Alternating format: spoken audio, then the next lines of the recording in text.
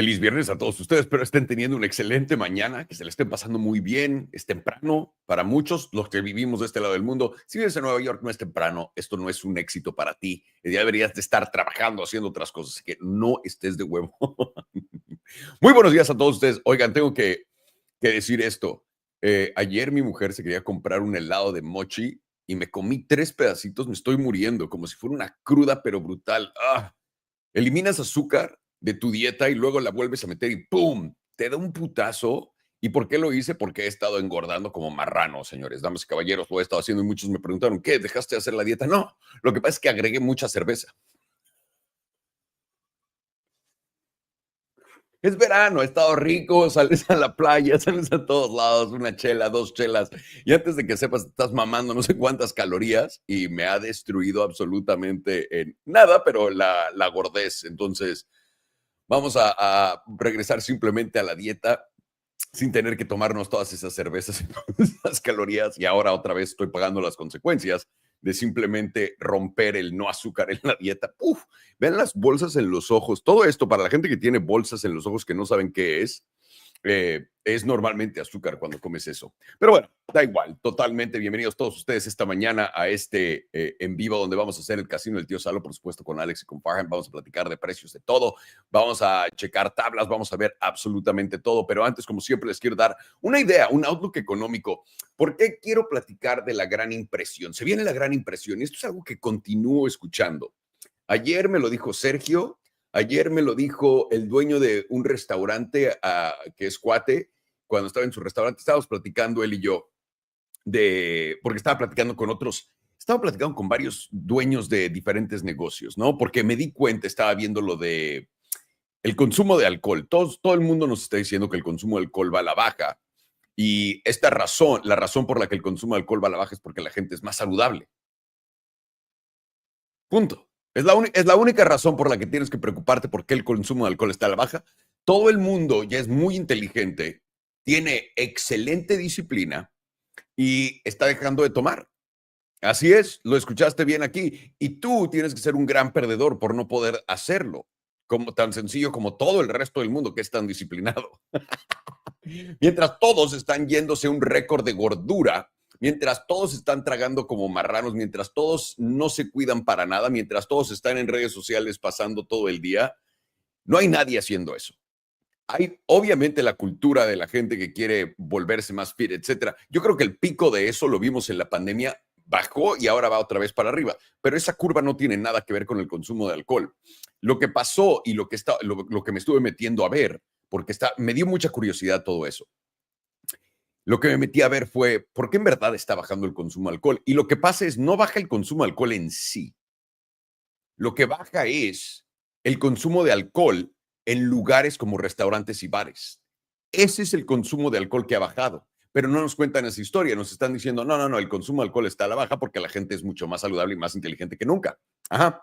Como ustedes dicen, ¿no? Ustedes lo ponen. Igual y sí, la gente de la nada se despertó y dijo, güey, estoy hasta la madre de comer tortas en la mañana con doña Lucía y ese atolito tan delicioso de fresa que me prepara. No lo quiero, voy a hacer ejercicio y me voy a poner a hacer todo bien. Es lo que pasó, de acuerdo a las noticias. ¿Y por qué es importante esto? Ahí les va. Porque esto habla del deterioro económico en general. Estamos hablando de la economía para toda la gente que esté aquí. Ahorita vamos a entrar a la bolsa y vamos a ver precios y todo eso, no se me preocupen. Pero ahorita estamos hablando de la economía, independientemente de la bolsa, ¿ok?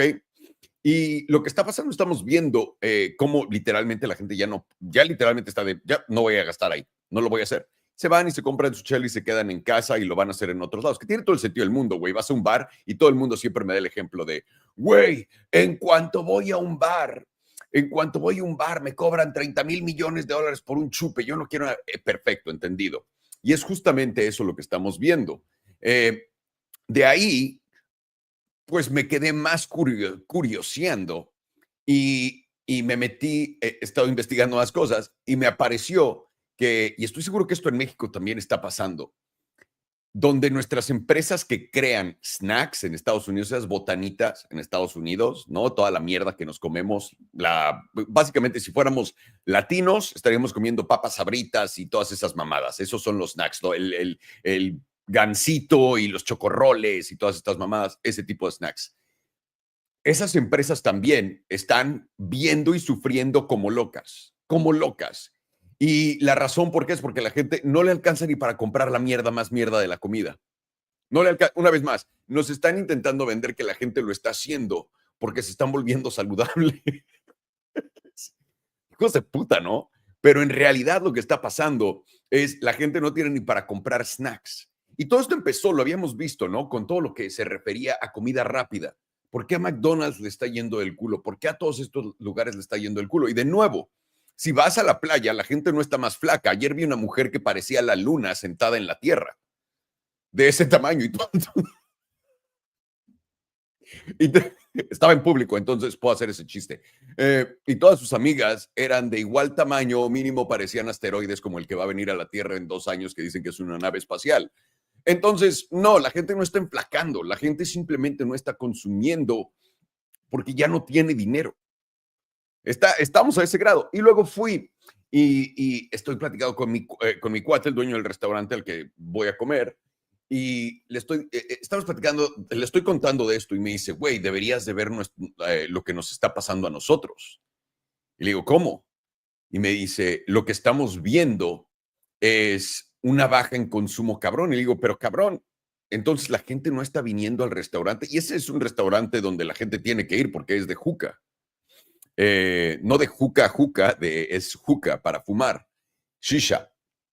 Y me dice, no, no, no, la misma cantidad de gente viene, pero el año pasado, este mes, en promedio, cualquier ticket de persona lo vendía yo en $75. Mi ticket hoy, este mes, comparado con un año atrás, es de $51. Es una baja de 30 y tantos por ciento, para que tengan una idea del tamaño. Y esto va en relación con lo que yo había platicado con mis otros cuates que tienen empresas que desde diciembre empezaron a ver esta baja. Ahora, ¿cuáles pueden ser las razones para esta baja? Obviamente, una, los intereses altos. Dos, el hecho de que volvieron a cobrar, ¿cómo se llama? El hecho de que volvieron a cobrar los préstamos estudiantiles está destruyendo el consumo. Toda esa gente no.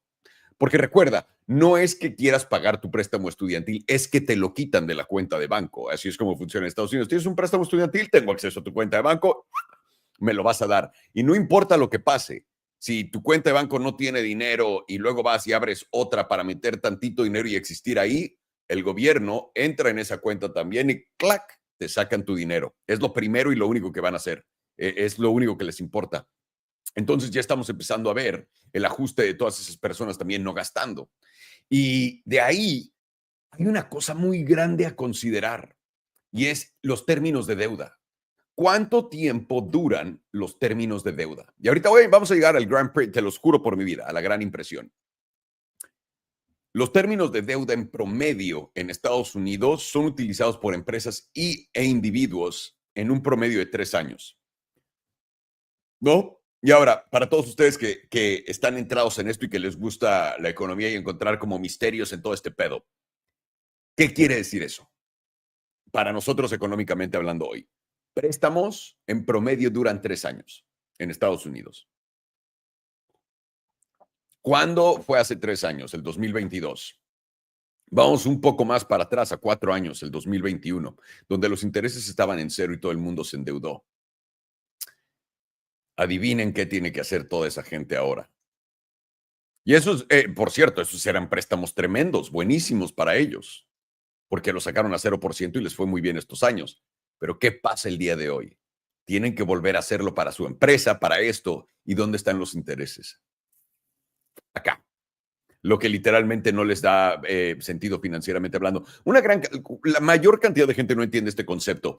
Cuando alguien hace un negocio, el 99% de las personas no contemplan nada con sus márgenes. Creen que su margen se va a quedar así tal cual y si llegan a cambiar los intereses no pasa nada, pero sí pasa. Y es justamente lo que estamos viendo. Y ahorita se está hablando de que se viene el big print. Estamos hablando de también que se viene un recorte de intereses. Quiero que entiendan esto. Va a haber un recorte de intereses muy seguramente antes de finales de este año, muy probablemente en la siguiente junta de la Fed. Pero ese recorte de intereses, ¿de qué le sirve a la gente? Díganme de qué te sirve que baje en 0.25% una hipoteca de 6,5% cuando los precios están hasta el tope. Dime de qué te sirve cuando tu tarjeta de crédito te hace pagar 29%, no sé si sea anual, creo que es anual, 29% anual de lo que le debes, a que lo bajen a 28.75%. No sirve de nada. Que tu coche, que en vez de comprar un coche usado por 12%, te presten a 11.75%. No te sirve de nada, de nada. Y ahora, de todo esto, lo que me he estado dando cuenta y a lo que tenemos que poner atención, recuerden, el estudio económico, el estudio de la economía, es el estudio del comportamiento de la gente con su dinero. No es el estudio de los datos que nos da la Reserva Federal. Porque si es, bueno, si eso fuera la economía, todo el mundo en YouTube estaría correcto y también en la televisión, pero no lo es. La economía se trata de poder voltear a ver a todos lados. Y les tengo que decir esto, volteando a ver a todos lados, todo el mundo está desesperado porque bajen tipos. Y díganme si no, lo están viendo en todos los canales de YouTube, ya van a bajar los tipos. Hay libros que se llama El próximo Big Print, la gran impresión de dinero que viene. Todo eso que está sale y sale y sale, es lo que se habla una y otra vez. Y por alguna razón nosotros nos sentimos que merecemos que bajen los tipos. Ya la gente está sufriendo mucho, bajen los tipos. Impriman dinero. Cuando al mismo tiempo todo el mundo, por cierto, este es un choque de ideologías cabrona, porque también esto indica lo poco que comprende la gente de economía, que es una tristeza. Pienso que todo el mundo debería entender mínimo las bases para poder estar tan emputados como deberían y poder entender el por qué. Pero, no, de nuevo, cada quien. Y la razón por la que todo el mundo está así es porque no tienen dinero. Están sufriendo mamadas. Y les digo esto, honesto. No, para empezar, no toda la economía es lo mismo en todos lados. Y habrá gente aquí que me dice, güey, mi restaurante está lleno y de huevos. Igual y le estás vendiendo al segmento que tiene. Igual y estás en el lugar perfecto para ese segmento, etcétera. No, definitivamente hay esos casos. En el 2008, en la recesión del 2008, 2009, 2010, sin yo entender las dinámicas económicas mundiales, me fue de no mames porque yo estaba en entretenimiento. Y en entretenimiento estábamos aventando dinero para arriba en lo que todo el mundo estaba en la mierda y todo el mundo nos pedía trabajo a nosotros. ¿Ok? Pero si solamente hubiéramos quedado nosotros solamente hablando entre la gente que va a los festivales de cine y todas estas pendejadas, todos hubiéramos jurado que el mundo va con todo para arriba. Entonces, esta no es la primera vez que eso pasa, cuando hay diferentes distorsiones de gasto en todos lados. El gran promedio de la gente no está gastando, el gran promedio de la gente ya no tiene acceso a nuevo crédito, el gran promedio de la gente tiene una gran tarjeta de crédito con un balance gigantesco y no es solamente una, tienen una de Disney, tienen una de esto. El gran promedio de la gente está yendo, sale todavía, hace todas las cosas que estaba haciendo, pero está gastando menos. El gran promedio de la gente ya no está comprando el vestido más caro, se está comprando un vestido más barato. Todo esto es lo que está ocurriendo. Y ahora, esto va y esto me favorece un poco en lo que les he dicho de que creo que ya en 6 meses, definitivamente los otros 3/4 que quedan, y esto va a caer justo con lo que les estoy, una vez más, igual y estoy mal, pero, y la razón por la que quiero traer esto es porque a la mesa, es porque ¿qué tal si estoy mal? ¿Qué tal si estoy equivocado? ¿Ok? Es el escenario que quiero pintar para todos ustedes, porque siempre es muy importante pensar, ¿qué pasa si no pasa lo que yo estoy pensando va a pasar? ¿Y cuál sería el peor escenario de ello? El peor escenario de que no pase lo que yo digo que va a pasar, que para diciembre se voltee el gobierno y diga, ok, estamos en una recesión, tenemos que hacer algo para ajustar a todo el mundo, etcétera. Lo peor que podría pasar es que esto continúe tal cual está por 3 años. ¿Qué pasa si no viene esa gran impresión de dinero que todo el mundo te está prometiendo diario en X? ¿Qué pasa si no bajan los tipos para que refinancies tu deuda y te puedas comprar otro coche? O la gente que te engañó, que compraras una casa hace 3 años, 2 años, 1 año, porque iban a bajar los tipos y eso iba a hacer que los precios subieran y pudieras refinanciar tu hipoteca. ¿Qué pasa si dejamos los tipos 3 años más así? ¿Qué pasa si dejamos la política monetaria 3 años más así? Y todo el mundo sigue diciendo, el gobierno sigue imprimiendo dinero. ¿Les está cayendo ese dinero? Ese para mí sería el peor escenario de todos y tenemos la gasolina para llegar, ¿eh? Porque la gente no sabe lo que no está entendiendo lo que les está pasando. No está. Y hasta que literalmente la gente no se vuelva loca y empiece a quemar todo porque no tiene dinero, que es lo que normalmente pasa en esos escenarios, puedes empujar esto hasta el final, en lo que los tienes a todos entretenidos con el show de Epstein, el show de los inmigrantes, el show de Estados Unidos con México, el show de los aranceles, el show de que va a venir un nuevo virus, todos estos grandes shows que tenemos enfrente todos nosotros, y por eso en México ahorita la propaganda está a toda madre y a toda potencia también, es porque está la economía en la mierda y porque no quieren que nos voltemos a ver entre nosotros y digamos, todo está en la verga, algo deberíamos de hacer. Pero no tenemos esa capacidad. Simplemente quería poner esto enfrente de todos ustedes porque es algo, y les tengo que decir esto. Ayer platicando con Sergio, yo le dije, güey, el 2008 no fue nada comparado con esto, nada, nada. Yo, una vez más, yo sé que todo el mundo cree que las chichis se prenden en fuego cuando ocurre el 2000, cuando ocurren recesiones y que el desorden ocurre y que los edificios se caen y que las expediciones a Marte colapsan y que la luna pierde el eje de la Tierra y se va a otro lado, pero una recesión es esto, donde la gente no tiene para comprar snacks, gansitos, chocorroles, conchitas, donde la gente no tiene para comer comida rápida, donde la gente no va a restaurantes y se puede poner peda como quería antes, donde la gente tiene que irse a casa a ponerse borracha sola. Eso les suena a una gran economía. Y ahora volteamos a ver el mercado, ¿no? La bolsa de valores. ¡Wow! Hasta arriba, vámonos, va a seguir Bitcoin, se da $800,000, ¿no? Ah, ¿entienden la dicotomía de esto? Y también la dicotomía, ¿qué chingados quiere decir eso, Alejandro? ¿De dónde te sacaste esa palabra? Felicidades. Pero solamente quiero que comprendan el escenario que estamos viviendo en este momento y lo difícil que es. Y también entender que no tiene nada que ver esto con la bolsa. Eventualmente la bolsa va a tener que poner esto en precio. Y esa es mi apuesta, ¿no? Efectivamente, esa es mi apuesta. Pero hasta entonces, nadie se queja. Y tengo pruebas de esto, porque una vez que bajó la bolsa tantito con lo de los aranceles, todo el mundo dijo que estábamos en recesión. La gente cree que la bolsa es la economía y con eso son maleablemente, suficientemente estúpidos para creer lo que te dice la televisión y te dice, güey, estamos en recesión, ve, la bolsa está cayendo. Estamos en recesión. ¿Tienes inversiones en la bolsa? No, pero estamos en recesión. Pero ¿te alcanza para comerte un gansito? No, pero está bien porque la bolsa está arriba. ¿Te alcanza para ponerte peda en el bar? No, pero está bien porque la bolsa está arriba. El ser humano, en verdad, y tengo mucho que platicar con ustedes de eso. Disculpen que no he hecho, nadie me preguntó, pero y también, por cierto, en Salovisa estamos regalando $8,000 para el concurso del 1 de septiembre, que sea $8,000. $8,000 al ganador. Y lo único que tienes que hacer es registrarte, es absolutamente gratis para que caigan y lo tengan ahí. Sí, vamos a dar esos $8,000. Regístrense y sean mayores de edad. Y si no eres mayor de edad, yo diría, güey, imagínate, oye, mamá, ¿me puedes hacer el paro y te registras en este sitio tú?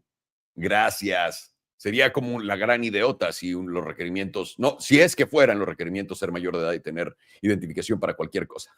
Pero ahí está, ahí lo tienen, bastante interesante. Vamos a regresar a los nadie me preguntó. He estado honestamente viviendo delicioso.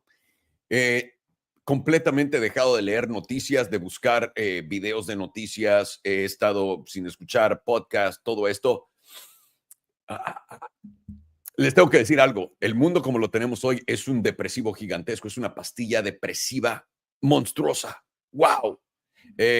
Y vamos a platicar de esto después, pero sin más ni más, vámonos al casino. ¿Qué dicen ustedes? Vámonos al casino del tío Salo para sacarle. Tengo un trade donde tengo casi 5,000 lanitas en profit, pero quiero que llegue a mi tipi.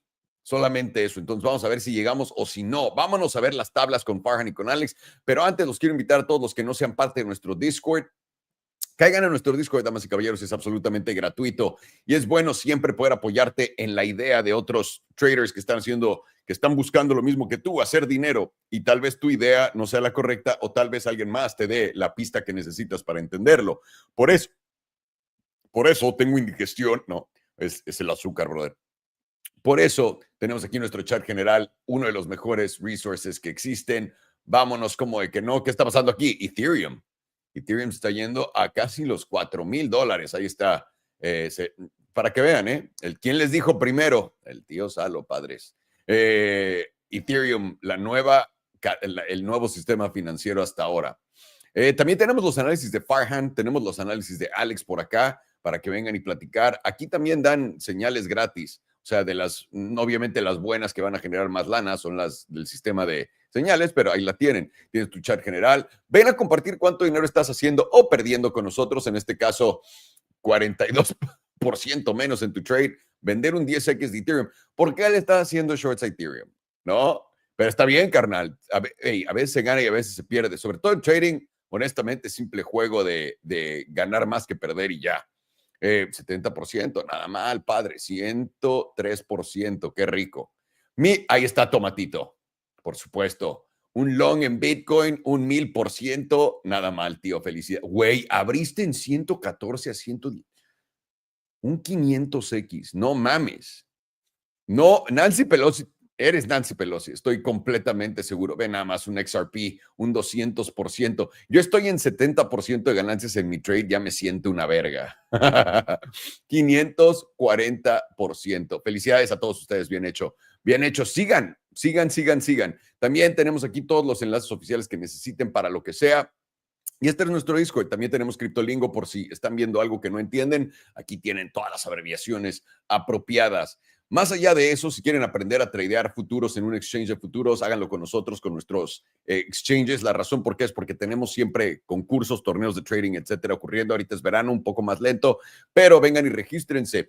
Si quieres aprender cómo usarlo, estos exchanges de futuros para poder tradear, te metes aquí en nuestro sitio, en Tutos. Todo esto es gratis, una vez más. Te metes en Bluffing, cómo tradear en Bluffing.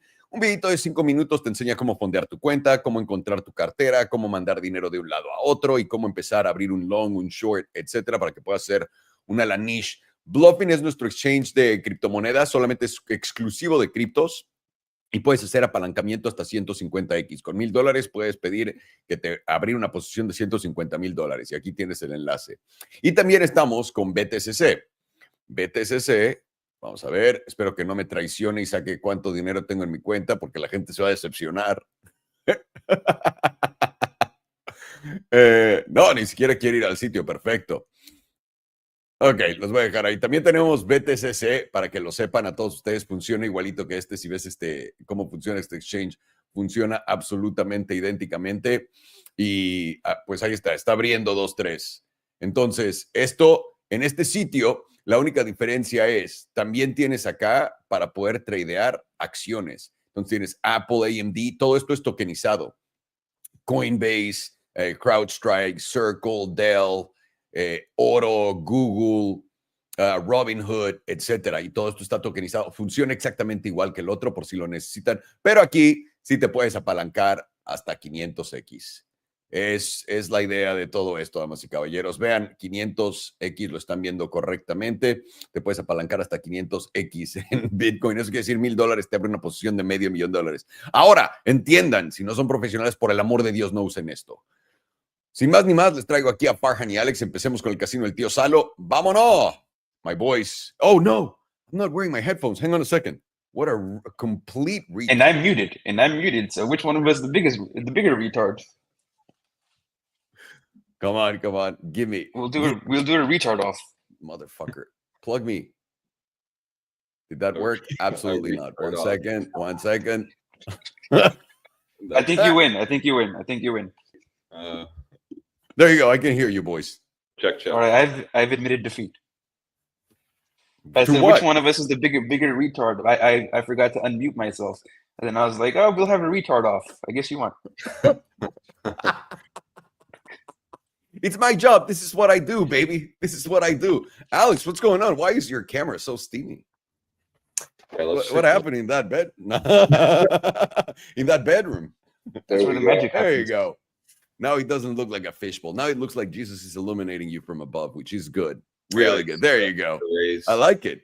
It's like that. By the way, that's a hard effect to. If I got Sergio, the guy that does my lighting and whatnot, he would not be able to do that on the first try. Let me tell you. Mimic the angel lighting on me. Yeah, it's pretty good. What can we say? Pretty good. What's going on with the Bitcoin, boys? Am I going to be rich or not? Let's see, Alex. Yeah, let's take a look. Tomorrow? Tomorrow. That's fine. Yeah. I can wait until tomorrow. Maybe. Tomorrow you'll be rich. Maybe not today. No, I think today, it's very easy, and we're actually getting exactly what we wanted, which is a flagpole potential And now we're potentially just going to consolidate here for the next day or two, holding above the daily 9. Nothing is bearish about this chart at all. And what you actually want to see is into today, possibly to get this low taken out and come down and actually retest that daily EMA 9. Nothing would be bearish at all about that.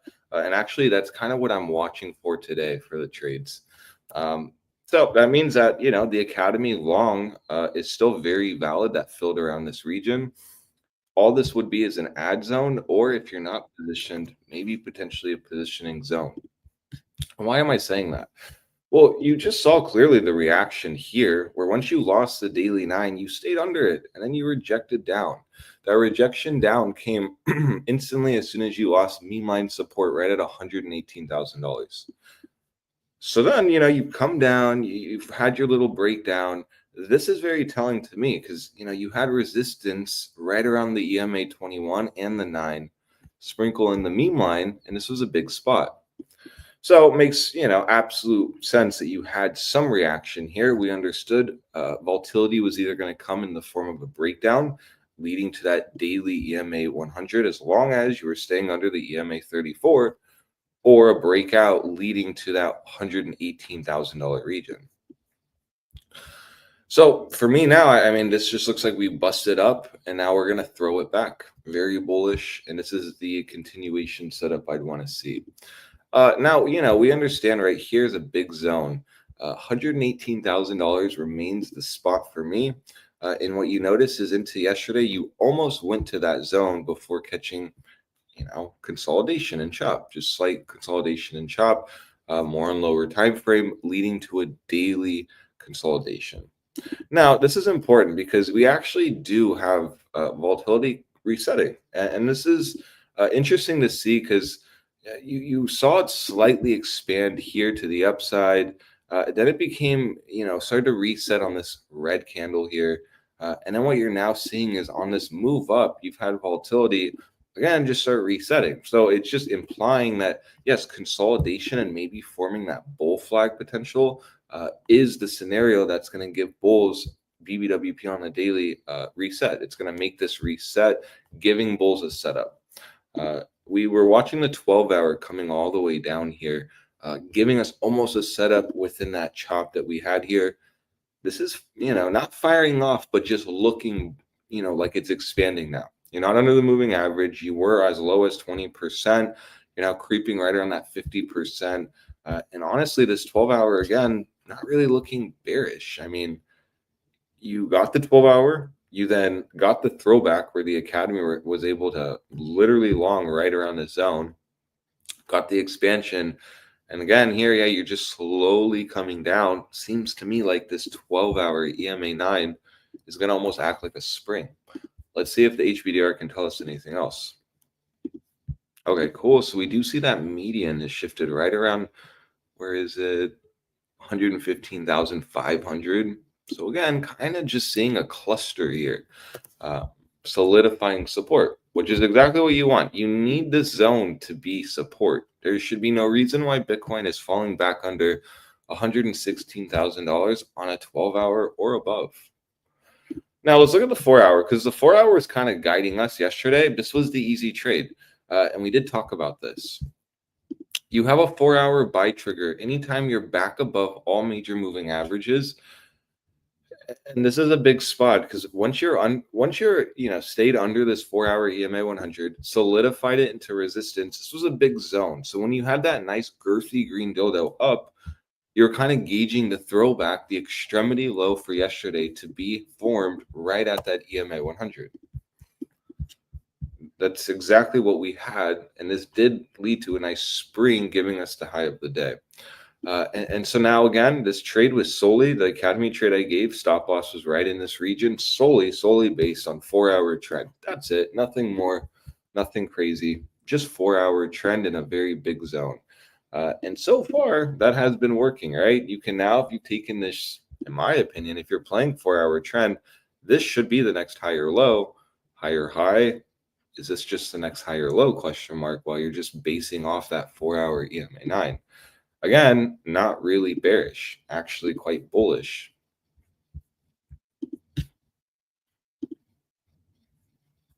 8 hour too. I mean, this move, we had that nice 8 hour close. All this move did was just SR flip this EMA 34 right into support. Exactly what you'd want to see if you were, if you were bullish. These retests here should not surprise you, and this is just making your case stronger as a bull. Anytime you come back and hit that and bounce up, forming bullish structure, this is exactly what you want to see before you break out. So now what you have on this 8 hours, potentially this EMA 9 moving up more. Two scenarios could happen here. You're either going to I apologize for interrupting you, but there's a little bit of news in the price action. Sure. Ethereum has broken $4,000 for the first time since December. Bam.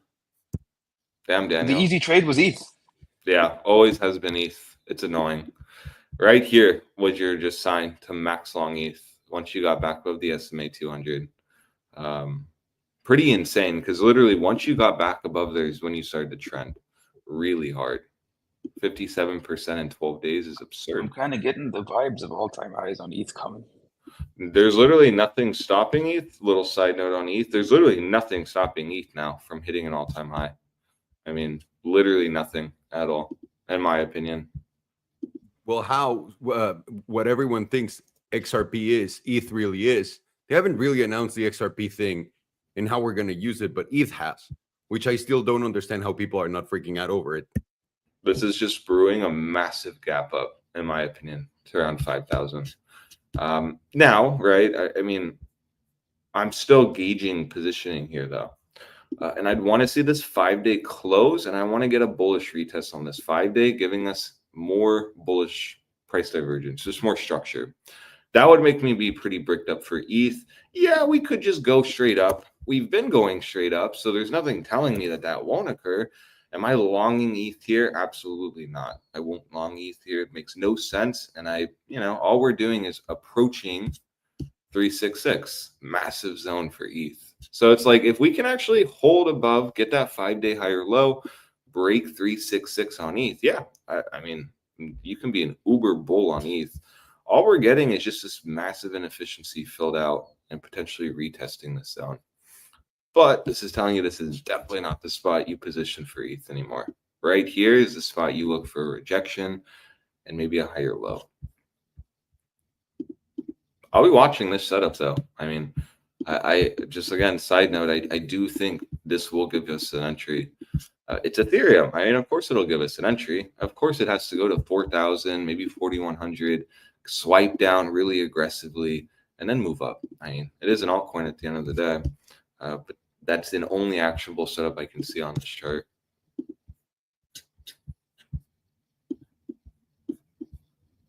Pretty insane. What if it does get back above the median? Huh. That'd be fun. And it's funny because you were very bullish on ETH, Alejandro, I think in the year. And you were always when you got to like the $1,400 area, I was like, there's no way it can go lower. When we were looking at maybe 900, 800 right here. Yeah. And again, all of my basis was JP Morgan owns a huge stake in this bullshit, and it's not for nothing. And it worked out pretty well. Oh, it worked out marvelously well. No, that was a beautiful trade because ETH was hammered. Hammered, sold down. It was terrible. I mean, this was just way more weak than Bitcoin. I mean, let's just check. Last thing, I'll go back to Bitcoin. Let me just check the bi-monthly.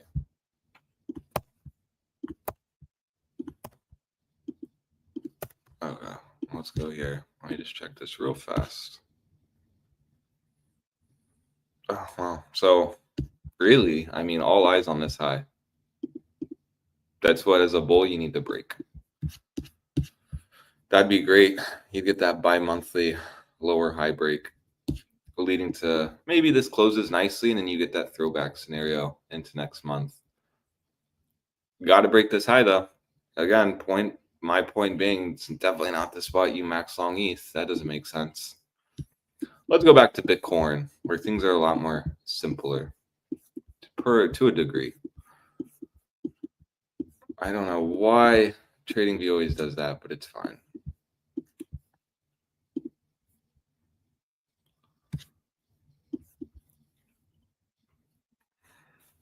me just get a drink real quick. Excuse me. So, into today, your extremity lows identified by the daily 9. You're just kind of simply watching that. And you're still gauging this 118. This 118,000 is going to determine a lot for me. This will either really dictate if we're about to shoot up to that $120,000 zone, if not potentially testing this wick high, or if you're going to roll over and reject here. You don't want to reject here. This won't be a good spot to reject. And then if you do, let's say, reject, roll over, lose 116 on a daily close, yeah, that's when I start becoming more concerned. Final, nail in the coffin will be losing that 114 again. Still the same zone we were watching here. Lose 114, you'll get a move down. Will that move down break you down is the bigger question. Volatility on the daily is resetting, telling you that, a setup could be brewing here again.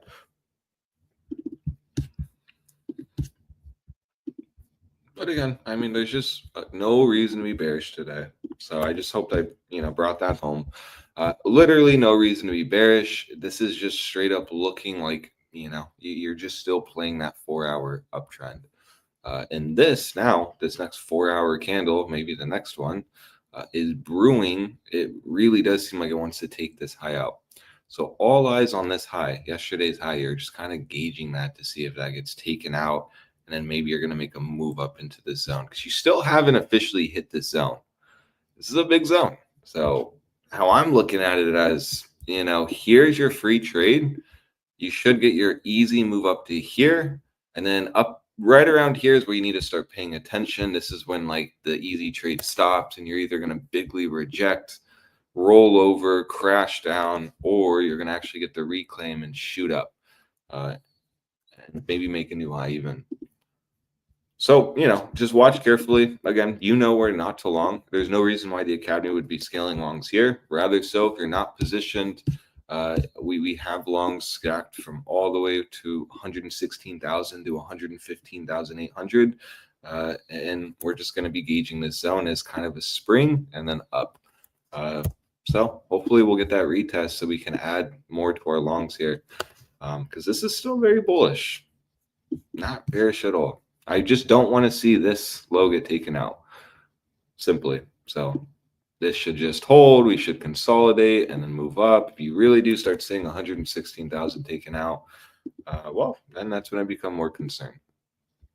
We'll go to Bitcoin dominance here, go to the monthly, see what's happening. Oh, not good.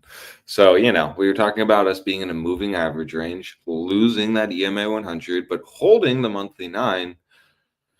This technically was in a urgently needing bulls to step in here, or you were going to risk a breakdown. So that has occurred. This has solidified a bearish retest. My next objective now, logically, is just 59.7% to possibly 58.5%. No matter how you look at it, though, this still looks like it wants to go lower. This has implications for ETH. If this is going to go down, 1.3% more, implications for ETH BTC actually going up and hitting that massive 366 level that we've talked about, where most alt season does occur once you are above 366. If you don't even care about alt season, most insane bullish price action on Ethereum occurs once you are above 366. The price action before that's fun and great, kind of like what we're seeing, but the real party begins once you get back above 366. This was fun, the trek up, cool, 55%, got back above from 366, you went up another 138%. So again, fun move, cool, but it was just straight to business once you were above 366. Same thing. Nice move, catching that pretty insane, 360% to 366. But then once you got back above that is really when the party started. You had that throwback leading to a very nice over 300% move again. And straight to business. Just every month was green. And we formed 366 based on this rally here, this wick high. After you rallied up massively, you found rejection here. Formed a lower high, came down. broke out, back tested it. This was massive alt season when this occurred. So again, just kind of the perspective of should have no FOMO on ETH. Once you like break 366 and then break out, yeah, it's over. I mean, you can't position, but this still gives me hope that we easily can position here and still have confluence of a move that we can definitely catch on ETH. I'm not really thinking that this is over, and rather so I'd really want to see the 5-day throwback. So only reason I'm saying that is because I just see a lot of FOMO with ETH, and even myself, I'm like, wow, this was just the easy trade. You're not going to always get the complacent easy trade. So to me, what would be nice is just a nice little throwback. What that possibly could lead, though, going back to Bitcoin dominance, is maybe a bounce off here, right? Maybe we get a bounce off here, and then we start forming that lower around that 5-day before rolling over. Why would I say that? Well, if I throw the LGBTQ ABC chart off, what you have here is, well, you can just notice on the 5-day, this EMA 100 is very strong. And on Bitcoin dominance, especially, you haven't really hit it actually just one time from this whole breakout, which was here in December of 2024 before you bottomed. So when we see an EMA 100 lined up with a massive meme line, you can just see this being front ran. You have to gauge this as a really big zone. And this at least can help tell you then, how will we know if Bitcoin dominance is absolutely cooked? Well, if the 5-day loses the EMA 100, that means a 5-day closure under 59.48%. That would then, well, this is already cooked on the daily. Let's go to a weekly. Yeah, I mean, that would have implications for a move all the way down to here. We'll go to the monthly. Yeah, nothing, not really seeing anything. Very big monthly candle about to occur. I mean, you just had the easy trade riding this 9. It's not always going to be that way. And you very well could lose the 9 in 23 days, rally up, retest it, and then reject. Point I'm trying to bring home is I'm not really seeing immediate dumps on Bitcoin dominance. I think this could easily give you like an easy trade to position similar to this one here. But I would simply wait for this next zone to be hit, 59.7%, and I'd be using the 5-day to gauge this. I do think once you do reach this zone, this will lead to a big bounce. So that's Bitcoin dominance. It's looking bearish, and the monthly will solidify that for me. We understood how big of a spot this monthly was. It was caught between a moving average range. Hopefully, is this not loading? What the heck?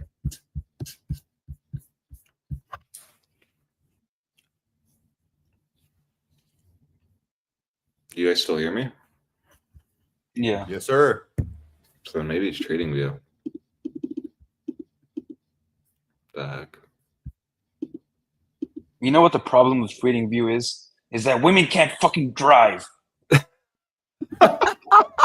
I did not see that coming. That's phenomenal.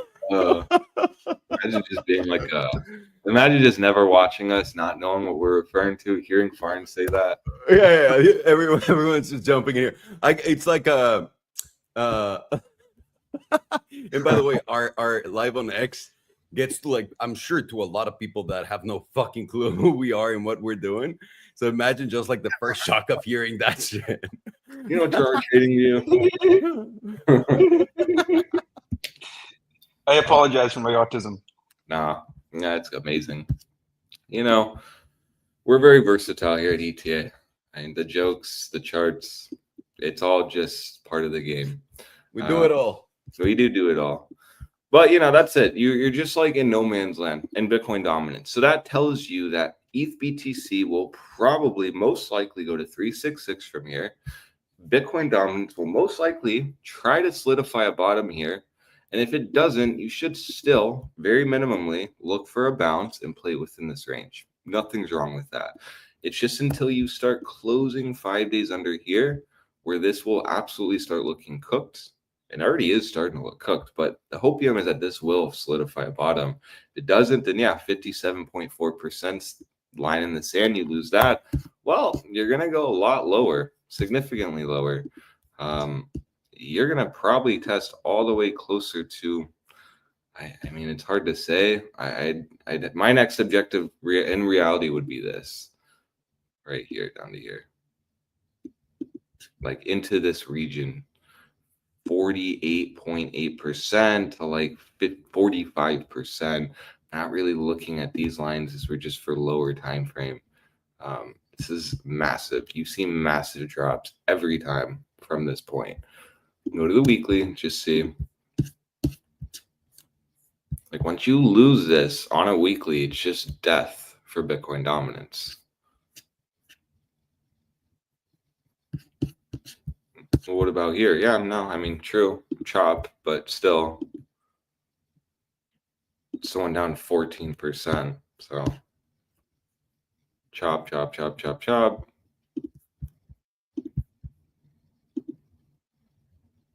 9%. Look at that. Nice SR flip before breaking out. Point I'm trying to bring home here is big spot, big spot. So pay attention. There's literally no trade to be had on ETH right now. And Bitcoin dominance is in the midst of breaking down potentially. So just be aware of that. Watch the 5-day. 5-day will guide you. If you are trading ETH, watch the 5-day and really watch 366 if you like money. Now, we'll look at Tether dominance here. Let's go to the daily. And, well, what do we have? Well, you have a failed breakout leading to the throwback that should have held, the chart that couldn't.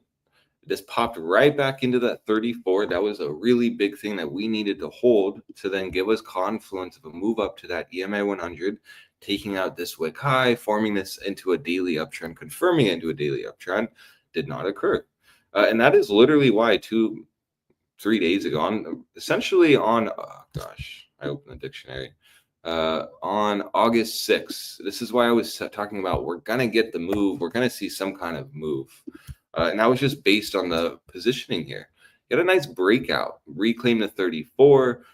This to me looked like, again, just another breakdown. So you're getting chopped, potentially baiting shorts here. Wanted to see this hold. And for me to get confirmation of that was this daily on August 6th, closing above the 34. That didn't occur. You did hold the 9, but you lost the 34, ultimately putting you back within the moving averages, canceling out this setup. Doesn't work unless you're above the EMA 34. So I like moving averages. It can kind of keep me in check. And then what you have here is a perfect rejection of the 34, leading to a nice red girthy candle. You've now taken out the lows, and so you should be gauging the next lower high on Bitcoin dominant, or Tether dominance, my apologies, coming in right around this zone. I mean, this was solid support. You now need to see 4.4% be flipped into resistance, possibly just giving you that price divergence, which all this does is represents lower highs. Whenever I say the price divergence, I'm just talking about lower highs or higher lows. That's all it is. It's just a visual, simple. So with a lower low, you probably should find a lower highs if we get a bounce, and that's what you should be gauging that as. And this 5-day kind of tells you that. If we got a bounce on this 5-day close, would it surprise you? No. I mean, you reclaimed the 5-day 9. You got back above 4.4%. You lost it, so it's a massive deviation. 5-day easily can afford a rally back up to here before rejecting. This could easily trap longs, in my opinion, because they'll say, oh, look, it's the price divergence. We didn't break the last 5-day low, assuming we don't. But we understand that this is overall just in a downtrend. And you get little moves up that fizzle out right where they're supposed to before the next leg down. I mean, you always do this. Whenever you get a move down, you always just get little moves up, little chop, forms, bearish structure, and it rejects exactly where you'd expect it before the next leg down. Moves up, rejects exactly where you'd expect it before the next leg down. So again, if we're just slowly moving up, it kind of makes sense to reject around this region here. So that, maybe means we're not going to break out from 118 yet. That could possibly be what that means. We could potentially on Bitcoin, right, get back above support and then just make your case down to that 116 again. And then you break out. The chart as it stands isn't telling me that this is about to do this right now. You're trying to gauge this today. I'm not really seeing that. I could see an argument if we're truly going to be bullish and break out is just reclaiming above 118 and then holding that. And then your extremity low will be 116, like that. Then you break out to 122,000, take this high out, you're probably going to go to 130,000.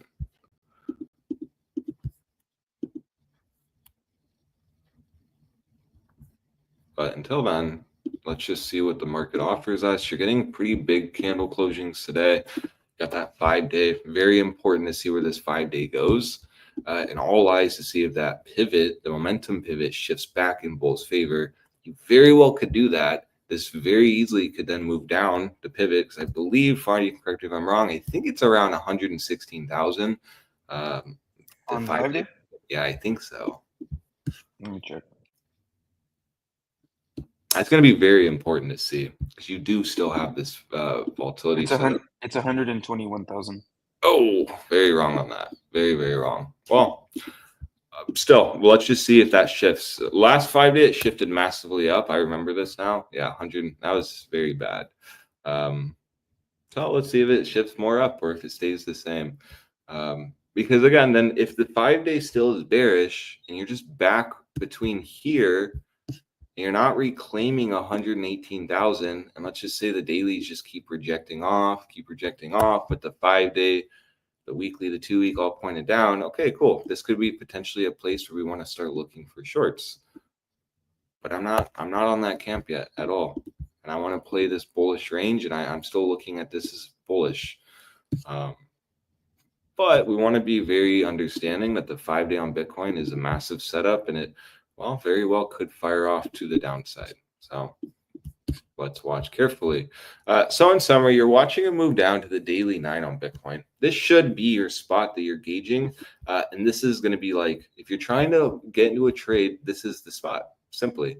If you start losing the daily 9 today, yeah, this will be a massive concern for me, specifically rejecting down, deviating 116,000 after almost hitting 118,000.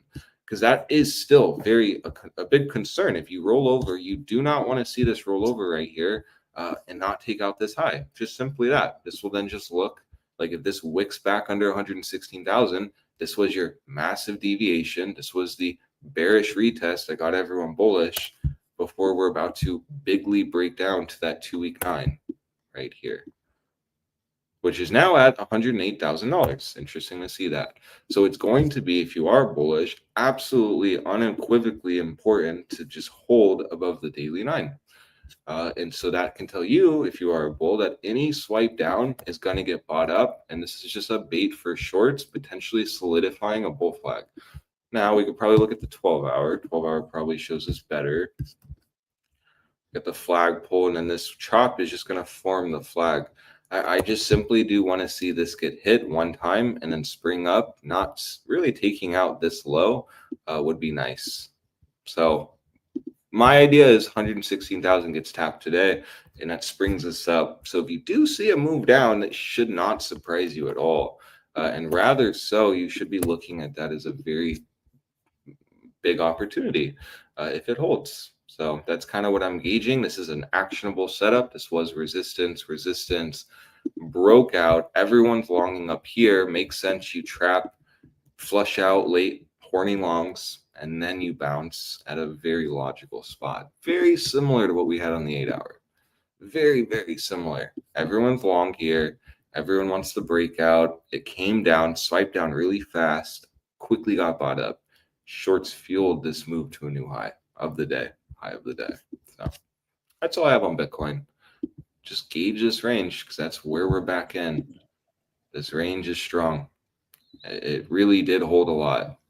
We broke down, but now we're back within this range. So let's see if we can actually hold it. Alrighty.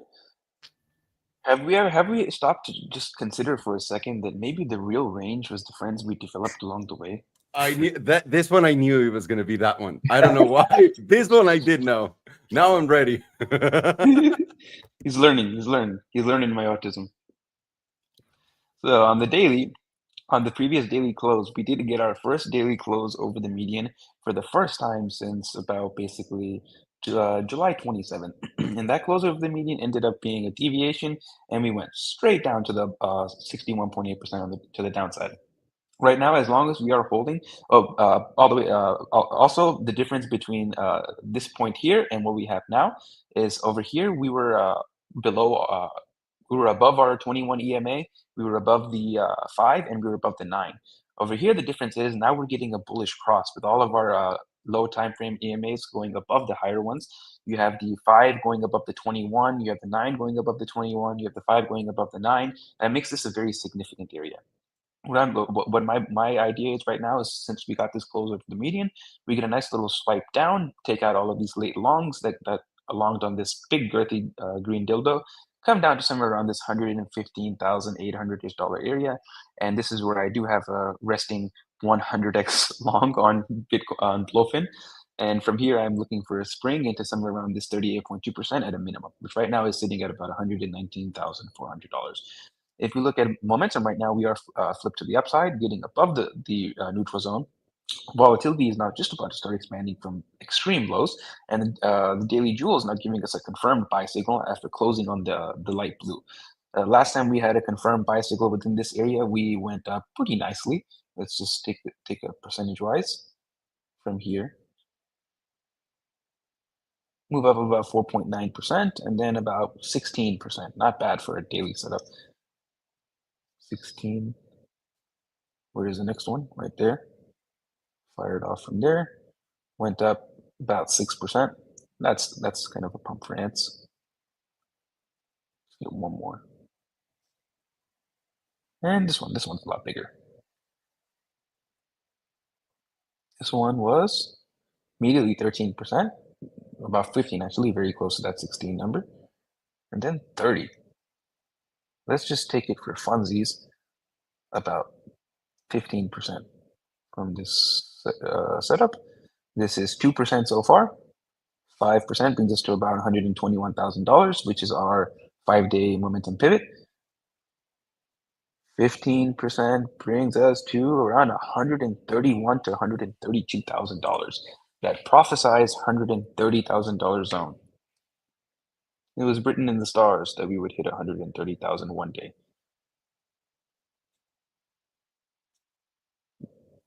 Oh, 4 hours now Must be the giving us Star a of fresh. David. Oh, I think so.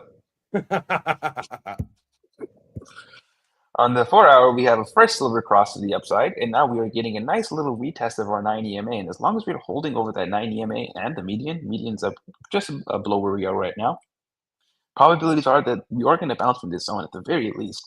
And assuming the median is still below price action, target would be a 61.8% chance of hitting this 38.2% zone.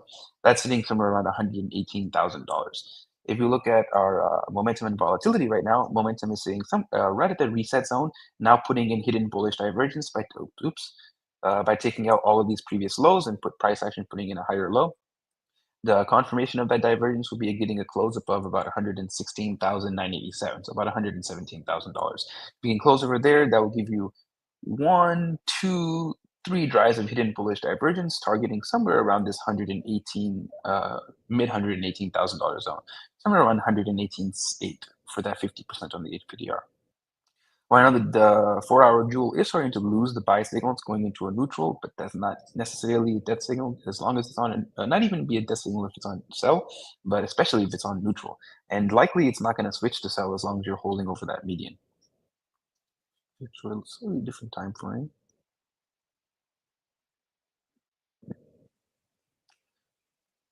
Two-day now steadily holding on to that bottom 38.2%. On the last 2-day candle, we did reclaim it, and now we're basically holding and springing off that 21 EMA.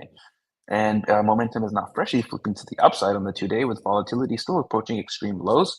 And based off of these HPDR rules, as long as you hold on to this bottom 38.2%, you would have a magnet of this median, which is right now sitting at about $120,000. The significance of hitting $120,000 is that you're going to take out this last major lower high at around 118.9.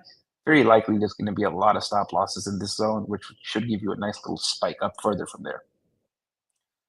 Right now, on the opposite hand, on the bearish outlook, there is a bearish cross on the jewel with the pink crossing below the yellow and the dark blue losing everything else.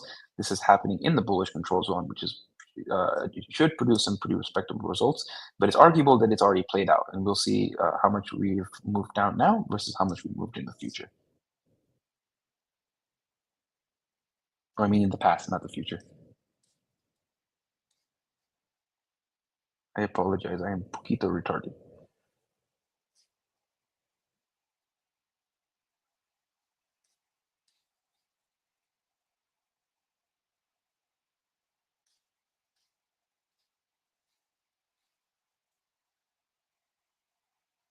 Alrighty.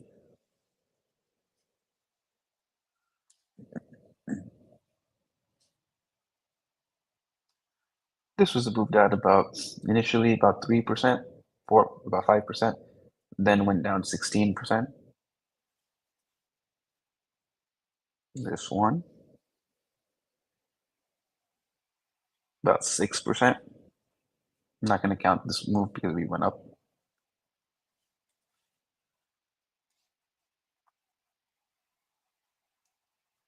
$8%. I'm not going to count the other one because we went up about 7. This one was more straight down.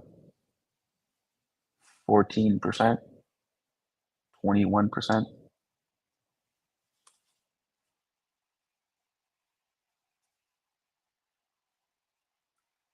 In one candle, down almost 10%. Wow. 13, 16. Didn't really bounce, so it's fair to take that, I guess. Bounce 3%, 26, 30. 30 seems to be the higher end move. And as of now, how much have we gone down? About 5%. That minimum move was about 6%. So it's kind of arguable that it's played out. Not really the strongest argument, though. If we were to take it somewhere around 10 to 15%, 10% brings us to around $106,000, and 15% brings us to a very scary number of $99,800. 30%, just for funsies, brings us basically down to that 200 SMA, a little bit lower to that, right around the 95%. That's like $80,000, $82,000. Okay, let's just pretend like those numbers we didn't just see that. Let's erase that from our memory. We don't need this type of pain in our lives. 5-day, come on. 5 days now also holding steadily right over that median. Now it's even back over the 5 EMA. And the relationship the 5-day likes to do with the 5 EMA is as long as it's holding the 5 EMA, it's in breakout mode. And reclaiming that 5 EMA would give us basically overwhelming probabilities that we're going to go to this 38.2%, especially since we're over the median and then we're over all of our major EMAs, even the fastest one. That's somewhere around that $130,000 zone, to put it short. The 38.2% right now is at 128.7. 5 days very close to flipping back up, with volatility now just about to start expansion from 0%. So on the jewel is, however, flashing a sell signal. It hasn't confirmed yet. It will confirm in about 9.5 hours, assuming we don't close over that 5 EMA. It likely will confirm. Weekly is now freshly flipped to the upside on momentum. The first time that we flipped up since about June, and after we flipped up in June, we did a nice move up of about 9%, 12%. Let's just take 9% from where we flipped up now. Flip down here, flipped up from here. So from this open, brings us to basically our current all-time highs at about 123.8. And 12% brings us to our 38.2% at right around $128,000. 2 week now also is holding that 5 EMA. We are below the median, however. This is the first time that we have been below the median since about also June. And although as long as we are holding the 5 EMA, very likely you're not going to continue down to 38.2%. Because if you see over here on this one, when we lost the 5 EMA, we came down to the 9. held a 9, didn't go anywhere near that 38.2%. Right now, as long as we are holding the 5, we shouldn't even be looking for lower than there. But if we do see a move to the downside, we do have another solid level of support right around that $108,000 zone, which we had this 2-week 9 EMA ever so slightly rising on every single close, and it's just about to line up with my meme line. So if we do see a move down from there, it would be, in my opinion, a rejection from somewhere around that $118,000 zone for one little quite quick swipe down, taking out these current lows, tapping that 2-week 9 EMA, and then I would expect that spring from there. Either way, my bias is that it resolves in a bullish outcome. It's just on the timing. Timing is a little in question. Monthly is also holding on to that bottom 38.2%. And as long as it is holding that area, you would have a magnet of the median, which is going to move. But right now it's at $159,000. Very, very high number.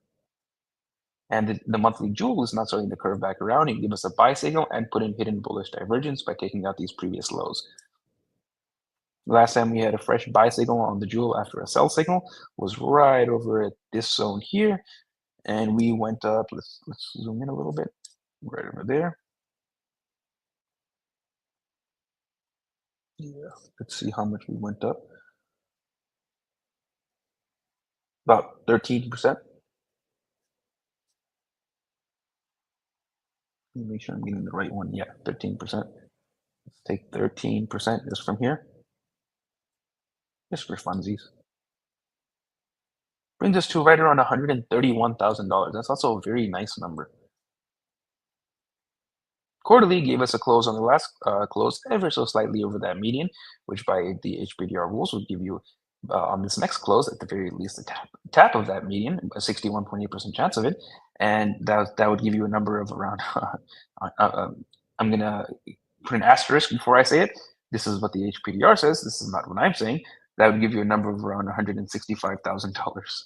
I'm not saying we're going to $165,000. I'm just saying probabilities are that you would tap that $165,000 area, and probabilities are not certainties. Got to throw that out there. And we're very good, very close to putting in a drive of hidden bullish divergence on the quarterly as well. If we get that sweep of our current lows, tap somewhere around that 108, 109 area, that very likely will put in that quarterly hidden bullish divergence.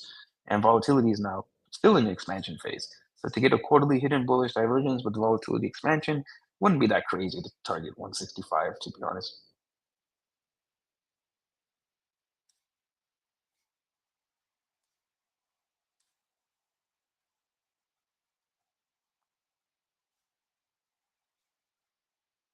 Quarterly still got 3 drives of hidden bullish divergence.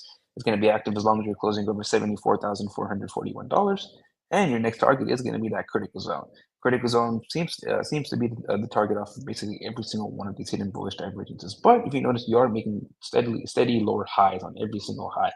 So after that hidden bullish divergence does play out, you're eventually going to get some bearish divergence, which will then cause your next bear market.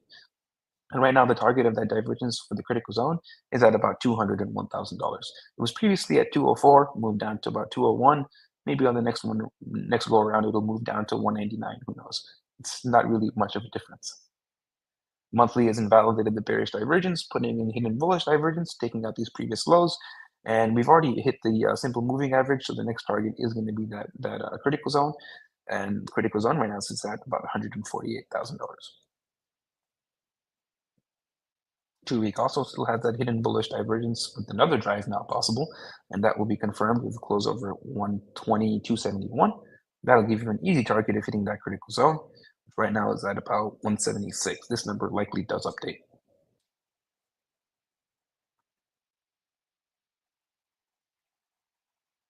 Come on. Sometime today. There we go. Nothing.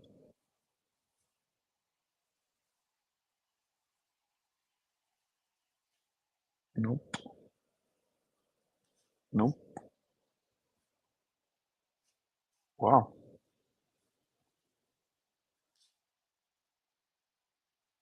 Surprised to see no divergences at all. 8 hours got a bullish divergence. 1, 2, 3 drives.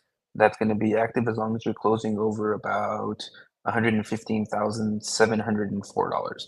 And your next target on that divergence is going to be the bullish control zone, not really that much higher. It's like $100 higher. The more relevant target is the critical zone, which is just above our current all-time highs at about 124.7.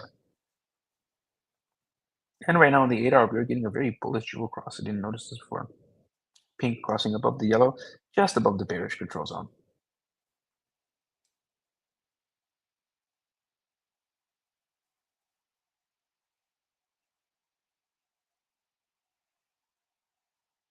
Mm. 4 hours got 3 drives of bearish divergence. This is going to be active as long as you're closing below about $117,000. Next target off that divergence is going to be that simple moving average and the exit of the bearish control zone. That's at about 116 even. I am in a very, very small, very tiny, like only $800, 100x short on Bluffin, and I'm closing it at 116. Just like to quickly trade against that trend a little bit. Grab a few shekels.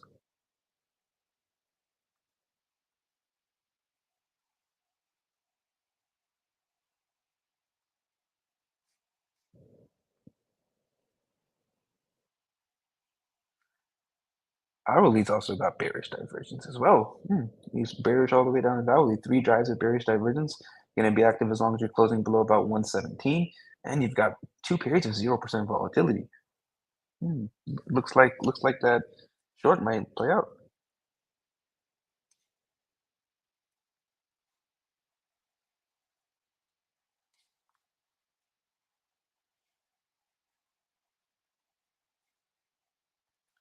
Quarterly on Tether is still pointed very heavily to the downside, with volatility now freshly going into an expansion phase. The only time ever Tether has gone into an expansion phase on the quarterly on volatility was when we were having a massive earthy green to go to the upside, and we had in one candle a move up of about 140%. So imagine what type of results we're going to get to the downside if we're getting volatility expansion and momentum is pointed down, because at that time momentum was pointed up. And right now we're in the bearish control zone. That time we were in the bullish control zone. Right now, momentum is going to be pointed down as long as you're below 5.78%. Plus, you've got a nice little head and shoulders. Would give you a little natural magnet, especially since you're below this meme line. It's hitting somewhere around this meme line, around 2.5 to like 2.8%. But as long as you are closing over about 2.23%, eventually you're going to put in hidden bullish divergence. And that will likely give you a move significantly upward, somewhere around this 5 to 6% zone. And at that point, it'd be very, very difficult to say that Bitcoin is in a bull market, because Tether is going to be pumping like, let's take it from 3, like more than 50%. A little difficult to say Bitcoin is a bull market at that point, because Tether pumping 50% would be at the very least a 50% dump on Bitcoin, like absolute minimum.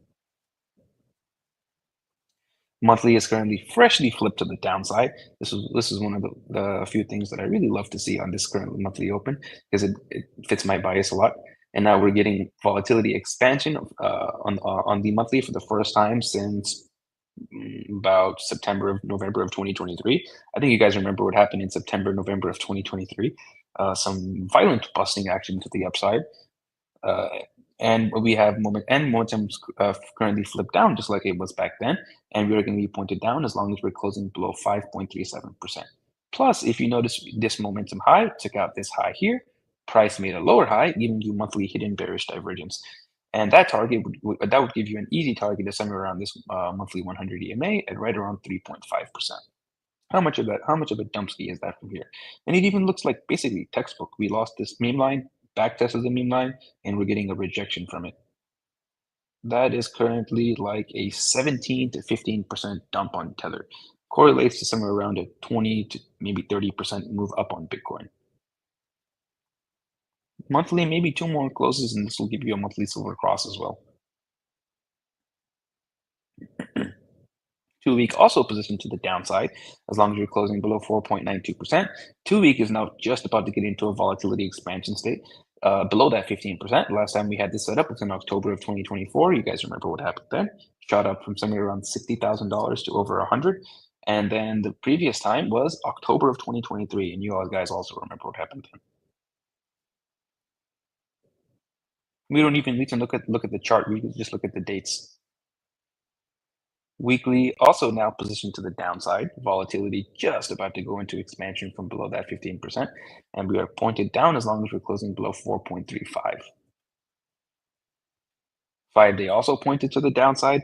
This was one of the things that I was very concerned about or confused about, where the 5-day Bitcoin setup was looking like it was firing to the downside, but Tether was firing off to the to the downside as well. So I wanted to know which one was lying. Kind of now looks like Bitcoin was lying and Tether was the one that's true, because we got a nice move up, rejection of this meme line, and straight down from there. And we are still pointed down as long as you're below 4.31% with volatility and expansion phase from 2 periods of 0%.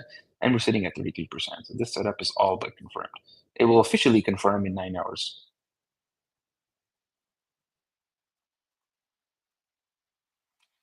2 days currently flipped to the upside with volatility now in an expansion phase. On this next open, we're projected to be right at the edge of the bearish control zone. So if we are going to be bearish on Tether, that's where this pivot is going to go up. So we have to see in the next 9 hours where this pivot goes to on Tether. My bias is very heavily that it goes up. And then at that point, you likely get your volatility expansion with a nice dump ski. If it doesn't go up, then hey, you're likely going to get that swipe of 108 to 109 on Bitcoin. Daily now flipped to the downside when I'm looking for on the 2-day with a double derp of death. And volatility, however, is still in a contraction phase. But once you start to take out somewhere around 4.16%, that is going to expand. And you're currently pointed down below 4.52.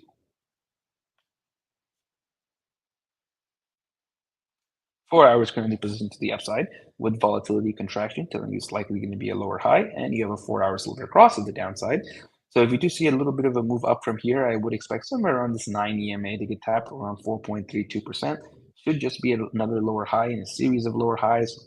In the most bullish scenario I can see for Tether is move up to somewhere around this 4.38, 4.4% to tap this cluster of EMAs. I don't see it getting any higher than there, and that's likely just going to put in hidden bearish divergence. But right now we are pointed up as long as you're closing over 4.27. What a Bitcoin. Bitcoin is pointed up with volatility expansion on the quarterly as long as you're closing over about $108,200. That $108,000 zone is very important. Even if we come down to 108s, we're just going to be tapping this quarterly pivot. Monthly currently freshly positioned to the upside with putting in hidden bullish divergence by taking out this low. And we are going to be pointed up as long as we're closing over $94,950. Let's say $94,000, $95,000. On the previous monthly closes, about not the previous one, but the one before, we did get the confirmation of this monthly setup, expanding above the 15%.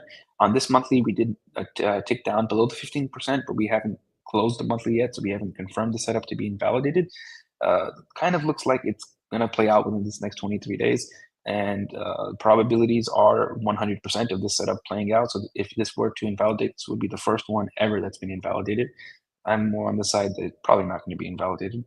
And every single time, also when it played out, we also had monthly hidden bullish divergence, which we have now as well. All of the stars and the planets are kind of aligning for some busting action right now.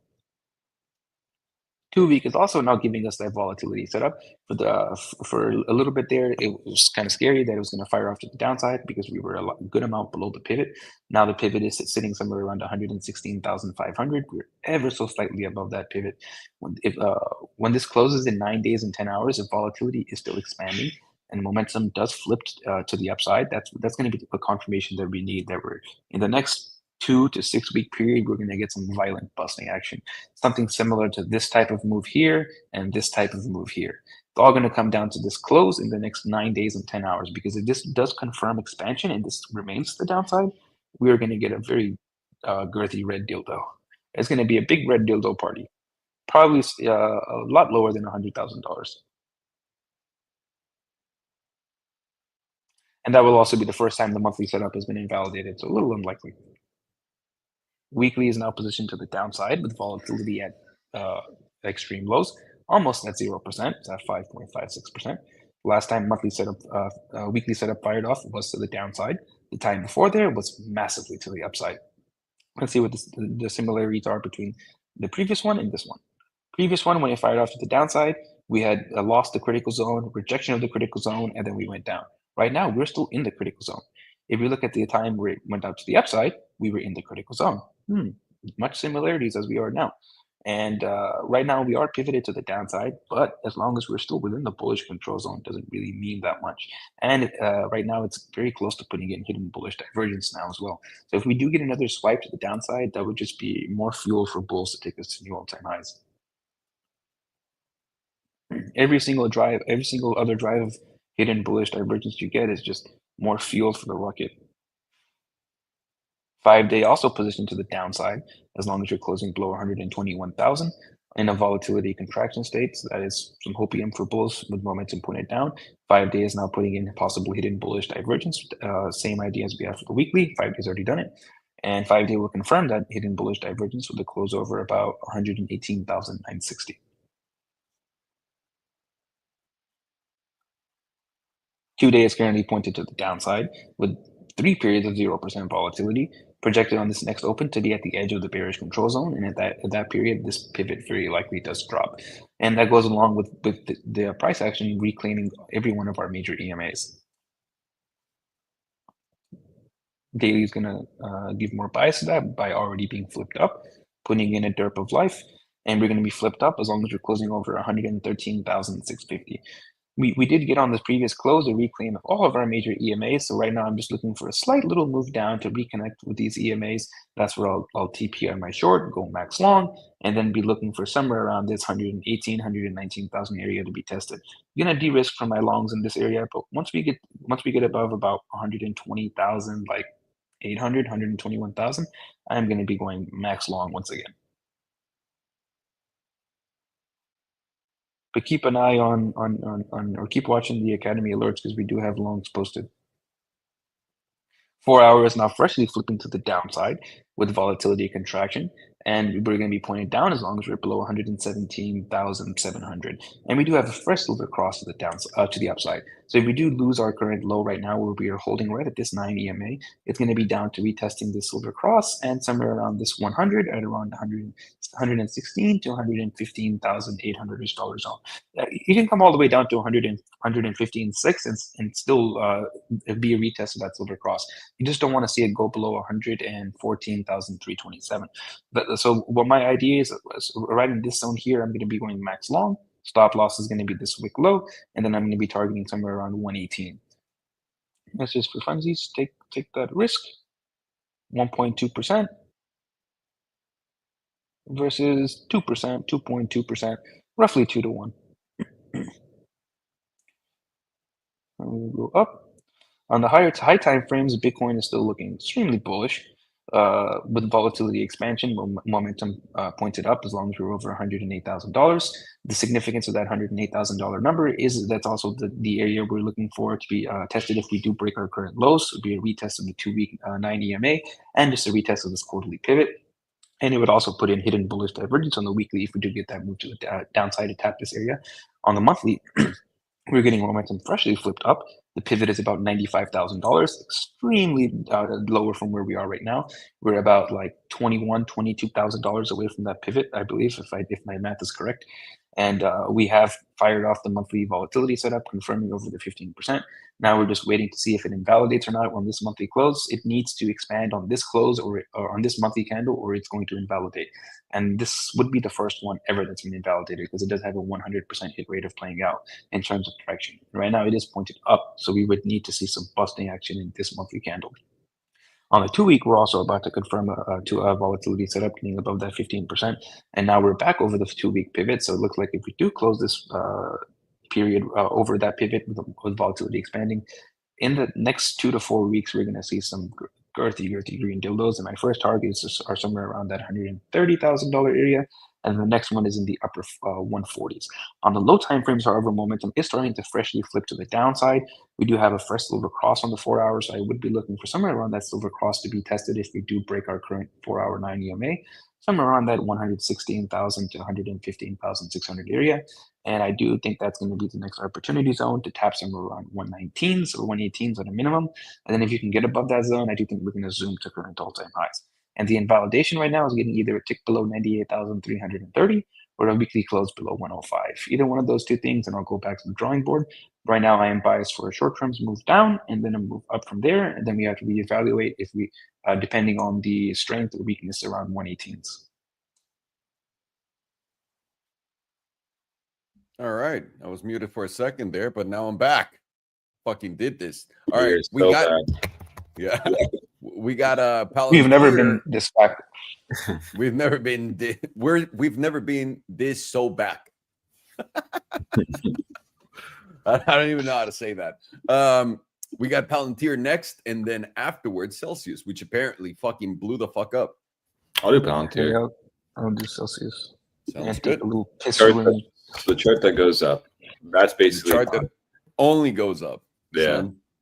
Fucking incredible. Ok. Bitcoin, damas y caballeros. Esto es algo que me tiene loco. Ayer estábamos en clase y les enseñé esto. Les dije, este es mi rango de fricción y aquí es donde voy a vender. Y vean, tal cual. Esto es Bitcoin, básicamente. Denme un segundo.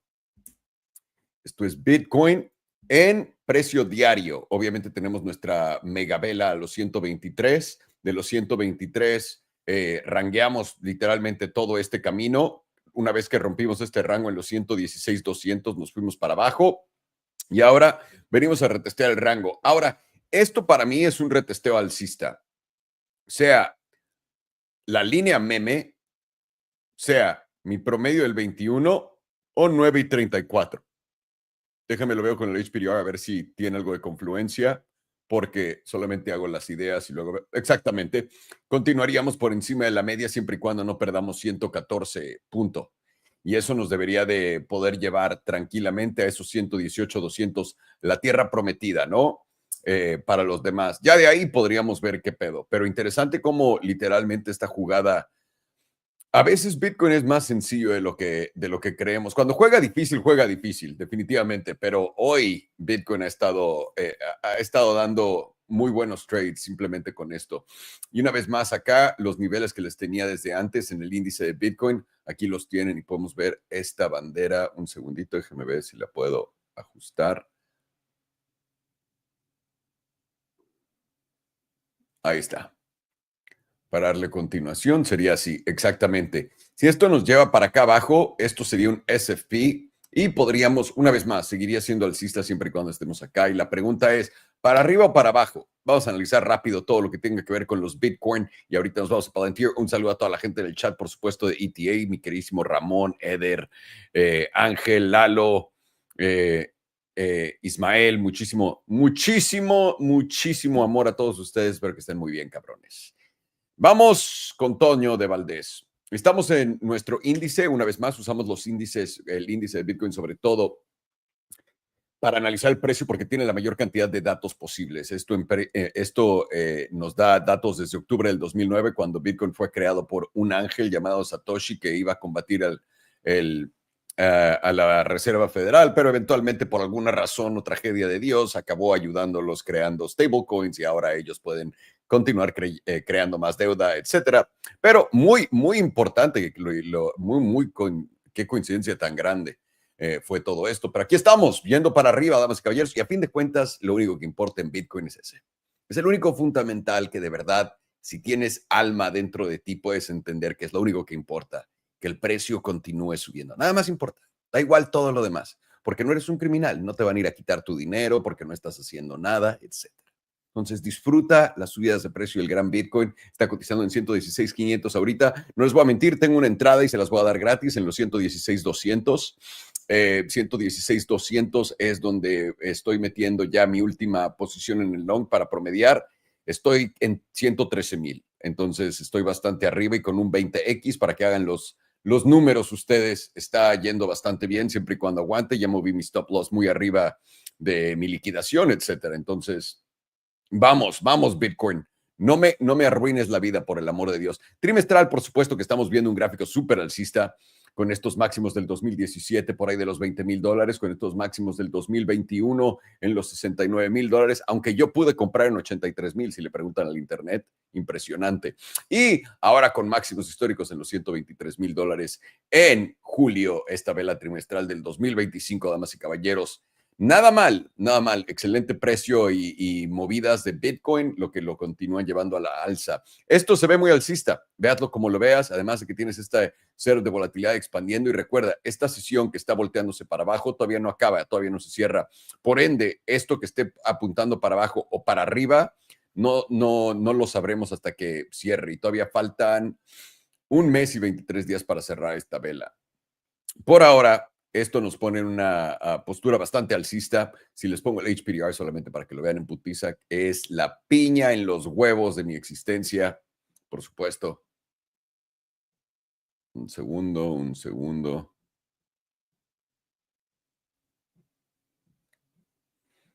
Aquí estamos. El HPDR tenemos nuestra media en los $164,000. No vamos a hablar de los 300,000 que están aquí arriba porque lo primero que tienes que hacer es llegar a 165,000.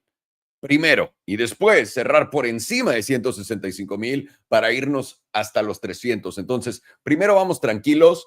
La parte baja de la zona azul, que también podría ser visitada, está en los 79,970, o sea, en los $80,000. Así que vamos a tener el ojo bien abierto para estas dos opciones que se podrían dar en esta tabla. Y una vez más, regresar a los 73,500, más o menos, no sería totalmente una catástrofe, simplemente estarías creando estos bajos más altos y continuando tu tendencia a la alza. Así que impresionante la fuerza que trae esta madre. Por ahora la mensual, pueden ver que es básicamente un poco de lo mismo. Voy a quitar esto para que puedan ver la estructura. Y es alcista, continuamos de altos del primer ciclo, bueno, del ciclo pasado en el 2021 a altos hasta el noviembre del 2021, después de este bajón de, que fue casi 50%, ¿no? 54%, nada mal. Y de ahí nos fuimos para arriba. Ahora, ¿qué fue lo que habíamos visto por acá? Vamos a ver. Nada mal, solamente un 30%. Y ahora esto da un poco a la gente que dice, Bitcoin ya solo va a corregir un poquito. Podría ser, es lo que está dándose. Pero por ahora continuamos siendo bajos más altos, altos más altos en toda la tabla y tenemos continuación. Nuestro gráfico mensual, como sea, está doblándose para abajo la volatilidad, creando o a punto de crear uno de los setups más potentes de la tabla en toda la historia. El más potente viene del 9%. Ahorita estamos tocando justamente el 15%, pero contrayendo por debajo del promedio. Así que vamos a ver qué es lo que se da. Si les pongo el HPDR en la mensual para que también lo puedan ver, espero que no me vaya a hacer la gatada. Excelente. Pueden ver que estamos adentro de la zona azul, justamente acá. Siempre y cuando no perdamos los 113,860, esta zona debería aguantar y poder catapultarnos a los $159,000, que es muy cerca de los 164 en la media trimestral. Entonces, claramente los 159 tienen que llegar antes para poder dar y sangrar a la temporalidad más alta y empezar con todo el movimiento. Para esta tabla todavía falta bastante tiempo para cerrar. Estás hablando de casi 24 días. ¿Cuántos son? 23 días y 9 horas exactamente, porque es la tabla mensual. Así que continúa siendo alcista. Estamos esperando y queremos aguantar los 113,800, básicamente. Es el número a no perder. 2 semanas, 8 de la mañana. ¿Cómo sigue Trump y Putin, por cierto? No los he visto en un rato. Tenemos nuestra media en los $127,000 y tenemos nuestro... ok, una vez más, y no dejo de decirlo, faltan 9 días y 9 horas para cerrar esta tabla. Para mí la vista de 2 semanas es la más importante. Tengo mi promedio del 9 justamente acá en los 107 y tengo mi media acá en los 127. ¿Ok? La primera zona que sea tomada por el precio, si son 107, esto quiere decir que vas a ir en mi opinión, podrías caer muy por debajo de los 100,000. La parte baja del canal está en la parte la parte baja de la zona azul está en los 99,000, para que entiendan. Si pierdes los 107, ahí es donde yo diría, ok, esto no está pintando bien, nos vamos para abajo. Pero de tomar los 127,500 para arriba, estás hablando de que podrías ir 130 y me parece que son 132 y ahorita van a ver por qué, de 132 a 159, 159 a 164, 164 a 200 y cacho. Ese sería el patrón, si es que es alcista. Si es bajista sería 107, 107 a 99, 99 a 80, 80 a 73, 500 y de no aguantar 73, 500, mucho más para abajo. Es imposible decir a dónde podría caer el precio y no sé qué, pero si lo vamos a analizar un poco, en verdad, de hasta dónde podría caer el precio simplemente por technicalidades, y ahora esto no es una garantía de nada para toda la gente que se lo pregunta. Yo diría que es justamente acá hasta los 68,135. ¿Por qué? Porque tienes resistencia, resistencia, resistencia, resistencia, resistencia, resistencia, resistencia. Una vez que lo rompiste, nunca más lo retesteaste y te fuiste para arriba. Esta sería la zona que debería de aguantar definitivamente en el siguiente ajuste de Bitcoin, los 68,881. Eso quiere decir que si fuiste un retrasado mental de como yo, que solamente compraste el tope, ¿no? Acá, quiero que sepan que eso es mentira, pero es lo que todo el mundo dice. Entonces les estoy dando absoluto sabor a todos ustedes. Si son igual de imbéciles que yo y no saben nada de invertir y compraron el tope acá, aunque yo no lo compré en 69, yo lo compré en $89,000 cuando estaba el precio aquí en 69. No sé cómo le hice, pero si compraron ahí, no, en teoría, Bitcoin no debería de perder ese nivel. Eso quiere decir que lo más bajo que van a ver fue ese all-time high que ya vieron. En teoría, ¿podemos regresar a los 43? Definitivamente. Técnicamente hablando, sí. ¿Por qué? Porque SFP, resistencia, resistencia, resistencia, breakout. Esta sería la siguiente zona dura. Y yo creo que de aquí ya no sé qué pasaría si Bitcoin cayera más allá de los $43,000. Sería una caída demasiado fuerte. ¿De cuánto al precio de, ponte tú, a altos históricos? 64, nada mal. Digamos que te da la misma del ciclo pasado, un 80%, serían 25. ¿Quién sabe? ¿Quién sabe? Nunca hemos caído por debajo del S&P 200 de 2 semanas, por lo que $34,000 debería ser lo más bajo, y eso es hoy. Eso quiere decir que estos 43 deberían de aguantar, definitivamente. Ahora, nada, una vez más. Recuerden que todo esto simplemente son probabilidades más altas de. No es religión, ni tampoco te estamos diciendo que tiene que ser así, tiene que ser así y ya. Simplemente te estamos dando una guía de precio para poder navegar tus trades. Con eso dicho, 2 semanas, ya les había contado esto, déjenme borro y vamos a la semanal. Vamos a la semanal. Semanal. Tenemos volatilidad contrayendo una vez más. Viene un movimiento bastante agresivo de los Bitcoin. Recuerden que cuando no tienes volatilidad es porque está el precio rangueando y cuando esa volatilidad decide explotar, va a ser un movimiento bastante fuerte. Tenemos nuestro promedio el 9 justamente en los 112,000 en la semanal, 112,300, que fue más o menos el front run que le hicimos en este trade. Lo pueden ver acá, ¿no? Aquí tienes el promedio del 9 en la semanal y no lo venimos a tocar literalmente por nada. Por eso me gusta entrar en escalonatas, porque cuando digo, güey, no mames, el promedio del 9 estaría chingón, hay muchas veces que nada más no lo toca. De ahí abajo tienes la media en los $108,000 y abajo los 105,000 tu promedio del 21. Pero estando por encima de la media, estando por encima del promedio del 9, tu siguiente objetivo tienes más probabilidades de venir a la parte alta de la zona azul que está en $129,000. Eso es literalmente un nuevo máximo histórico y aparte nuestro primer objetivo para empezar a cumplir esos objetivos alcistas.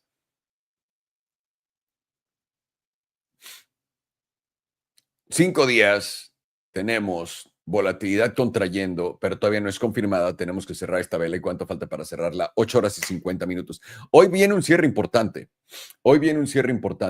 Queremos, siempre y cuando cerremos por encima de los 114,728, deberíamos tener más probabilidades de ir a la parte alta en los 128, pero olvídate los 128. Esto debería de poder catapultarnos por encima de los 117 y de los 117 deberíamos de poder ir a visitar estos 119, 120.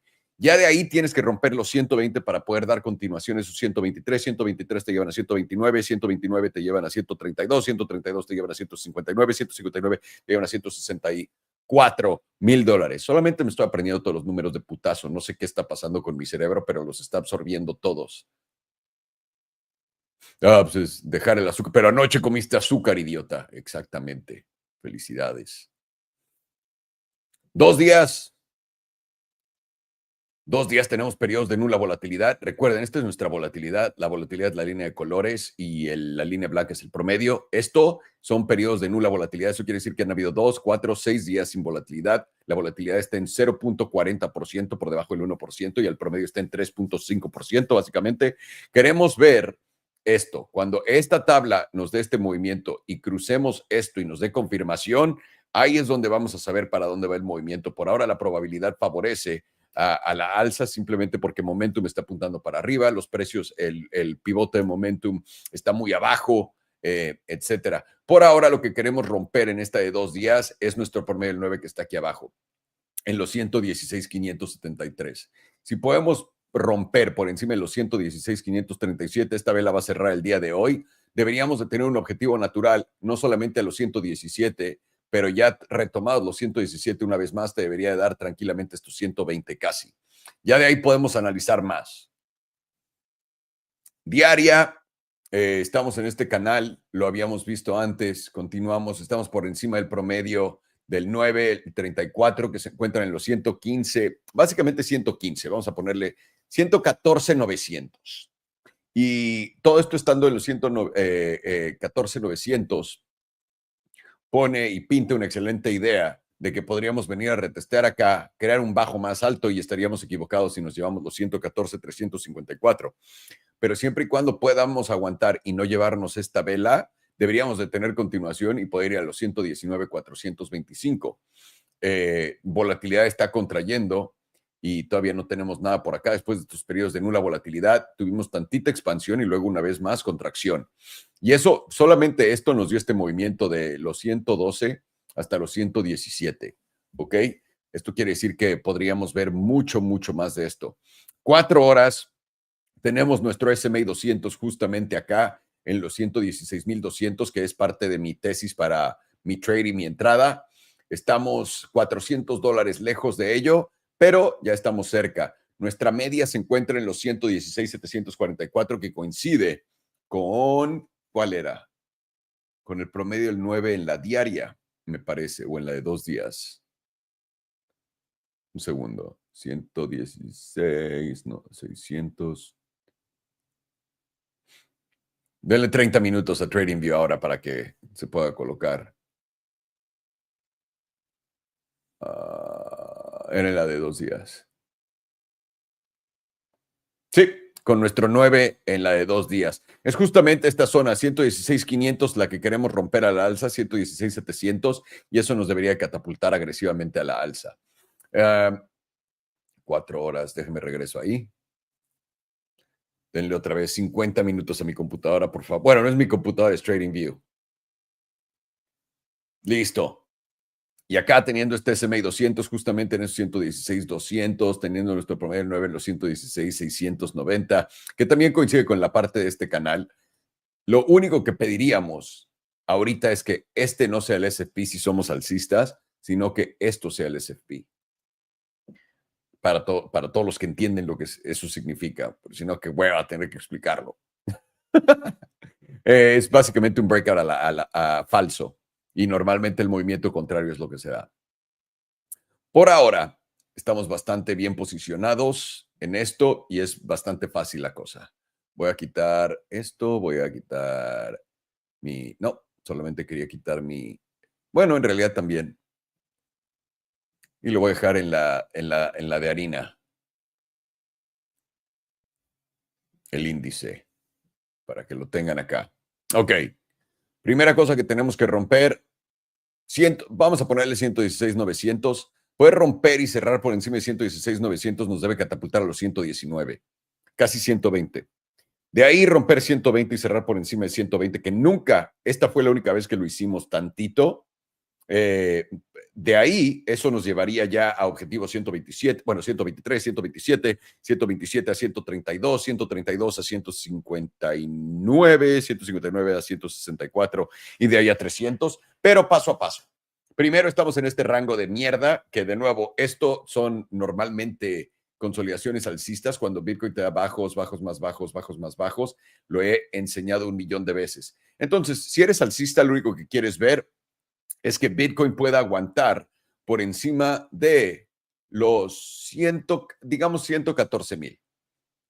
Si eres alcista, te llevas los 114,000, vas a estar en serios problemas porque vas a estar muy cerca de llevarte los 111. Te llevas los 111, vas a ir a los 108. 108 te debería de aguantar, y si no aguanta por debajo de los 107, vas probablemente a 99, 99 para abajo.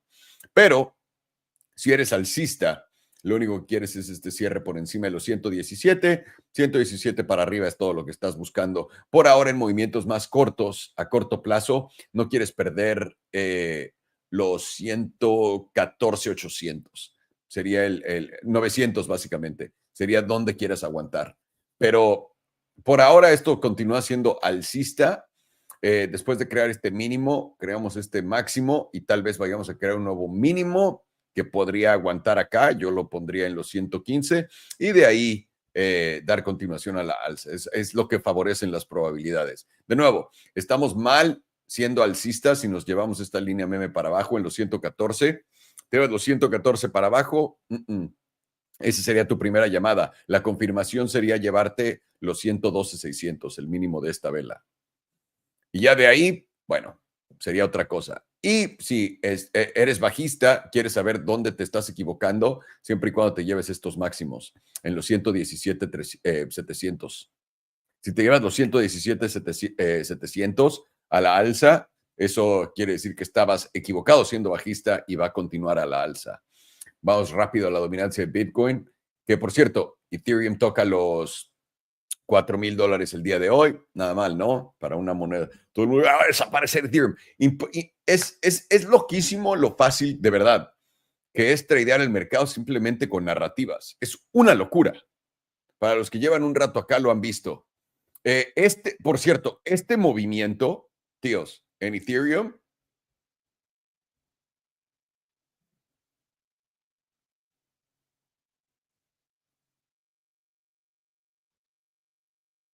ahí está. Y justamente donde está es el breakout. Una vez que cierres por encima de esta vela, digamos en $4,000, esto va a llevar Ethereum a $6,500. Pero ¿dónde tienes que cerrar? Ahí te va. Aquí. Cierras encima de los 3,994 y empieza a confirmar. Tu siguiente nivel va a ser los 650. Este es un patrón de tasa. Justamente acá, y ese sería el nivel a donde vas, a los 6,500. Ahora, tengo que decir esto, como también les di el otro lado cuando estábamos aquí abajo, que todo el mundo estaba diciendo que iba más para abajo y que a mí se me hacía ya demasiado ridículo. Y también el sentimiento era muy negativo y todo el mundo ya diciendo que Ethereum estaba muerto.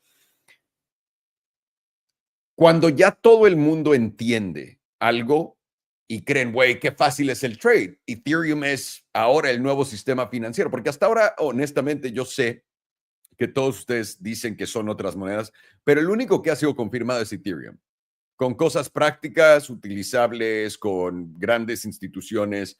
Lo demás es una idea todavía, ¿ok? No me voy a meter en qué monedita o qué no. Ethereum es la única. Si te estaban diciendo eso y ya todo el mundo lo puede ver, porque esto es algo que la gente se estaba peleando conmigo hace apenas 2 meses todavía, cuando ves a Ethereum, que todo el mundo está aceptándolo así, ¿tú crees que te va a dar ya el movimiento a la alza acá y se va a llevar a toda esa gente para arriba con él? Lo que yo pensaría es que tal vez rompa estos 4,000, se vaya a 4,200, 4,500. ¿Cuál es el máximo de Ethereum de todo histórico? Dame un segundo.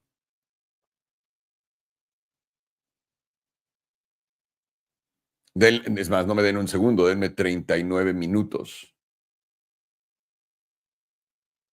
Esta es la consolidación de tasa más potente que he visto en toda mi vida, por cierto. De acá, acá, pum, pum, pum, pum y para arriba. En realidad va a ser pasando esto. Esta vela es la primera, ¿ok? Esta vela mensual. Esta vela mensual aguanta por encima de esta línea meme y por encima... voy a decir los 3,900. Me voy a poner mis moños y me voy a quedar acá. Pero esto te debería dar este movimiento mínimo en los 6,500 o más alto. Pero la cosa es, yo pensaría que Ethereum 4,800 podría llegar a los 5,000 y en los 5,000 doblarse.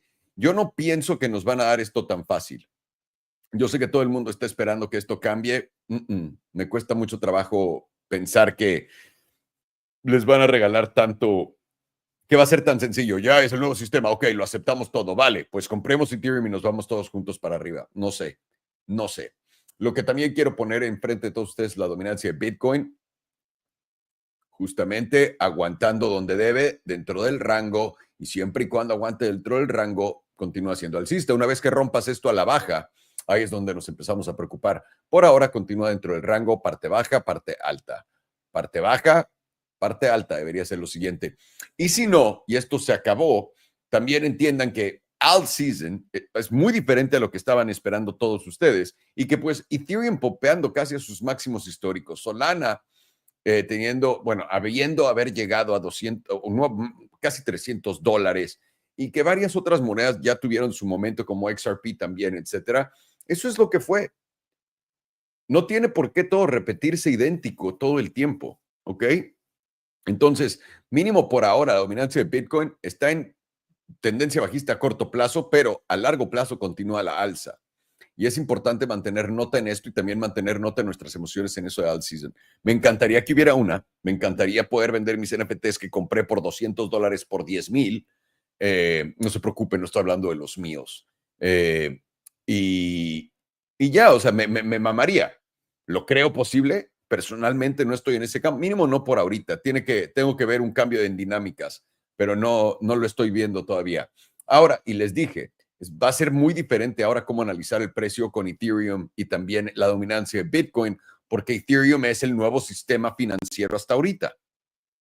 O mínimo se va a llevar una gran parte. Estás hablando de trillones de dólares solamente que son posibles de ser transferidos a Ethereum en valor, en cripto, en transacciones. Y eso es brutal. Para mí, Solana, lo brillante de Solana es todas las transacciones que tenía.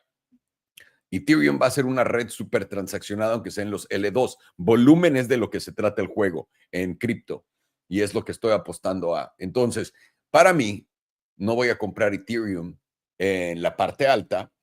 Esperaría a que hubiera una corrección y yo personalmente, en vez de comprar Bitcoin, compraría Ethereum.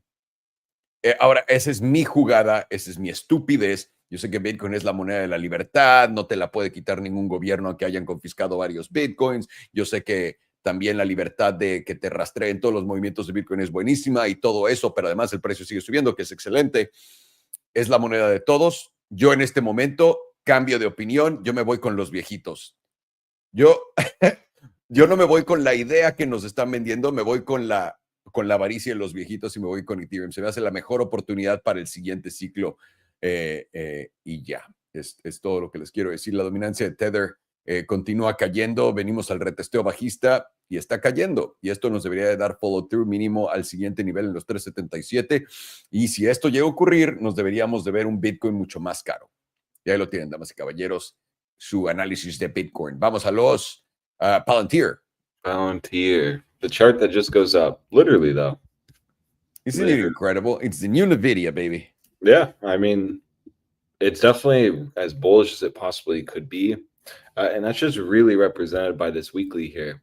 You saw the expansion up. And why is this weekly so important? Well, I mean, you broke the 38.2%, 50%, and possibly closing above the 61.8% in one weekly candle. That's insane. And to me, it's really just brewing a move to $200. That's the big zone, psychological number, 78.6% right there. I'm watching 200 closely, but maybe we'll get a lower time frame pullback. Let's observe that and see. Even the 2 week here, literally, if it can just hold above the 61.8%, you'll get that move to 200 and $19.29. Pretty insane. What we have here now is, we have a mini gap here. So, we want to watch where this weekly closes today, and then into next week, maybe we'll see a little move down, possibly even testing a little into this gap, maybe even throwing it back to the 38.2%. But that's just straight hopium, and really nothing is telling me that this is going to pull back. You are at the, upward extreme levels on the HPDR, but you're even just kind of consolidating above that 78.6%. I mean, in theory, this should just start moving up closer to $200. Maybe then you'll get that pullback closer to filling that gap. You've just been solidly moving upward on NVIDIA. Palantir, jeez, Palantir. It looks like NVIDIA's chart, honestly, in the beginnings of the breakout. And what I was observing with this 2-week is, you are in silver cross posturing on the 2-week. And this is the first one ever to be formed. This is significant to me. And what you've been observing now is, well, simply that silver cross has literally just been working. I've thrown on that EMA 5 to kind of represent just how strong this chart is. Generally, with strong charts, you're just going to trail the EMA 5 even before hitting that 9. It's exactly what you've seen. The extremity lows have been from the 9 and the 21. So really, this has just been a picture perfect silver cross through and through. And that still has not changed. You can even go now to the weekly, still in silver cross as well. And this one is where it changes a little bit more. This is where you can actually see that weekly 9 get tested. The weekly EMA 9 has moved all the way now to right around that $151 level. It's very significant because you're seeing this EMA 9 move above this wick high, exactly what bulls wanted to see. Now we'll see where this weekly closes, because if you start seeing this weekly 9 open or press around that $155 region, again, we'll just solidify. If you start getting any kind of downside flush outs, always happens, should be using this as a massive opportunity zone. And playing the silver cross has not really it hasn't been working out for bears to be front running a weekly 9, specifically when you know that you have a silver cross. This gave you the silver cross quite a while ago. I'll show it here, right, in 2023. So it's just been holding. And one thing to note is, I'll go back to the 2-week. Whenever you get, really since this bottom here in 2023, anytime that you get dips in volatility, it just has led you up. I meant to go to the weekly. It just shows this more better. I observed any kind of dips in volatility has led you up to the next, move up on Palantir, which is interesting. It's just showing how strong this chart is and how totally in control bulls are at this point. You see here, you hit the extremes. Yeah, you had them move down, but this was to reset volatility. The point is, every time you get a setup or even volatility gets to lows, you do start getting that next leg up. And then even here, you can see you had that dip in volatility. Once it started to move up, you really started to get that leg up. Expansion up led to a reset. And now what you're seeing is just another leg up on volatility after that dip down. Let me delete this. Right, because you started to consolidate here and just hold. And now what you're seeing is volatility moving up again with the chart. The point I'm trying to bring is, this is very bullish. And you can just simply see, the last time you got to similar levels on volatility was right here. I'm not going to use this because you didn't get a volatility setup technically, but you got close. And so I'd rather use this. This is more, kind of around the region. Let's see kind of the reaction, what we've had from that.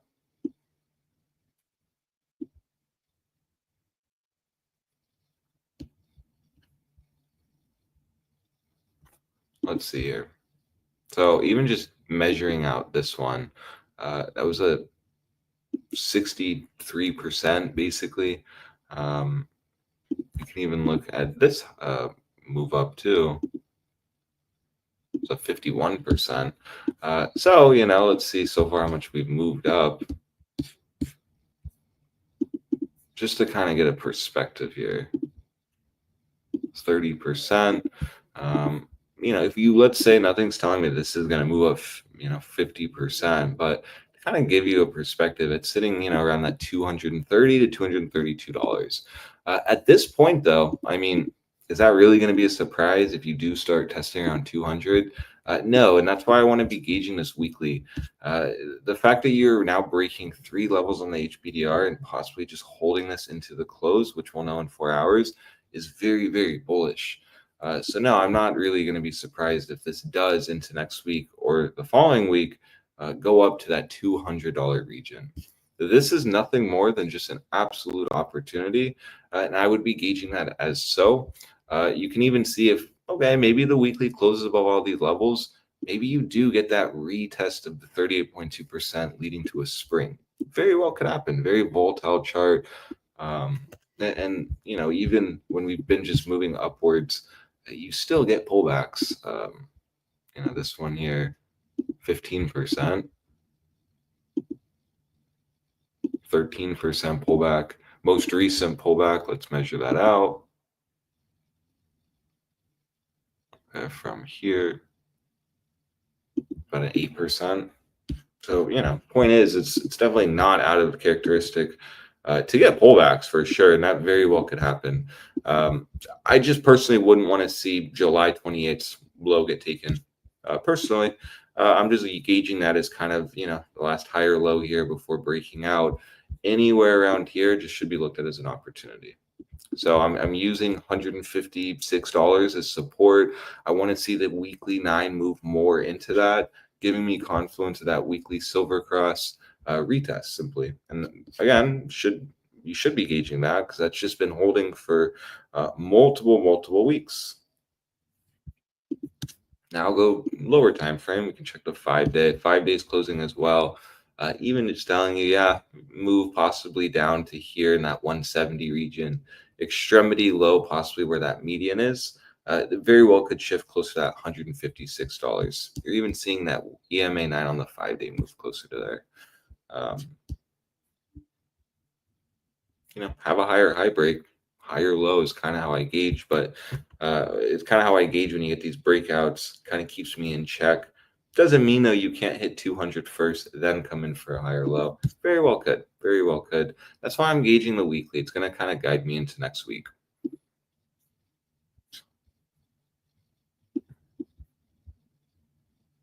Two-week was clean. Went right up to the 38.2%. Closed above. Got expansion. 6 weeks. It took 2, 4. Expanded on the 6-week. Pretty insane though. I mean, let's just simply see here, just for our own entertainment, kind of when was the last reaction when you broke out, right? From the 38.2% on the 2-week, it was here, you opened above. So I'll take it from there, up. Did you not fall back in? I guess here's where kind of, it's like 29%, and then it just started to break out again. Let's get a better example here. Fell back within it. So here we have a easier gauge. Very easy gauge. Actually broke out, retested, swiped down, hit the median. I'll just take it from here.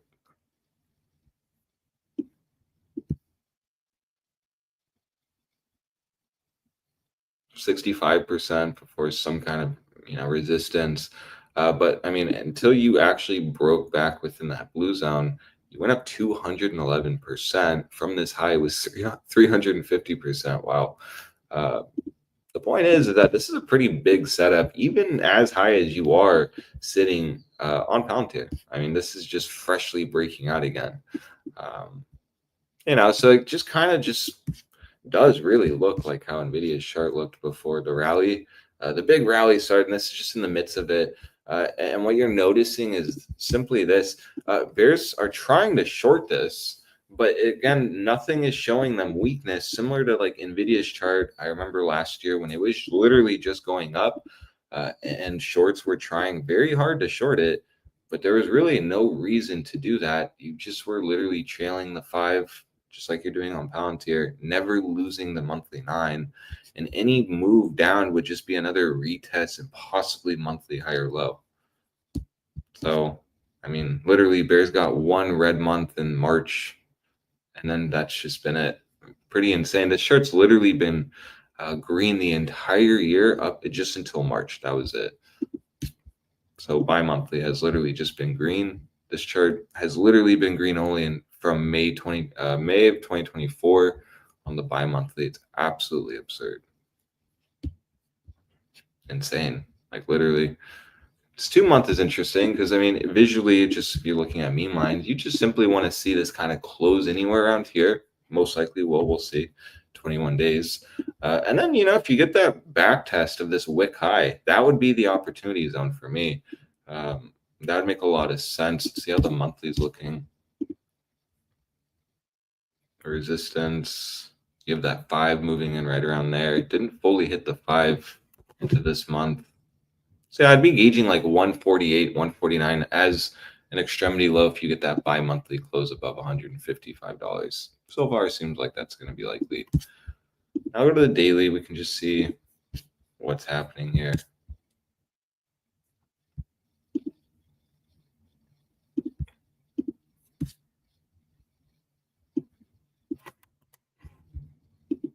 I always talk about this. When you're in a super bullish chart, you just start breaking out.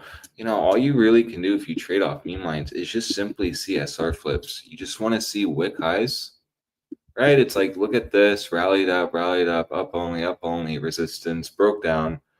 Use this wick high as a meme line. Okay, cool, broke out, reclaimed it. Now in theory, this should hold. It held, broke out, threw it back, expanded. Okay, now you're simply going to use this wick high, just very simply trading this. Okay, broke out, should hold. Didn't hold, I'll gauge then the next meme line or the 21. Broke out. It's like that's just all you can do. We saw this chart with this kind of trading style with gold too when it was going parabolic. It's all you really can do when you get to this point is just look at SR flips. What was resistance flipped into support? You'll usually get a moving average lined up there, like the 9 here before going up.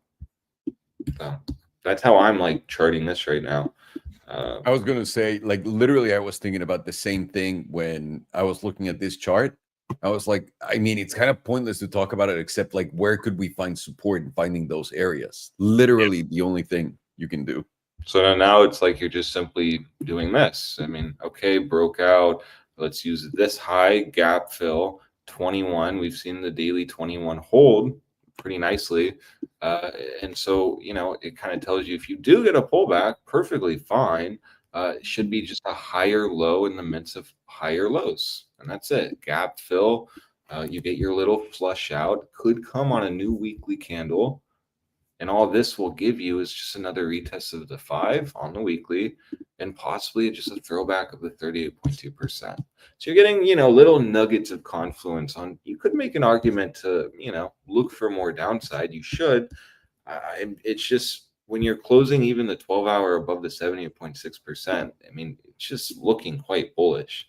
So this is just the hopium case. Maybe you flip these wick highs into support. Gap filling, maybe testing that daily 21, 12-hour median. And yeah, that's all I can simply offer here. Because literally when it's a chart like this, just going up only, it can just be this simple. You're just playing trend. I mean, you've seen this before exactly with gold. I mean, gold was just doing the exact same thing when it was moving up. And everyone tries to short it and tries to be the contrarian. And that just never works. So play the trend. Where will we know this is going to be wrong and we're going to start going down? Because that's an important question. Where are we invalidated? Well, that's easy. I'll just go to the weekly, right? And I know that the weekly 9 has been holding since we got back above it. I'll simply see the last reaction when we lost it was our, you know, actually sizable pullback here. And so I'll just simply say, yeah, if you start closing weeklies back under this wick low, right at like 140, we'll call it $147, this median will shift. Yeah, I'll consider then a deeper pullback. That's all. Maybe that pullback takes you to $126. It's like $132. Because it just makes sense. And it's got volatility expanding from like really low on the weekly. Yeah, and that's like the point I was trying to bring home is like anytime from this bottom, anytime you've seen volatility just spike down, spike down, spike down, spike down, even here, spike down, it just has led to a breakout every time. This one right here, literally just breaks out, boom. And then you get the move down again, volatility goes down, breaks out, then big reset, broke out bigly here. It's kind of funny because it's just literally been pretty easy for bulls. Even here, big move down on volatility. That's your trigger. Oh, cool. Let me just long some Palantir on this right here, this weekly EMA 5 reclaim, because I know every time volatility has made a spike down, we've just been moving up. Boom, moved up. And then so now what you have is, again, just another major spike down on volatility, and you're getting a breakout. So it's just totally like in nature of what we've seen the past 2 years, basically. So nothing has changed. And that's why it is crazy, because you are expanding here, not even that high, just only at 50%. And you're almost at $200 on Palantir. It's absolutely absurd. And that's why for me, I really wouldn't be surprised if you do see that $230 level. You've seen 50% breakouts from kind of when you've seen that 38.2% move on the 2-week breakout. Essentially, we've seen 50 to 45% moves. So we've already done the math from that point. Oh gosh, that was inaccurate right here. 50% would take you right around that $230. So absurd. But yeah, that's all I have. Watch for a higher low, play the trend. Very easily can play the trend. I'll go to a 4-hour. I'll turn this off. What are we dealing with? Can see anything? Wow, it's crazy because even the 4-hour just works nicely. Right, what do you have here? Well, you have failed breakdowns leading to bullish reclaims. So when I see a lot of these, I'll go to like a higher time frame, maybe a 6-hour. Not an 8. Just try an 8. And then that looks a lot better. So then you're just seeing simply moving average range is working. The 9, the 21, the 34. You always get your extremity lows at the 34. And you know, if you start losing that, yeah, you'll get a deeper pullback to the 100. Has not been occurring though. You've just been simply forming higher lows, higher lows. Where is that EMA 34 in the 8-hour now? Well, that's moved nicely around that 155. So it's kind of just telling you if you get a deeper pullback to watch that. Because again, why would you be max shorting this if you have a EMA 34 holding the whole way up? It's like, you know, this is why I literally use these right here to keep me in check. No breakdown until you lose these, and then close 2 to 3 candles below it. So that way you don't get into a scenario where you're getting like chopped out. It worked out nicely here. You lost the 34, you rejected it, and you had a free move down to the 100. So yeah, that's all I have on this chart. Hopefully, you know, it's workable. It is truly just a chart that goes up though. So nothing more. That's right. Yeah. Absolutely. NVO for you next, sir. NVO. No fucking clue what that is. NVO. Novo Nordisk. Oh, Novo Nordisk. Yeah. Got it. Oh, is that a vaccine company? Oh, no, it's semaglutide. Semaglutide. The fat people. It's for the fat people. Yeah. Ozempic. Yeah. You know what the fat people narrative reminds me of the Bitcoin narrative. Like the fat people narrative was like, we're all beautiful the way we are. We should accept each other. It's not about working out or not. It's not about being skinny. It's just the way we are. Got to. All right, you don't have to work out, fat ass, or diet. You can just take this. All right, fuck that. We're all skinny as fuck. And if you're not skinny, fuck you, buddy. It's like the same thing with Bitcoin. As like, we're independent from the financial system, completely outsiders. No one can touch us too. Can we please let the financial system buy more Bitcoin? I mean, no, literally. Yeah, literally. That's a good example. Oh wow. My TP and my short just hit. Nice. Very well played, sir. Very well played. Yeah, if I may say so myself. Got that throwback to the daily 9 on Bitcoin. So let's see if it holds. This is my long has filled. I've added exactly. buy zone, bounce zone. So let's see now if they step in. Exactamundo. Let's see how the fuck we do, boys. Good luck. Cheers. Yes. Let's get it. I'll tell All them right. this. We do Palantir. Ok, estamos viendo Palantir. Esta para mí, se los he dicho una y otra vez, y se los dije antes de los $100, este es mi nuevo Nvidia. Esto es lo que va a seguir subiendo como enfermo, como loco, aunque nadie entienda lo que es, va a continuar. Ahora, ¿para siempre? No, obviamente no. También Nvidia ha corregido, ¿no? Se ha ido hasta los 80 y tantos dólares y después ahora está en 180. Entonces, nada mal. Todo puede pasar. La cosa es, cuando estamos viendo un gráfico y lo tengo en la semanal, cuando estoy viendo un gráfico que es para arriba, para arriba, para arriba, para arriba y está en máximos históricos y además tiene una vela, un dildo de este tamaño verde, como los que están tirando en las arenas de la WNBA, es la NBA de mujeres, es muy difícil decirte qué sigue, qué sigue, qué sigue. Porque hasta sacando tu HPDR, viendo esto, tienes que estar en extremos. No, todavía no. ¡Qué puta locura!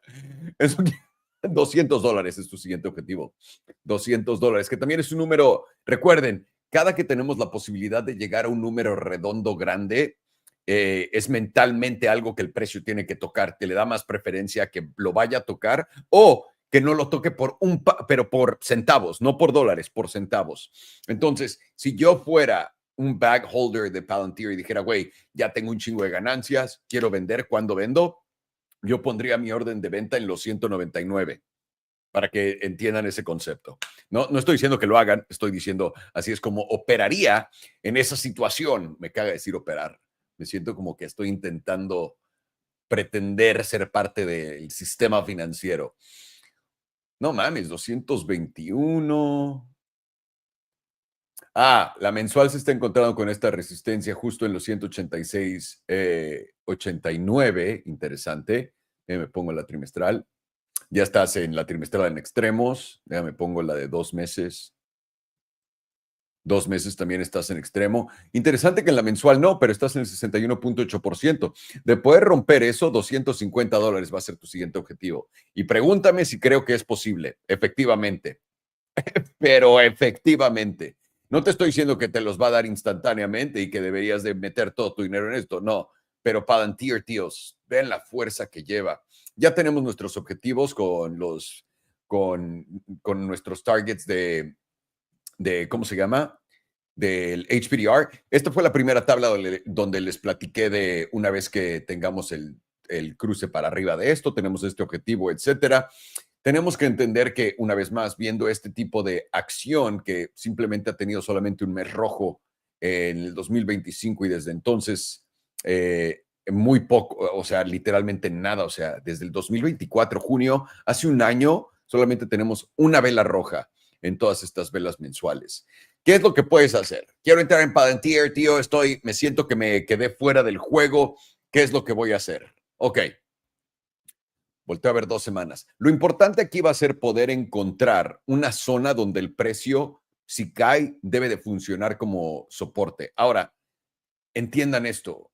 Esto continúa expandiendo la volatilidad está expandiendo en nuestra tabla de dos semanas. Déjenme ver la mensual rápido. Ok, está contrayendo. Pero en la de 2 semanas se está expandiendo. En la semanal está expandiendo desde aquí abajo, cabrón. Y esto lo está haciendo, obviamente, ante este velazo. Y todavía tiene camino. Puede pintar 3 extremos ¿cómo se llama? 3 extremos del 100% en volatilidad y continuar. Pero una vez más, no se trata de eso. No se trata de que compres aquí a ciegas, etcétera. ¿Cuál es una buena zona para entrar y comprar? Lo primero que voy a hacer es buscar en diferentes temporalidades cuál es la temporalidad que me está enseñando la mayor cantidad de zonas que tengan intercambio de precios para poner mis líneas memes de soporte, que es lo que siempre me ayuda. En Palantir me gusta la semanal. La semanal y les voy a poner las líneas. Primera, la pondría acá. ¿Ok?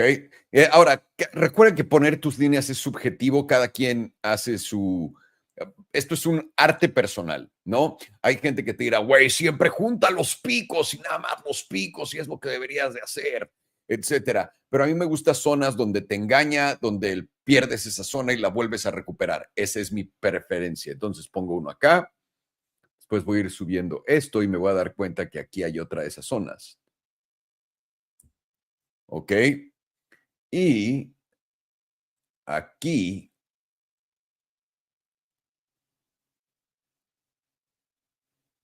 lo pondría acá. Ok.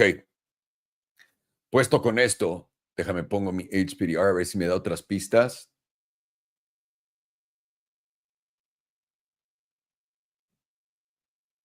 Ok, esta es la semanal. Vámonos a la diaria, a ver cómo se ve la diaria con esto. Y si no, aquí es donde corregiría toda mis líneas preciosas. Y esto va a coincidir con lo que dijo Alex, obviamente, que simplemente estoy traduciendo lo que dicen estos cracks.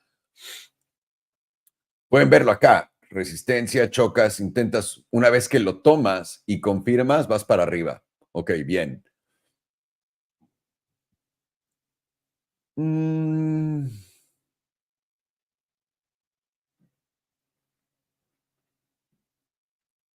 Ajustes pequeños, ahí está en 139. Y esta... ok.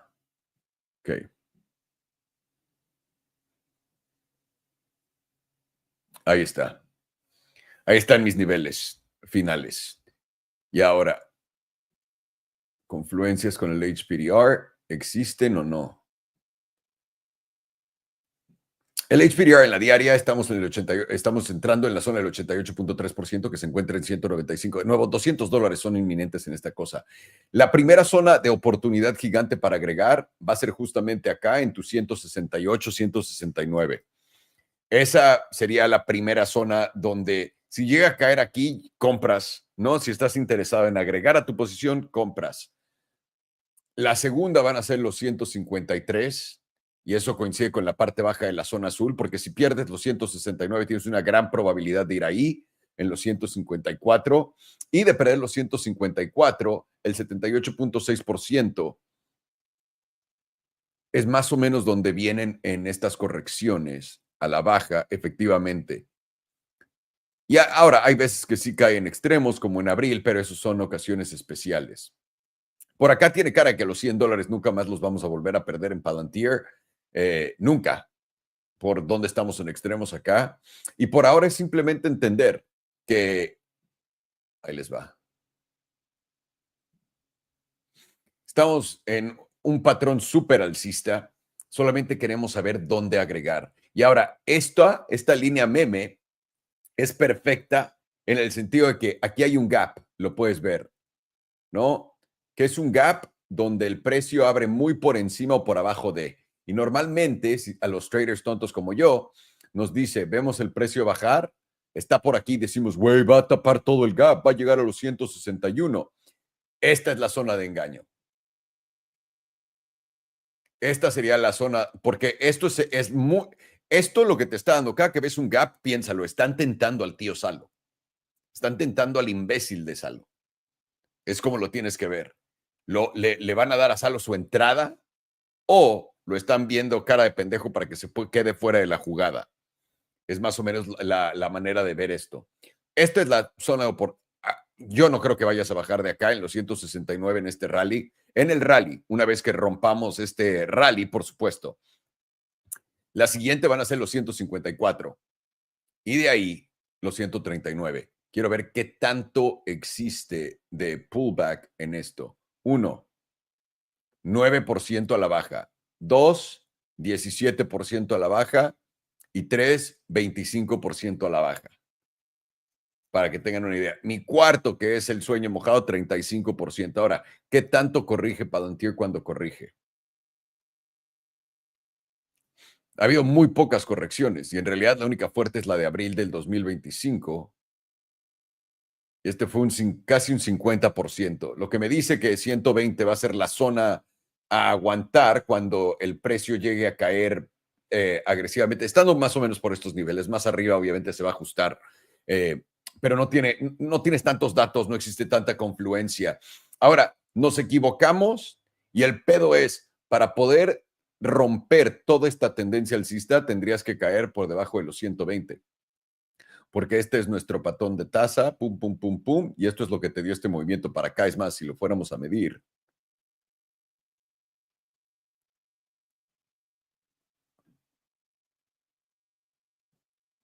Ya pasamos el movimiento de este patrón. Entonces ya estamos en otro nivel, básicamente. Y va a haber continuación, está habiendo continuación porque tienes volatilidad explotando a la alza, expandiendo en lo que el precio está expandiendo. Déjame ver la de 4 horas.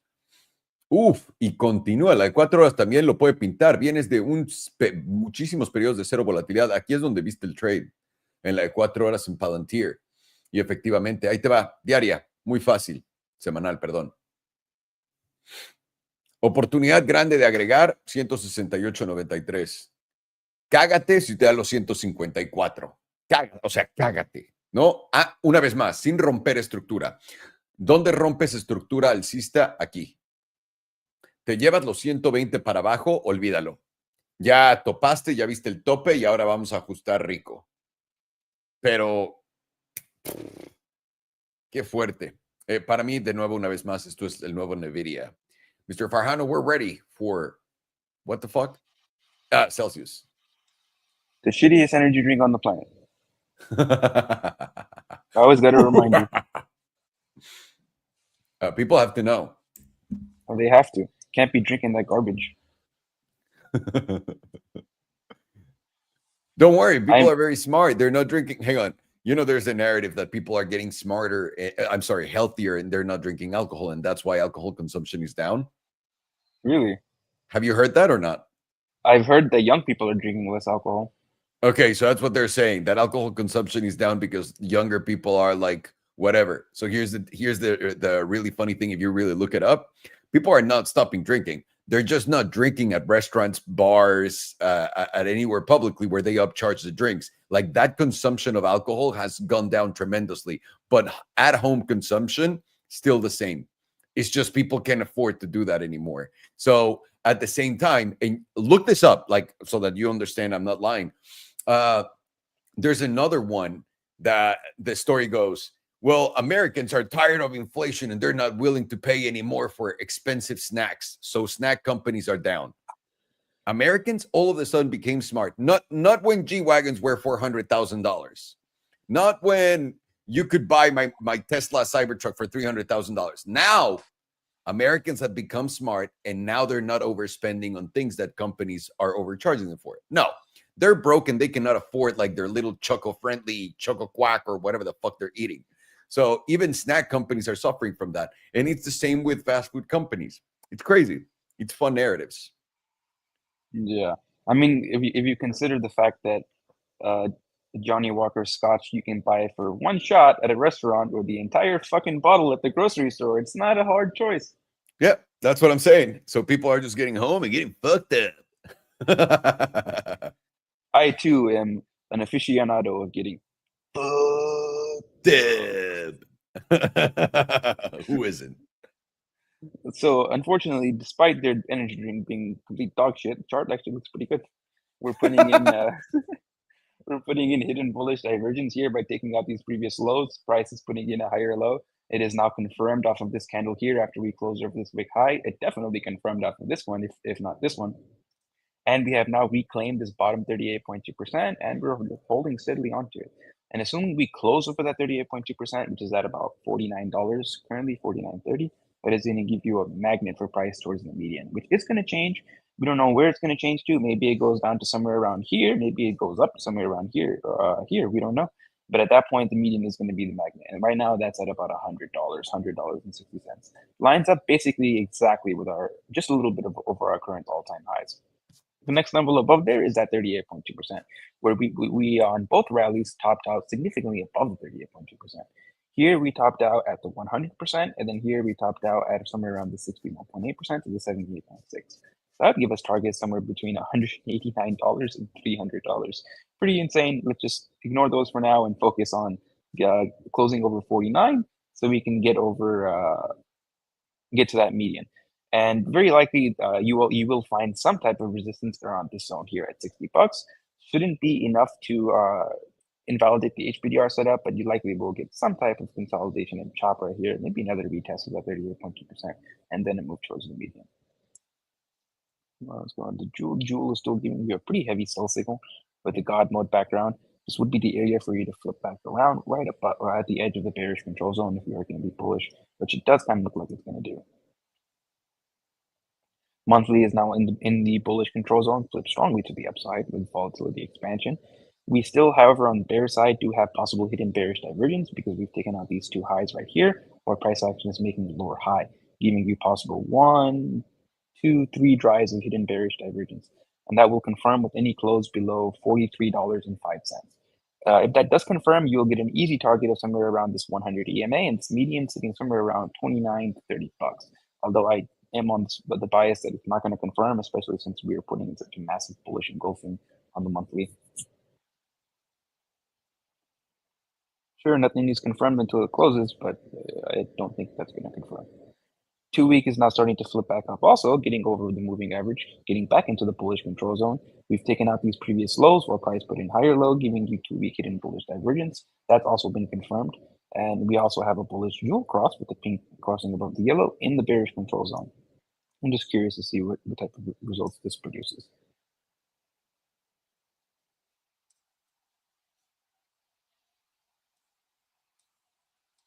I don't understand how their shit looks so good when the only times you see people drinking them is when they give them away for free.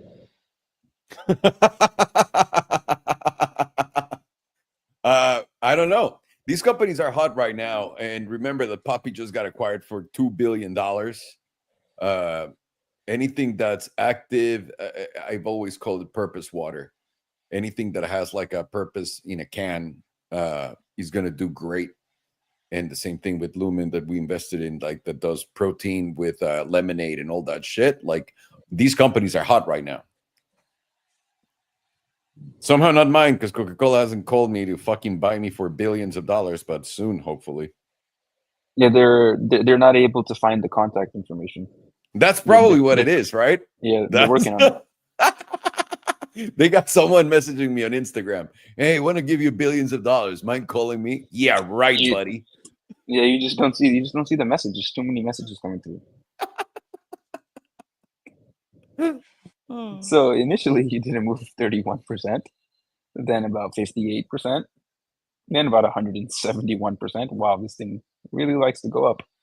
443%. Let's just say we're not going to do 443% from here, or not anytime soon. Maybe I'll be wrong and we just go flash up with $300 at that 100%. As of now, we are up about 46%. So if we take it to that median number of around 60%, brings us to roughly about right at 60 bucks. Let's just stop it there because that's where my bias is at. Now let's just take it a little bit more to that 170% area. Brings us to close to right around $100, which is right at our current all-time highs. And just for funsies, we'll do the 400% for funsies. Brings us to 180 bucks.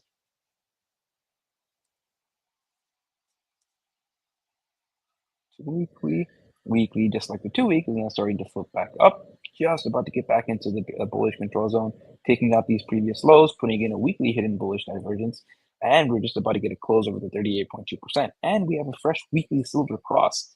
This is a beautiful silver cross, considering right after we crossed, we got an immediate test of it, spring off of it, massive spring, and we're putting in a bullish engulfing of 1, 2, 3, 4, 5, 6 candles. 6 previous candles we have now engulfed to 1 candle. Quite bullish, I'd say, or not exactly the most bearish thing. And if we do get a close over this 38.2%, what I would expect to see on this next open is a move to open to the downside, retest this 38.2%, and spring up into somewhere around 60 bucks from there. The $60 zone is going to be the real test, somewhere around, let's see what the high is.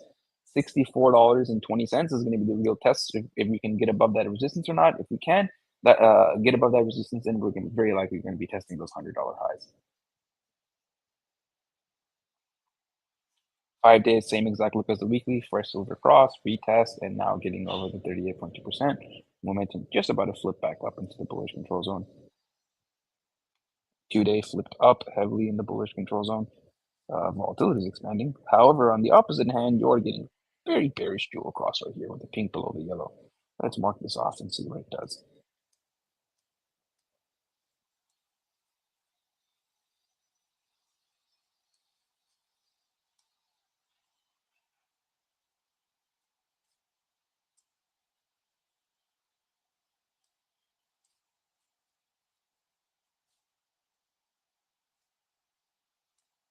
All right, last one.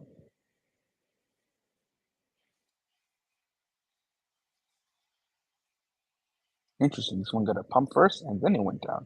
So this would be a total failure.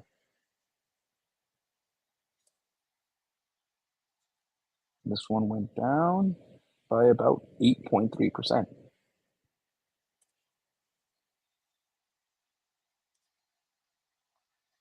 This one, 2.2%.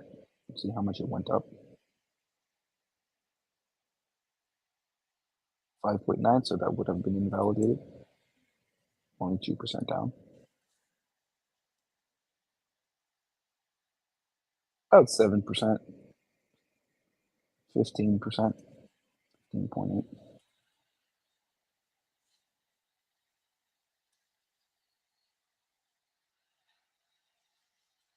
About 20%, not bad. And from the current move, we went down about 8%. That's very in line with a lot of the previous moves to the downside. And now we've gapped up well above all of our previous rejected highs. Kind of seeming like this jewel setup has played out. Daily also flipped up currently. Volatility is expanding. Jewel's losing the sell signal, switching over into a neutral. We have made a lower low on price, higher low on the jewel, giving you regular bullish divergence. That has now been confirmed, considering we opened with a massive gap up, and we didn't even have to go take out these highs. We just opened above them. That's the part about stocks that I hate, is all of your strategy can be thrown out the window with just a gap up or down. 4-hour also positioned to the upside, getting a little high into that bullish control zone. Not exactly topped out. Actually, yeah, it does like to top out around this zone. So there is an argument to be made here for a local top. And as long as you are below $53.82, probably you're going to get a little bit of a pullback from here. And that pullback can bring you anywhere between like $48 to like $45, maybe down to the silver cross. So yeah, right around that $45 zone. I would still look at that as a bullish retest of the silver cross before, while the HBDR range to step up, and then they can try again for the $60 zone. I do think sooner rather than later we are going to be touching $60. 4-hour jewels now giving you a bicycle within the bearish control zone.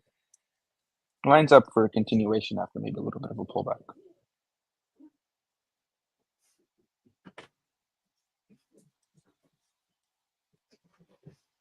Bad boy.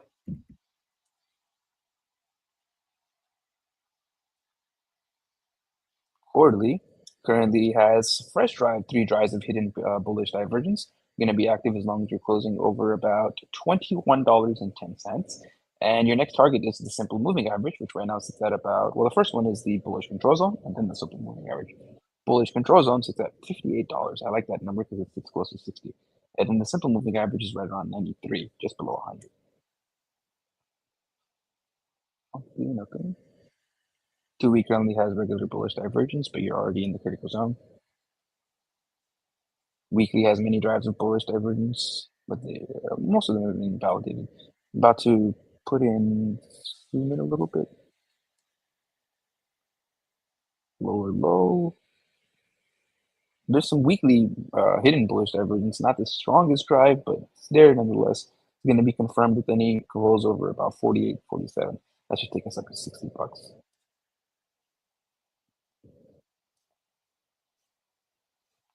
3 days about to put in another drive out of many, many drives of hidden bullish divergence. And that will confirm with any close over 48, 47. That should give us a move into the critical zone, considering volatility is now expanding from 2 periods of 0%. That sits at about $65. I really like that number.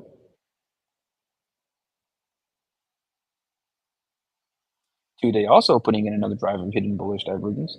assuming you close over same number, 48.47. That gives you a target of the critical zone. Volatility now expanding from 3 periods of 0%. Critical zones to 71.32. Maybe this updates. 3 hours, so likely will update. 2-day bullish divergence. Next target is the critical zone. That's at $59.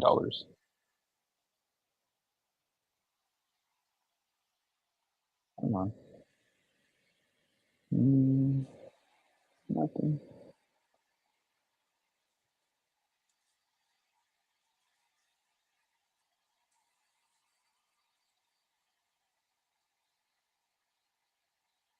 Quarterly is still positioned to the downside with volatility contraction, which is the opium, and it's going to be pointed down as long as you're closing over below 68.24. So even that move into the 60s would still have quarterly momentum pointed to the downside. But there is possible hidden bullish divergence here on the quarterly since we took out all of these previous lows on momentum. The price is steadily making higher lows, giving you 1, 2, 3 drives of possible hidden bullish divergence, which will be confirmed whenever momentum flips back to the upside, closing over about $68.30. Pretty easy to say at that point that we're likely going to be going to $100 with quarterly 3 drives of hidden bullish divergence. Volatility such low. Monthly currently flipped up, going to be flipped up as long as you're closing over 26.10. And on this projection, on this next open, it's going to be right at the edge of the bearish control zone. So if we're going to be bearish, this is where the pivot will change. 2-week currently flipped to the upside, going to be flipped up as long as you're closing over 51.10, putting in a nice bullish engulfing on the 2-week. Weekly is currently flipped down, but it's very close to flipping back up. Volatility is very close to going into an expansion phase, and it will flip up if you close over 52.23.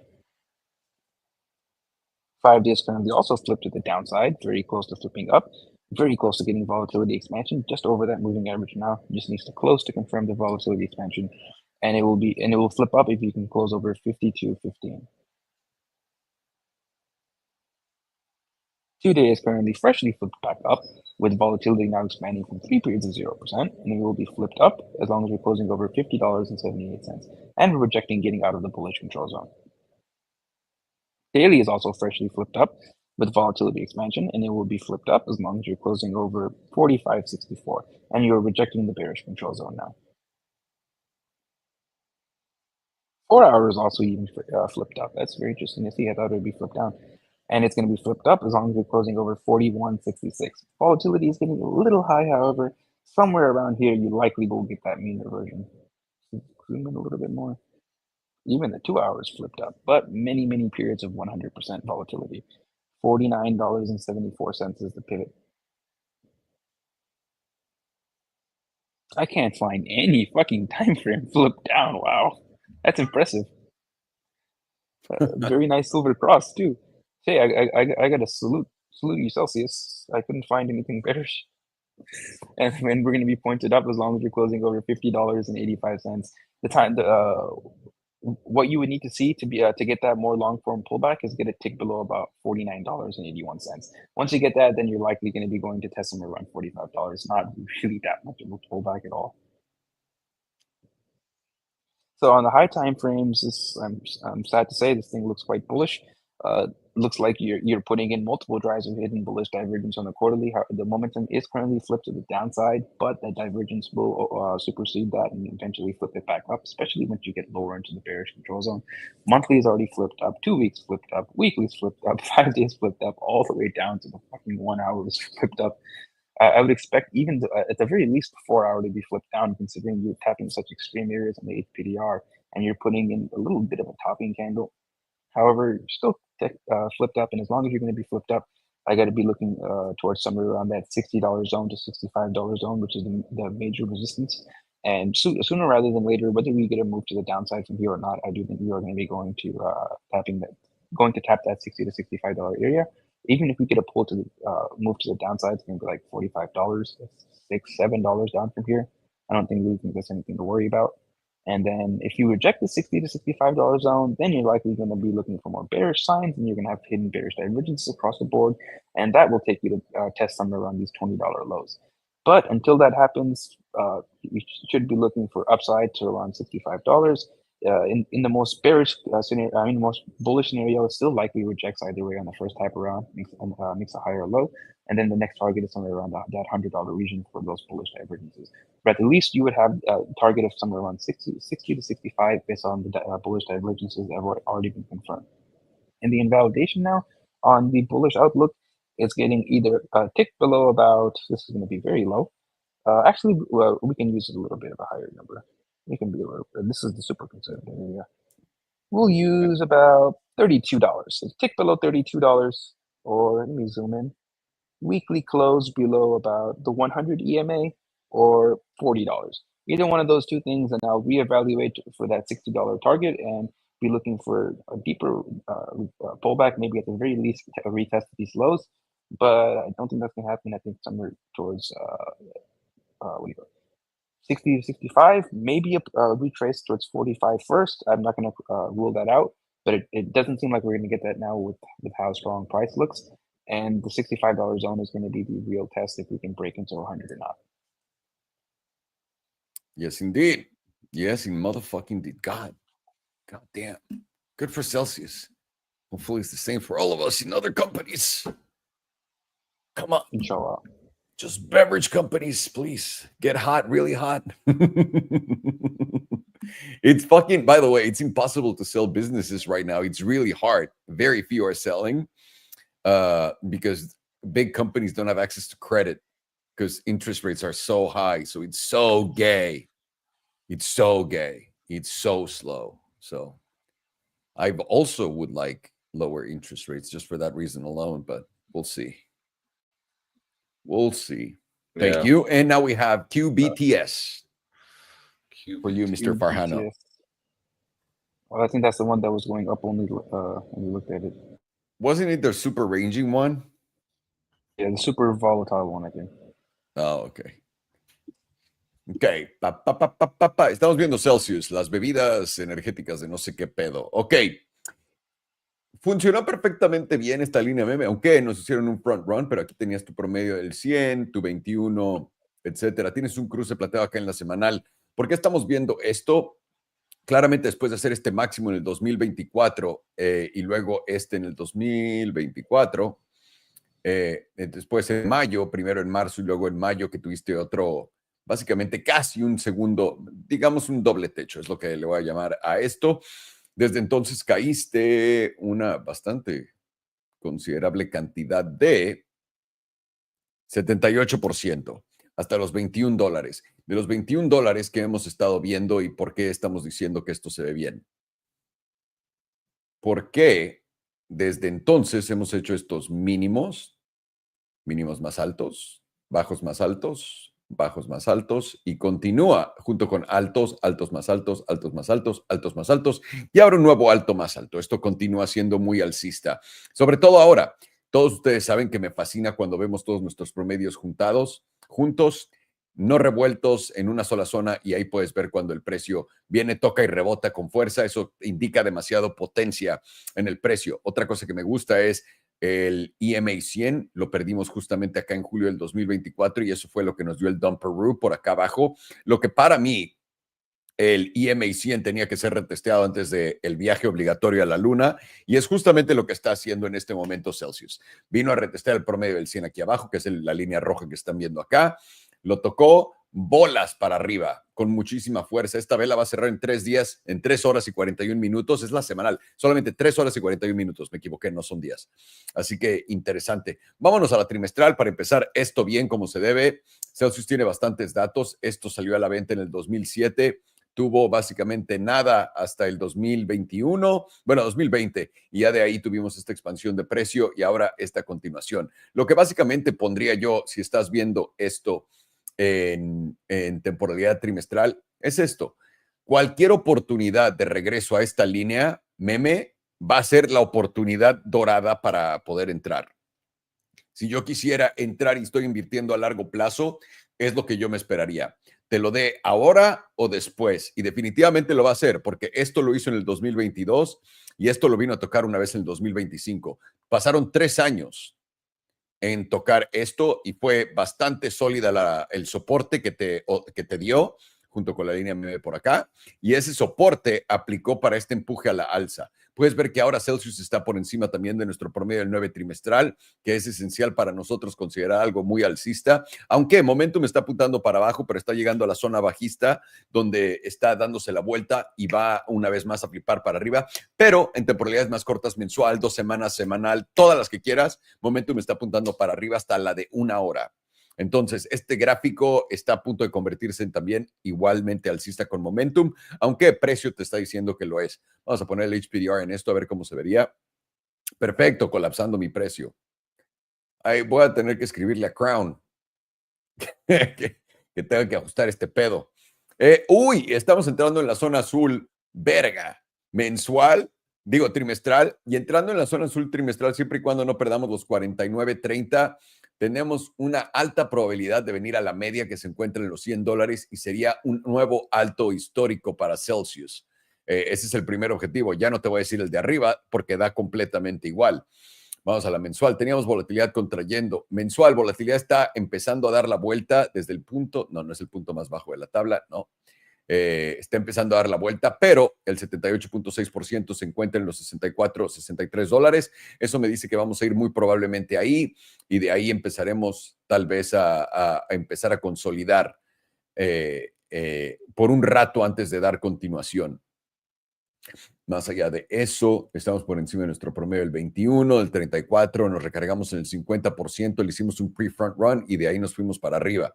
Siempre y cuando cerremos así, bueno, estemos así, faltan 21 días y 4 horas, tenemos más probabilidad de en esos 21 días y 4 horas venir a los 62, 63 dólares que, digamos, los 40 dólares. 2 semanas tienes volatilidad contrayendo con este velazo potente a la alza. Tenías este cruce plateado acá a la baja, este cruce plateado a la baja, indicó el fondo de acá, bastante cercano. Y puedes ver que también la divergencia de precio acá, literalmente, de cuando se dio el cruce plateado. Ramón, me estabas preguntando ayer dónde el cruce plateado llega al fondo del precio. Nunca sabemos, ¿no? Pero estamos viendo esta de 2 semanas. Fue 25 dólares y el fondo fue 21.50. Entonces, no hubo tanta diferencia entre cuando viste ya este cruce plateado ocurrir en alta temporalidad a cuando llegó al fondo. Nada, en realidad, literal, muy poco. Y eso es una lección para todo. Nunca sabemos si el cruce plateado va a dar una continuación súper extrema de esa caída o no. Simplemente te está diciendo, hay un movimiento bajista que se está dando hoy o pronto. Pero por ahora estamos recuperando todos nuestros promedios. Venimos al promedio del 9, saltamos en él en el 55, el 34, que el 55 había sido una resistencia sólida. Todo este camino es el naranja que ven por acá. Y ahora muy probablemente y muy pronto esta tabla va a darte un cruce plateado a la alza. Primer objetivo, 55 dólares. Segundo objetivo, 65 dólares. Semanal, ahora aquí atento, semanal comienza la expansión, hoy va a cerrar la semanal, si no estoy equivocado, efectivamente en 3 horas y 37 minutos. Si cierra esta tabla tal cual como la estamos viendo ahorita y con esta expansión, prepárense para ver más acción alcista en Celsius. Y eso nos debería llevar tranquilamente al 78.6% en esos 64 dólares que estamos diciendo. Por ahora nos estamos encontrando con el 50% que nos está funcionando como una resistencita pequeña en los 52 dólares. La zona no perder van a ser los 49 dólares.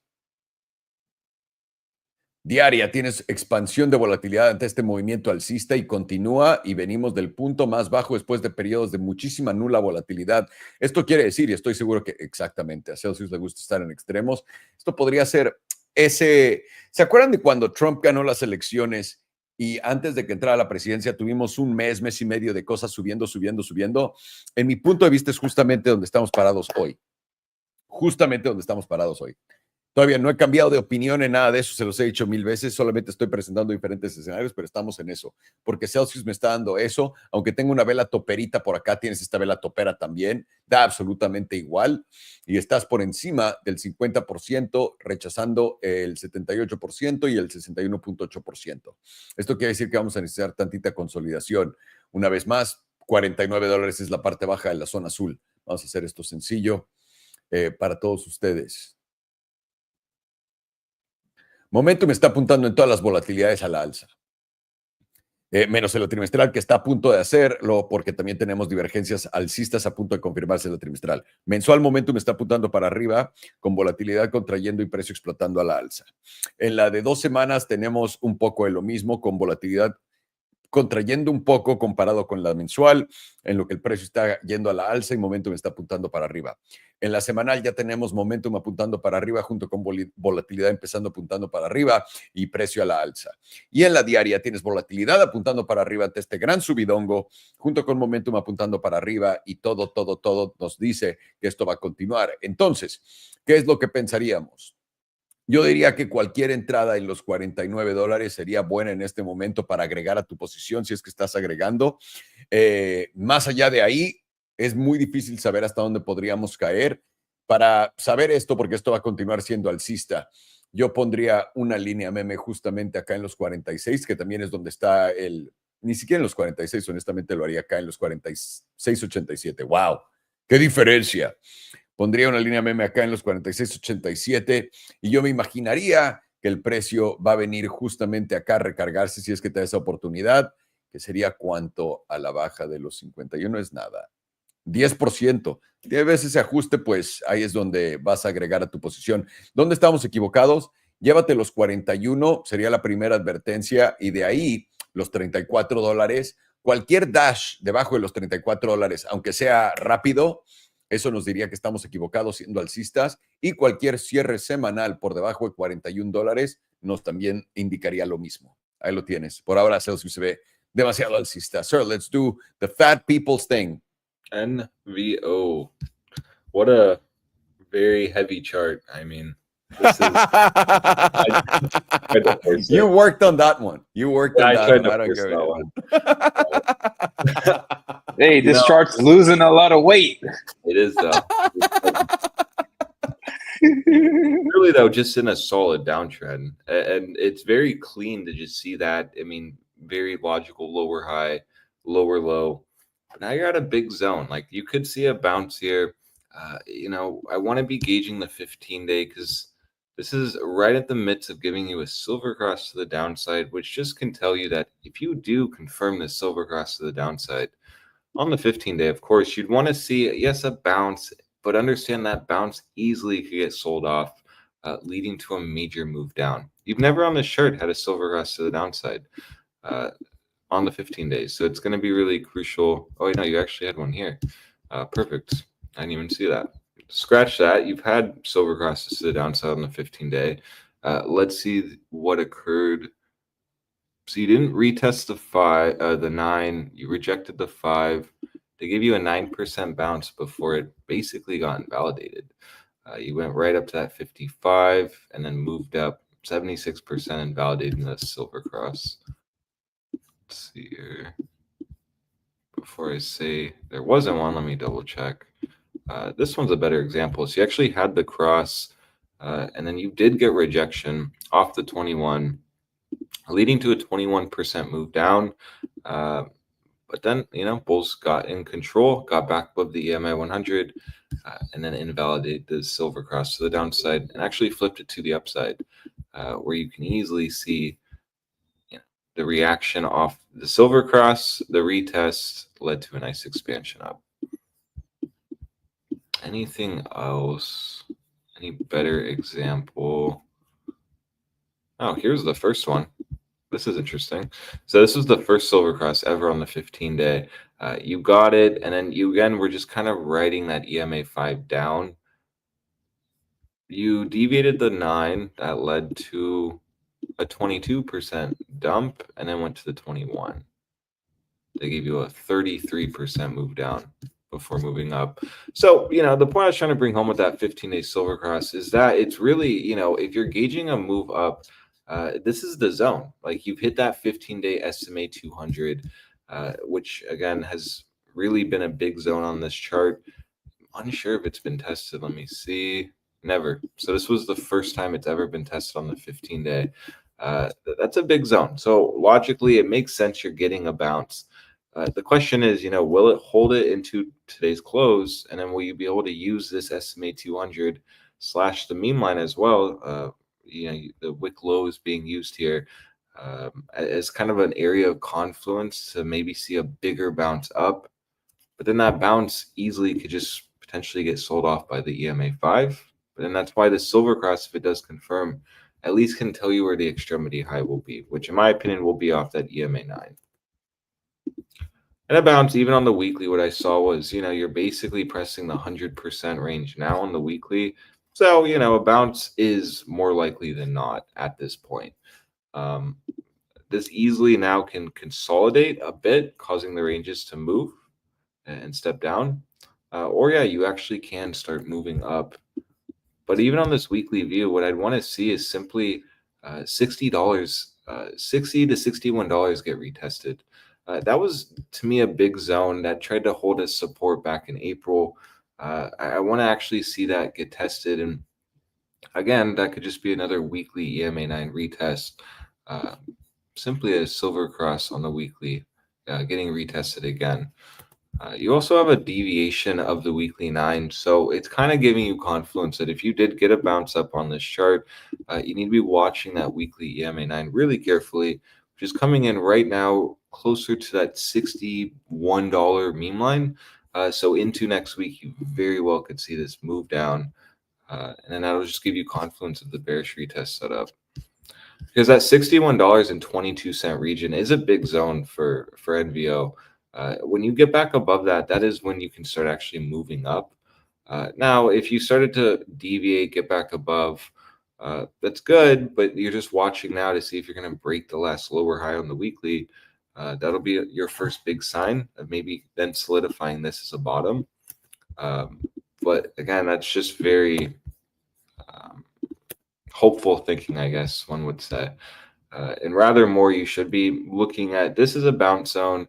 And this zone is the bearish retest. Getting back above the weekly 9, again, will be good. Maybe taking out this wick high solidifies the trend shift. But as long as you're under that weekly SMA 200, there's literally no case to be bullish on this chart whatsoever.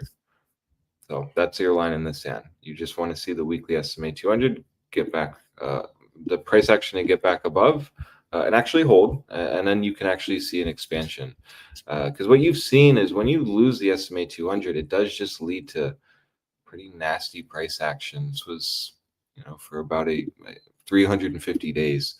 And then here, again, just nasty price action for 168 days. And it's really not until you get back above the weekly SMA 200 where, yeah, then you can make a case to long and it's actually fun and bulls are happy and the music begins again. Same with this, just nasty price action. It's downward and chop for 329 days. Terrible.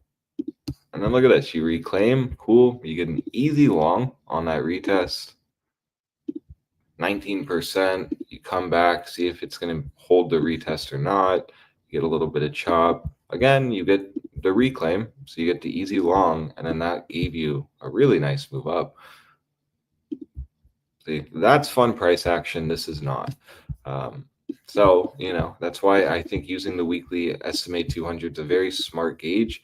And the fact that that is currently sitting at $83 just shows how dramatically sold down this chart is. And essentially bulls have no legs to stand on. So if you're buying this and investing in it, just understand that, any rally up specifically to that $61 is just going to look to me like a lower high in a series of lower highs. And simply we're just rejecting that weekly silver cross, all while potentially putting in a 15-day silver cross, possibly confirmed on this next candle. So, you just want to be very cautious here. This chart really broke down massively. It's in a bear market. And yes, you're at meme line support, but all that really could do is just give you a bearish retest. You're even seeing that on the monthly where you were holding above that EMA 100, holding above $61, up until July where everything just collapsed. So, would this really surprise anyone if you consolidated, maybe in October went up and then went down? No, it just simply looked like what it's done every single time, which is consolidate, move up, bearish retest down, consolidate, move up, retest down. See, trend is fun because at least it can keep you in check. Because, you know, instead of you buying here and here and here, you're just like, yeah, that's not very fun. And believe it or not, people do that. It's, you know, crazy. Because he said doo-doo.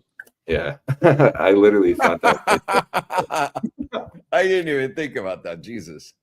Yeah, that's hilarious. Fun because I thought the same thing. So we're just children.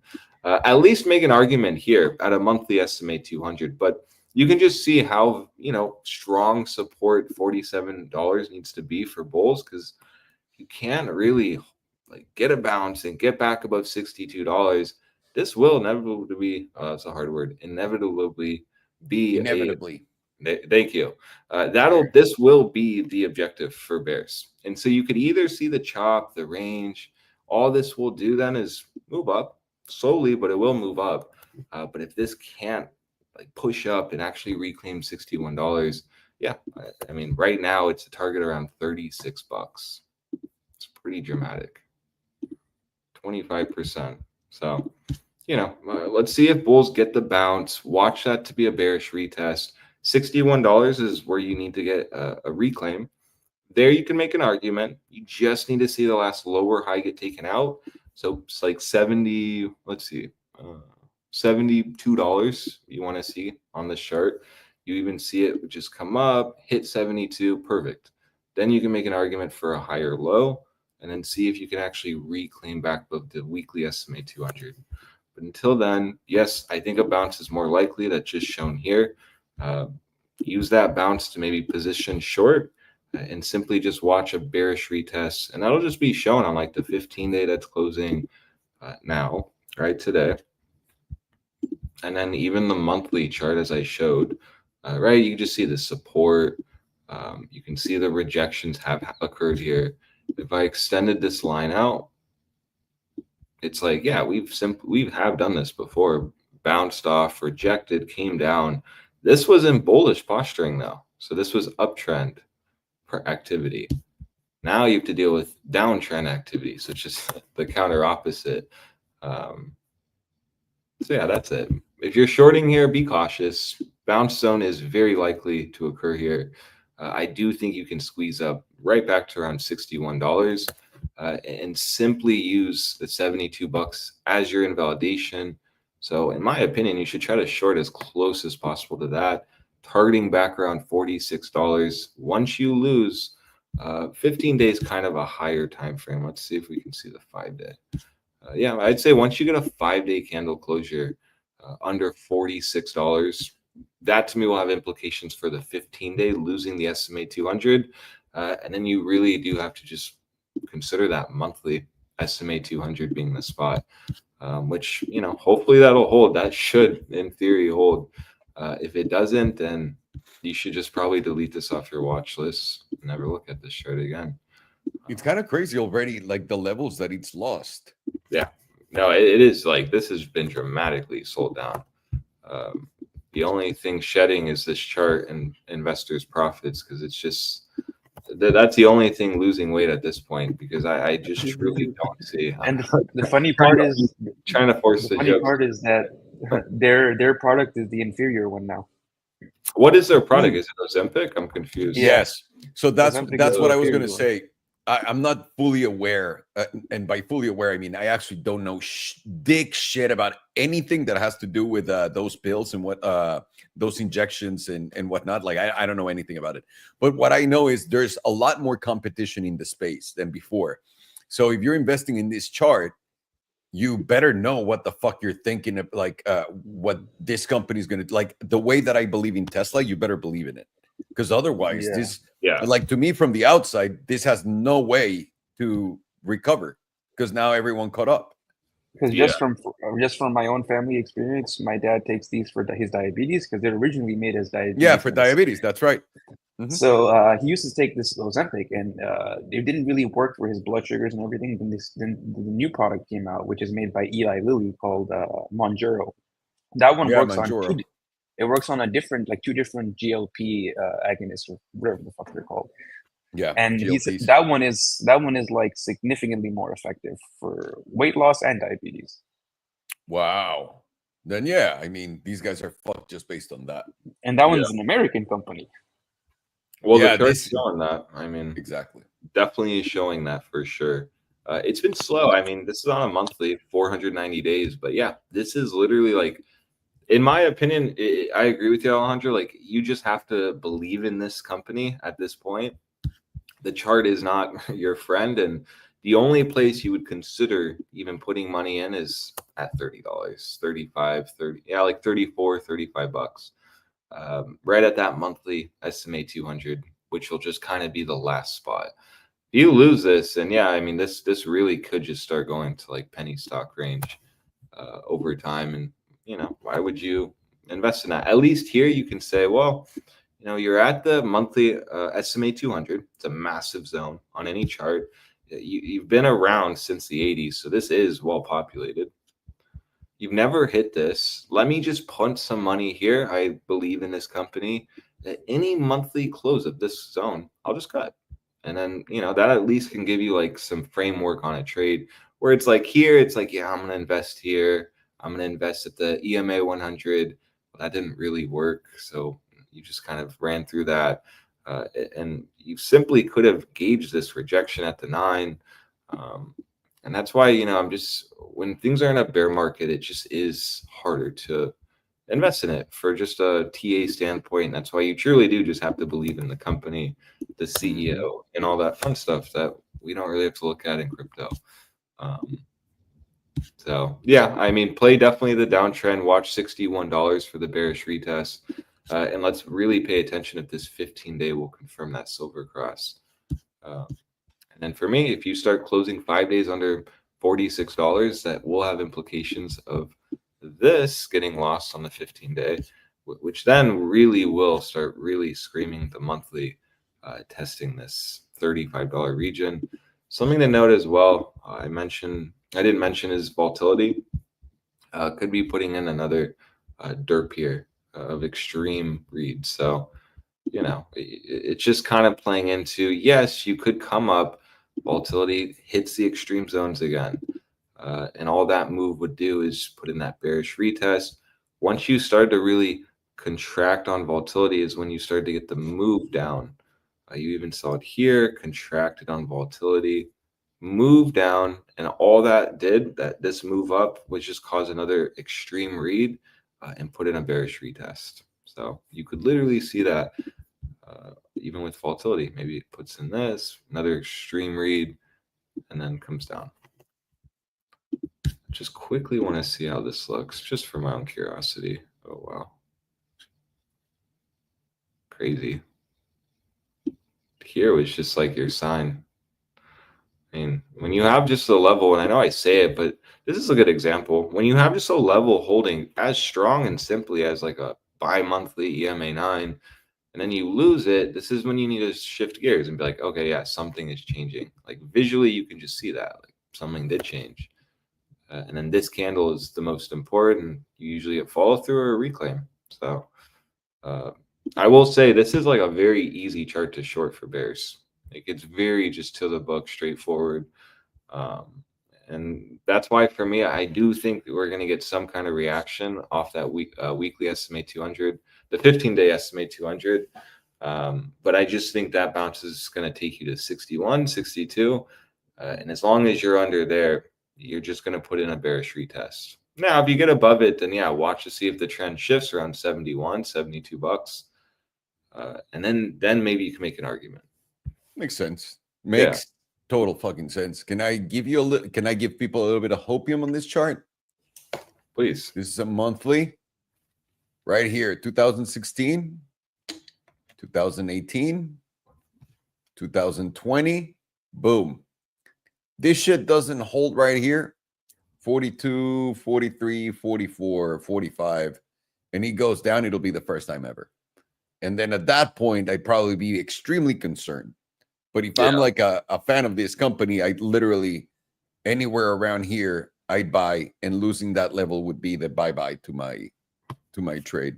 No, that makes sense. And then you're just kind of gauging that meme line right around the 60s to get reclaimed. Mm-hmm. To really just put it back in that major range. Well, because I mean, this range is crazy. Like this was 2021 until 22, November, May. So a year and a half you were in this range. Then you went up and fucking busted up like crazy and then came down. But before that, you were in this range, the one below from 2010 until 21. This is a massive range you don't want to get into because then you're going to be trapped in here. You lose $37, you're fucked. Like this shit is going to zero, in my view. No, that makes sense because where was that? Monthly SMA 200, right at like, $36 is that monthly SMA 200. So I mean, if you lose that, it's fucked. That's why that's my criteria. I'm like, that's where you should invest if you believe in this chart. Because if you lose that, it's take it off your watch list. It's dead. It's just a dead chart. It's gone. 100%. 100 million%. Thank you, senor. We got Tesla for you. Perfect. Let's get it. Ok, esto es Novo Nordisk, lo que los creadores de Ozempic, y lo único que ha perdido esta tabla es valor, no peso, pero la gente que son sus clientes han perdido peso también. Todas esas gordas que decían que les llamaban, cómo eran y tal cual, resultó ser puro palo y solamente querían no hacer ejercicio ni dieta. Así que, ¿por qué está cayendo tanto una acción de algo que literalmente está ayudando a tanta gente? La competencia. Novo Nordisk fueron los primeros en moverlos, usaron a las Kardashians para poder usar la mayor cantidad de publicidad posible y fue muy exitoso. Y pueden ver al grado al que fue exitoso. Pero ahora está cayendo, tienen más competencia, existe Manjaro, existen un chingo más de cosas para que la gente baje de peso usando estas mamadas, en vez de hacer ejercicio o comer bien. Felicidades. Aunque también era medicina para las diabetes antes. Ahora, la cosa es, nunca inviertes en una empresa. Esto no lo vas a tradear. Espero que no estés solamente intentando tradear esto. Si lo estás intentando tradear, podemos platicar de un trade. Si estás intentando invertir, también vamos a platicar de lo que tienes que hacer. ¿Por qué? Porque si vas a invertir en esta empresa, en Novo Nordisk, para que sea parte de tu portafolio, etcétera, tienes que entender los fundamentos perfectamente y la competencia y dónde están parados. Cuando yo volteo a ver a Tesla y digo y veo que Tesla está cayendo, no me preocupo ni por un segundo de que se va a ir a cero. En esto, si me dices, güey, velo abajo que está, deberías invertir. No, porque no conozco nada de esta empresa. No sé si en verdad se va a ir a cero, si la competencia es demasiado o si se va a recuperar. Pero la buena noticia para todos los que quieran invertir a largo plazo en esto es que es un poco sencillo el juego. Tenemos esta línea meme que ha estado, para empezar tienen que entender estos niveles. Este canal de aquí hasta acá duró básicamente 11 años. El precio de aquí a acá en este canal duró 1 año y medio. Esta explosión del 2022 hasta acá fueron 3 años, ¿ok? Arriba de este rango, bien. Abajo de este rango, esta es la media, este es el purgatorio del rango y esto es el infierno. Estás en el purgatorio del rango acompañado con esta línea alcista que nos está dando mínimos más altos, mínimos más altos, mínimos más altos. Si quieres invertir, apóyate en este rango. Si llegas a perder este rango, y llegas a entrar de nuevo aquí abajo, esta cosa se va a ir a cero o muy cerca de cero. ¿O cuál sería el punto de invertir en esta cosa? ¿No? Porque lo que quieres es invertir ahorita que está en 30 y que se vaya a 150 otra vez. Pero no se ve bien. Ahora, si esto fuera Tesla, estoy viendo esto y Tesla está una vez más, está en los 190, claro que voy a comprar. Y aquí, si yo estuviera dispuesto a invertir en esta empresa y entiendo lo que está haciendo una vez más, yo no estoy nada, no sé nada de esto. Yo compraría tal cual donde está acá, sería mi primera entrada y la más light. Y me enfocaría en una segunda entrada acá, que sería mi entrada más gorda. Y esta sería esperando a que todo salga bien y que aguante. ¿Ok? Eso es lo que yo haría. Güey, que compré con mi entrada light y se fue para arriba. Qué chingón, güey. Busca otras cosas en que poner tu dinero. Que también entró acá y se fue para arriba. Güey, te sacaste la lotería. Que entró acá y te fuiste. Puta, qué de huevos. Pero si te llegas a llevar esto, el nivel de los $37 para abajo, esta chingadera se va a ir a cero. No yo nunca voltearía a ver esta tabla. Estás a nada de que esta tabla sea de esas feas, pero de nuevo, el verla así, también entiendo por qué el sentimiento es tan, uy, voy a comprar el fondo de este movimiento, lo entiendo perfectamente. Ahora, si eres trader, más fácil. Lo único que tienes que hacer es invalidarlo con esta vela en los $45. Vas a comprar ahorita para hacer un long e irte para arriba y esperas el retesteo de los 58, bien, y tu invalidación está aquí abajo. Güey, que quiero hacer un corto. Podrías, pero también tienes la muy alta probabilidad de que suba. No tiene tanto sentido hacerlo. Tiene más sentido irte a apostar para arriba que para abajo. Y ahora te va a dar el HPDR para que puedas notar diferentes niveles. Déjame prendo esta chingadera, déjame quito esto, quito mi lapicito. Y puedes notar también que en el HPDR mensual estamos hasta el 97%. Ahora el 100% es tocable. Quiero que lo sepas. Y eso está junto a nuestra línea meme, perdiendo la línea que viene en diagonal, pero por encima de nuestro SMA 200 mensual que está aquí abajo. Esto es todo lo que quiero ver en esta tabla. A la verga, nada más. Quiero ver si voy a aguantar y pasar los $52. Los voy a pintar acá. 52.44. Si puedo romper esto a la alza, voy a venir muy probablemente a retestear el promedio del 100 que perdí acá. Si lo puedo retomar y empiezo a subir, bien. ¿Dónde está la línea en la arena para la subida? Encima de esto. Tristemente está bastante arriba, es más del doble, un poquito más del doble del precio en los $84. Aquí ya todo es viento en popa, somos alcistas de a madre. Esto es el purgatorio y no sabemos qué está pasando y estamos literalmente en la parte baja. Podemos venir al 100% aquí abajo, perder completamente todo nuestro soporte. Y ahora, lo que no me gusta de esta tabla a mí en lo personal es esto. Déjenme quito esto. Estos mínimos de acá ya se los llevó para abajo, o sea, ya hizo un mínimo más bajo. Ve, te voy a poner una línea de estas. Ya tocaste acá. Este mínimo es del 2022, tío. Y ahora tocaste más abajo que eso. Estás haciendo un bajo más bajo que este. ¿Cuál es el siguiente bajo más bajo? 33. Es por eso que no me gusta. También tienes el 21 cruzando por abajo del 9. O sea, tiene todos los ingredientes negativos esta tabla de a madre. Pero ahí tiene, o sea, hay jugadas bastante sencillas en una tabla así. Uno, inversión a largo plazo, tienes que ser uno de los creyentes, entiendes perfectamente lo que esta chingadera está haciendo, etcétera, y que no se va a ir a cero. Sí, estás comprando acá, estás comprando esta línea meme y estás comprando esta línea meme en diagonal también. Bien. Digo, esta de aquí abajo con el SMA 200. Si no eres inversor a largo plazo y estás buscando un trade, el lado largo, el lado para arriba, tiene más sentido por tu invalidación aquí abajo en los $44. Si vas a ser corto, el problema es, tienes la probabilidad de que esto rebote, hacer un retesteo bajista en toda esta zona. Y ese retesteo bajista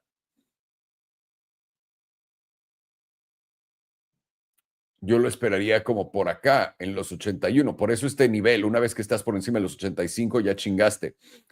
Y puedes ver que sí lo retesteó, ya lo retesteó bajistamente, cayó, retesteó bajista y bolas para abajo. Aquí la cosa va a ser, ¿vamos a regresar a retestearlo o vamos a continuar para abajo? Y ahí, que Dios nos ampare, no tenemos una respuesta sólida para todo esto. Si lo ves en la diaria, solamente para cerrar esto, que también los datos son una mierda porque esto no es una empresa gringa, no te da un tip de absolutamente nada. Está literalmente en la media del canal esto. Está en la parte alta de la zona azul. Ya cayó al 0%, pero ya también ya subió a la parte alta de la zona azul. Puede rechazar tranquilamente y regresar una vez más al 97% o hasta el 100% que está en, y adivina dónde, en los 32. Esos $32 tienen cara de que están llamando al precio. Ahora, no tengo ni idea, pero es lo que es. Bastante sencillo. Ahí tienen las invalidaciones de todo lo que vimos y lo que no, y las ideas para arriba o para abajo. Vámonos a la que sigue, que es QBTS. La tiene Don Farjano. You gotta remember to unmute myself. Good job. Good job. We're making progress. We're making We are progress up in making this progress. Look at us. Look at us. Who would have thought? bitch. Not me. Not me. Certainly not me. Certainly not my wife. So, yeah, this was the one that was going basically just up only, Yeah. and kind of just went sideways for a little bit, and then some more busting action. And right now, momentum is technically flipped to the downside because it's below the moving average, but it does look like it's pretty close to flipping back up. Maybe in 1 or 2 more monthly opens, it likely does flip back up, assuming that you are closing over somewhere around $15.20, which is this candle's open. You could get a move down to swipe this 9 EMA, reconnect with it. I mean 5 EMA, reconnect with it, maybe a little bit lower to this meme line. But you would want to see a strong bounce from this area, and you would want to see a close over this 5 EMA, and also a close over that this candle's open at $15.20. As long as you continue to do that, this is just going to be bullish consolidation before it springs upwards towards the 78.6%, somewhere around $30. Let's go a little bit lower. 2-week is currently flipped to the downside on momentum while volatility is contracting. So there's some hope in there. Also, forgot to mention there is a very fresh silver cross right now. I know there's no history of the 55, but if you were to like kind of roughly draw it in, it would be what you would have for a silver cross. That it kind of goes along with getting a pretty nice earthy green dildo on the monthly. Still in the bullish control zone, however, even though it's flipped down. You're getting a Godwood background, but there is no sell signal yet on the jewel. What's likely going to give you that sell signal is if you close below about 1476, a little bit lower than that $15 area. Weekly is still positioned to the upside on momentum. That's interesting to see. While volatility is technically in contraction, very close to going into an expansion. Weekly is giving you a sell signal, hasn't been confirmed yet. Let's see what price would quickly confirm it. Yeah, this is very likely going to confirm that sell signal, especially since you close in 3 hours. That's a very ugly weekly candle. You lost the 5 EMA, now you're rejecting it. And likely going to continue a little bit lower to somewhere around that $15 zone, which is that weekly median. Below there is your 38.2%, around $13. This is the last area to hold to prevent a deeper pullback. And if you start to lose this 15, what is the line at? $13.20 area. Likely going to get a much deeper pullback towards that 55 EMA, towards somewhere just below $10 at like $9.30. I don't think that's going to happen, however. I think it's likely just going to grind out some type of low over here as these ranges can step up and then try again. Because if you were to look at the quarterly, it just goes straight up. So it's not really wise to look for deeper pullbacks with a trend like that.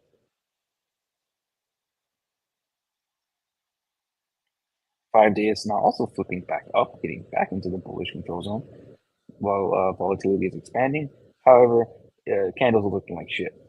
If momentum still continues to the upside with volatility expanding after this 3-hour close, then that will give more confluence to the idea that you're probably going to bounce somewhere around that $15 zone. 2 days now flip to the downside, also getting very close to the bearish control zone. The last time we were anywhere this low in momentum was very close to bottoms, and we were tapping the 21, which we have done now. Assuming we still hold over that 21 EMA on a closing basis, this should be a consolidation for a move up. Close below that 21 EMA, then you're going to be testing somewhere around that $13 zone. Daily is not, oh fuck, why does it keep doing that? Daily is now starting to flip back up. Let's see if there's any divergences. We took out these lows. Yeah, we did take out these previous lows, and price actually made a higher low, giving you possible hidden bullish divergence on the daily.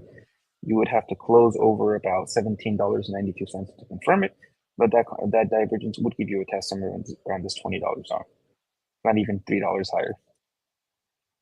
Daily is starting to lose the sell signal, switch over into neutral. Assuming you can continue to hold this wick low at about $16.11, this will eventually flip into a buy.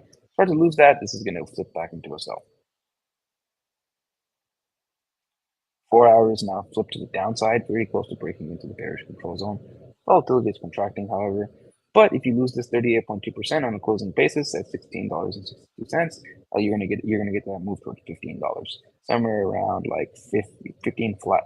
And this could be taken as an attempt for another higher low. There is still a possibility because it's still technically a little bit of a higher low. it's just going to be very, very worrying at that point. If you did want to go long on QBTS around here, you would have an easy invalidation right here at about 1404.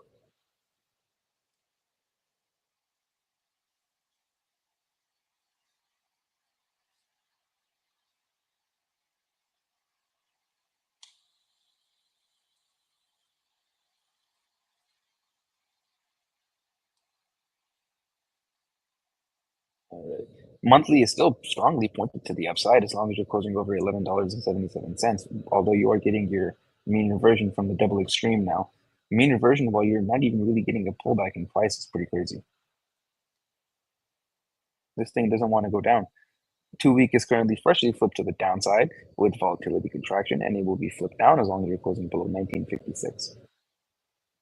Weekly is freshly flipped back up.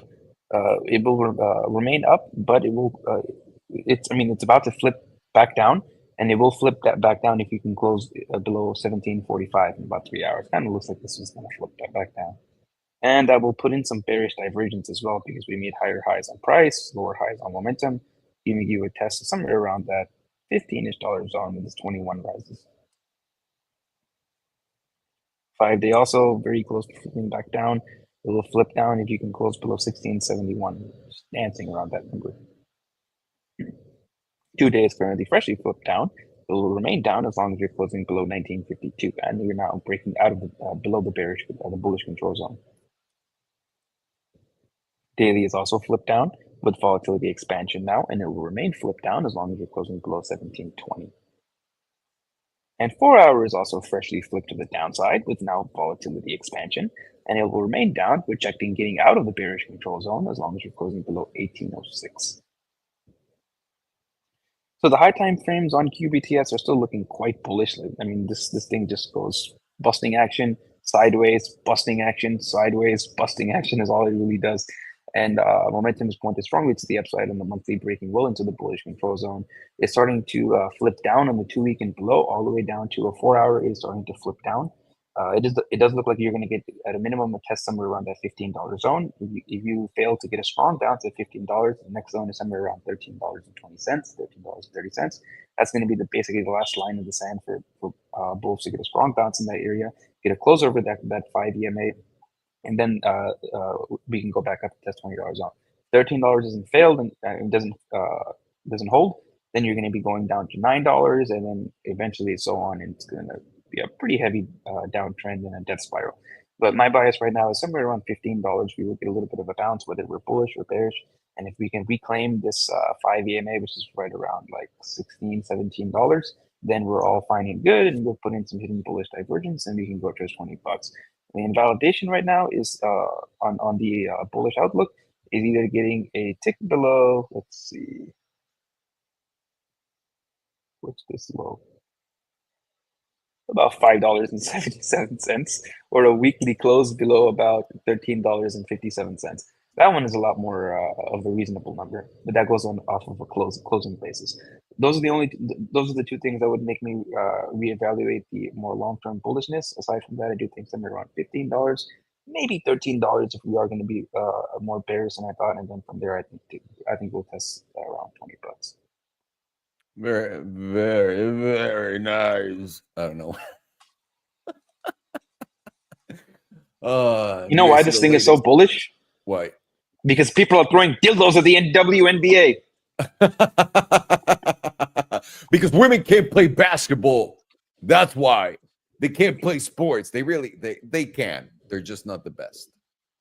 See, instead of Andrew Tate just attacking them, I'm just like, listen, it's fine. It's just men are better at sports, just at sports, and at cooking, and at dancing, and at pretty much everything. Legit. The best dancers are men. The best cooks. Name one famous chef that's not Lorena Garcia from Taco Bell. That's a female. Name one. Oh, I could absolutely not. What about males? Gun to head, absolutely could not. Martha Stewart? No, she's not a cook. She's she bakes. Yeah. Martha Stewart was like the basically like the aunt or the mom that everyone wanted to have, if you will. So it's all about like everything she does in the house. It's not just one thing. So that's Martha Stewart. So now name one chef that's famous and it's a man. That dude from Carbone. I don't know his name. I think that is his name. It's like Gordon Ramsay. There you go. That's all I need. That's all I need. You understand what I'm saying? You understand what I'm saying? Oh, all right. Listen, I love you ladies. It's just it's been like this for a while, okay? And it's fine. Men are different, like our genetics are different. We don't have to fight about this, okay? It's not the same playing field. So take it easy. That's it. Yeah, it really is. I don't understand why people take such offense on that. It's no, there's literally no debate about it. There's just not, it's just not the same playbook, even genetics. Yeah. It's like, you know, us or white people competing against black people in anything athletic. We just have no chance. No chance. Unless you are a mix of something weird and there's some mega super powerful black gene inside of you, there's nothing you can do. Those guys are faster, stronger, have way bigger dicks, like everything. They got it all figured out. And none of them will beat the Asians, the Indians, and the Chinese at math competitions. Come on. This is what I'm saying. Yeah. It's different types of robots. It's just people don't understand that yet. Soon they will. I'm kidding. Maybe not. Let's go. Thank you. Estamos viendo QBTS. No me acuerdo por qué, pero había puesto esta línea meme por acá, que les había dicho que era importante poder retener. Este era el mínimo. Estamos viéndolo en la diaria. Esto es una tabla que no deja de subir, damas y caballeros. Lo habíamos puesto. El objetivo aquí arriba, ¿por qué lo tenemos? Porque es un patrón de aquellos de tasa y copa, y ese patrón nos pone como objetivo, y por eso se los había puesto acá, que mi objetivo para esto van a ser los $22, ¿ok? Y estamos ya en camino, estamos cerca, hemos llegado a los 20.50. Ahora me imagino que si no llega a los 22, es el peor error de mi vida como trader, me equivoqué, porque eso fue lo que pasó con Bitcoin, ¿no? Bajó a 15, no a 10, y ya con eso fui frito. Ahora pensándolo para atrás, qué pendejo soy. Y esto, pues bueno, espero que sí llegue a los 22. Estás viendo exactamente lo que yo... La mensual para mí es las tetas de la vaca, y la razón por qué es sencilla. Una, tienes un cruce plateado. You realize you have a monthly silver cross on this shit. It's very deceiving because you can't really see it. The orange has started populating. If you were to like draw in back where it would be if you had the data, you would have the cross. Yep.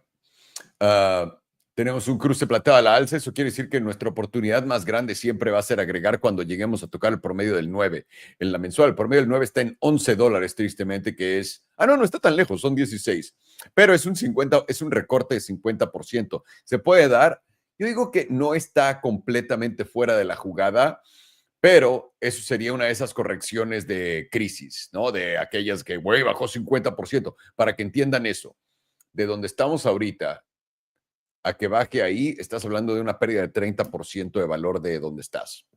Entonces, algo tiene que pasar para que eso se dé, por lo que yo personalmente ahorita, a corto plazo, no le daría muchas probabilidades a esa opción. Otra cosa que quiero ver es si estamos ya en extremos, y no lo estamos. Estamos en el 61.8% y la parte alta de este está en $30. $30 es un número redondo, un número interesante, y por ende sería mi próximo objetivo después de romper los 22. Por ahora estamos por ahí y se ve bastante bien la cosa. Semanal tenemos nuestro 50% justamente donde estamos. Queremos romper ese 50% en los 17.10 para poder continuar e ir a estos 22, que es el 61.8%, como si hubiera sido escrito en la profecía, cabrón. Impresionante. Semanal, estamos recargándonos en el promedio del 9 por acá. Lo puedes ver perfectamente en ese 50%. El 61.8% fue lo que nos rechazó, pero estamos aguantando por encima del 50%. Esto nos da más probabilidades de ir a buscar los 18.57 una vez más. Si no, y caemos y perdemos los 16.46, deberíamos ir a la parte alta de la zona azul en estos 15, y estos 15.70 deberían de aguantar. Si no aguantan, te vas a llevar los 14.87, y si te llevas los 14.87, los 13.62, y eso te pondría para caer a los 11.50, que es el siguiente objetivo de esto. En la diaria, estamos justamente en la zona azul. Nuestra media está en los 16.87, estamos en 16.70. Con subir solamente eso en 2 horas y 51 minutos, tenemos más probabilidades de ir a la parte alta de la zona azul en $17 y de ahí el 61.8% en 18.66. Pero de no poder hacerlo, nuestro siguiente objetivo sería en los 16.30. Después nuestro 55 está en el 15.81 y el 61.8% en $15.11. Ese para mí sería yo creo que va a ser la mejor oportunidad de entrada. La razón por qué, se los pongo acá bastante sencillo, para no perder la cabeza. Beautiful reaction on the coin, beautiful. Pusimos esta línea meme por algo, ¿no? Claramente nos enseña que por encima de esta línea meme tenemos más probabilidades de buscar esto. Tenemos este mínimo y ahora tenemos este otro mínimo, justamente acá. Si te llegas a llevar el primero en los 16.17, vas a tener una alta probabilidad de ir a buscar los $15, digamos. Si eso aguanta y solamente te llevas este mínimo y se viene acá y rebota, es muy posible. Te llevas este mínimo, no hay pedo. Te puedes caer hasta los $11 y está bien. Simplemente con lo alcista que se ve todo esto, creemos que la oportunidad va a estar por ahí de los $15. Si es que no es esta la oportunidad y simplemente estamos haciendo esto. Para después continuar y vámonos a la alza. Así que esto se ve muy alcista. ¿Qué tenemos que hacer para estar equivocados? Caer de los 13.59 en cierre semanal. Yo me saldría de esto en cierre semanal, ¿ok? Y ahora, un flashazo, y este es el pedo. Por abajo, el otro nivel va a ser muy cabrón de sacar de los $9. Si caes de los $9 por un segundo, aunque sea, te vas.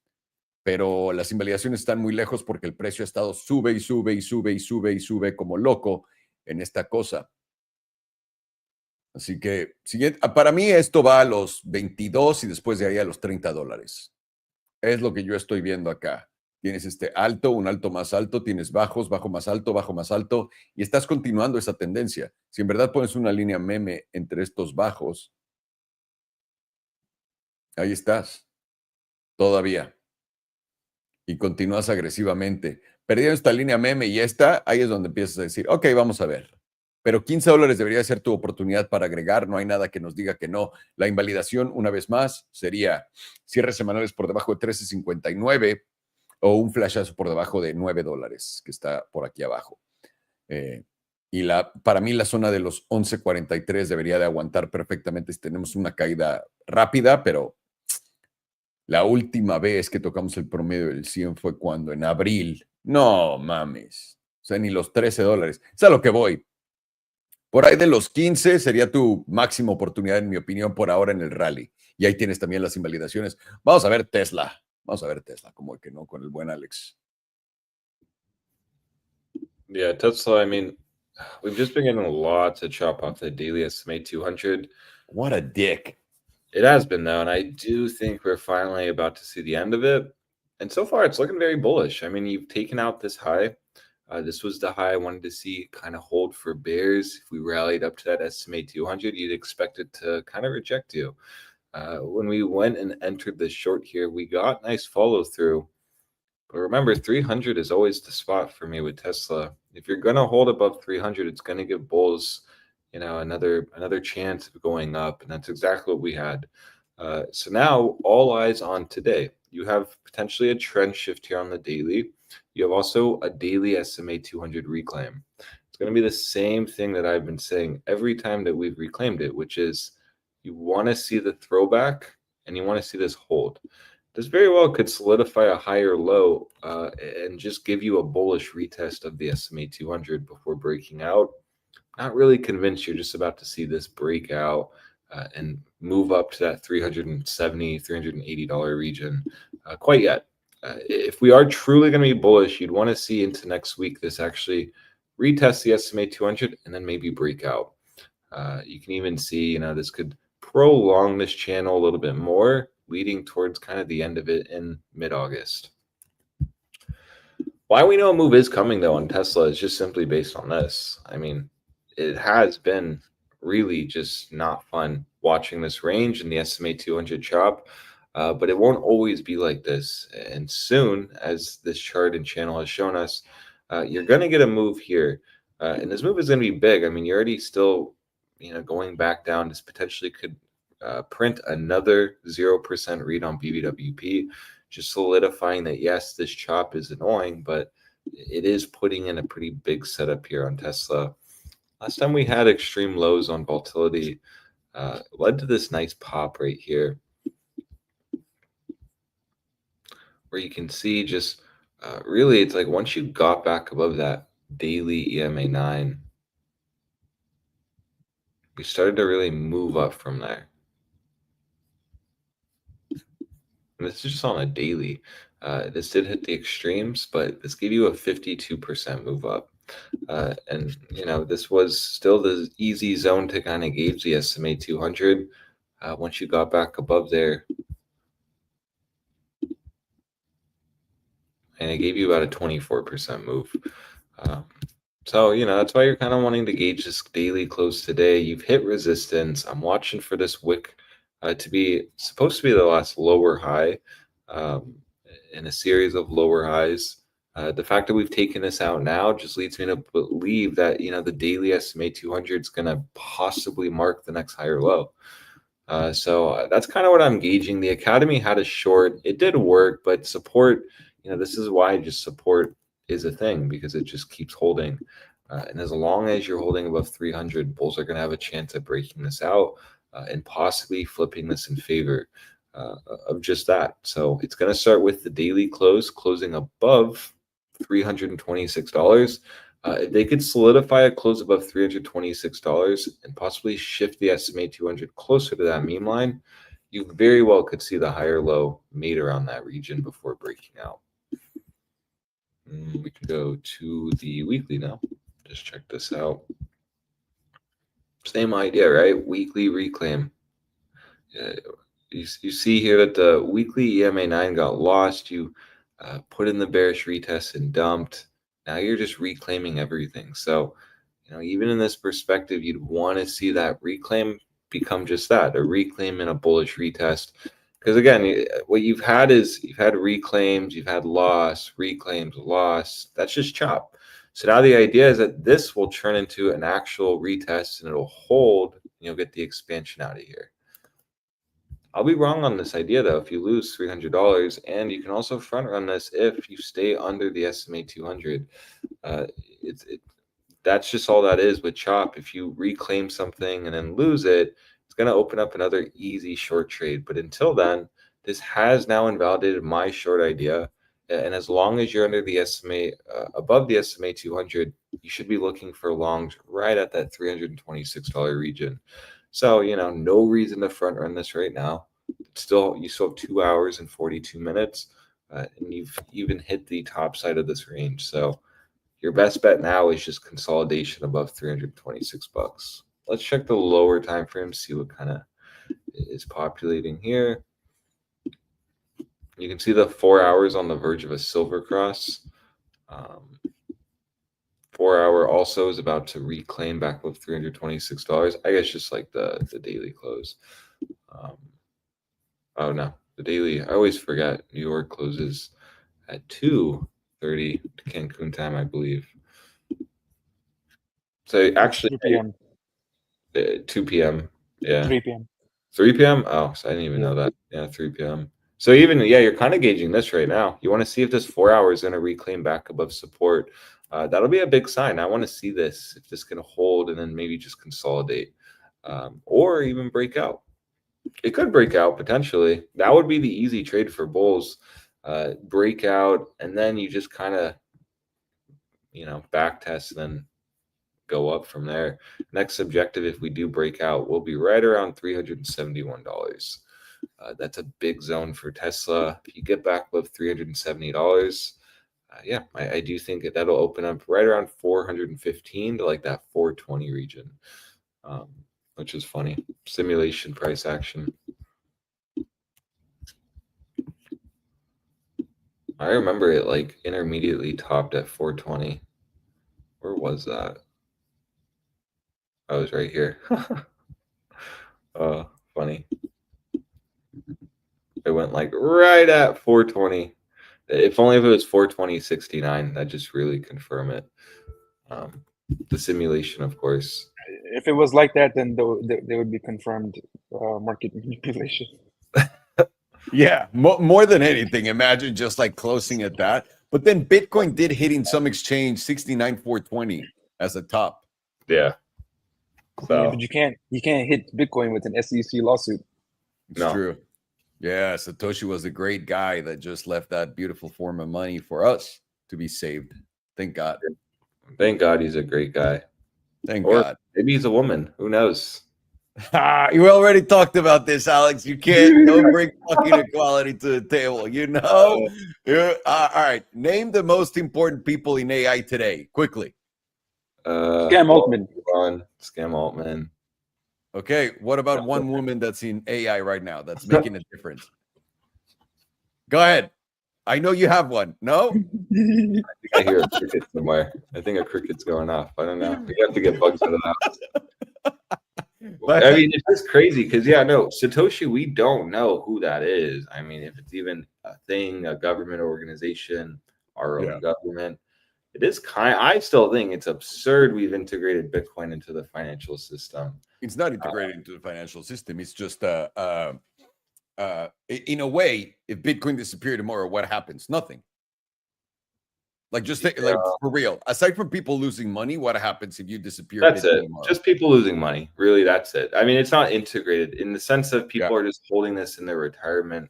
That just to me seems kind of crazy because, well, you have some mysterious being that we're all just like perfectly fine to ignore holding all of the coins.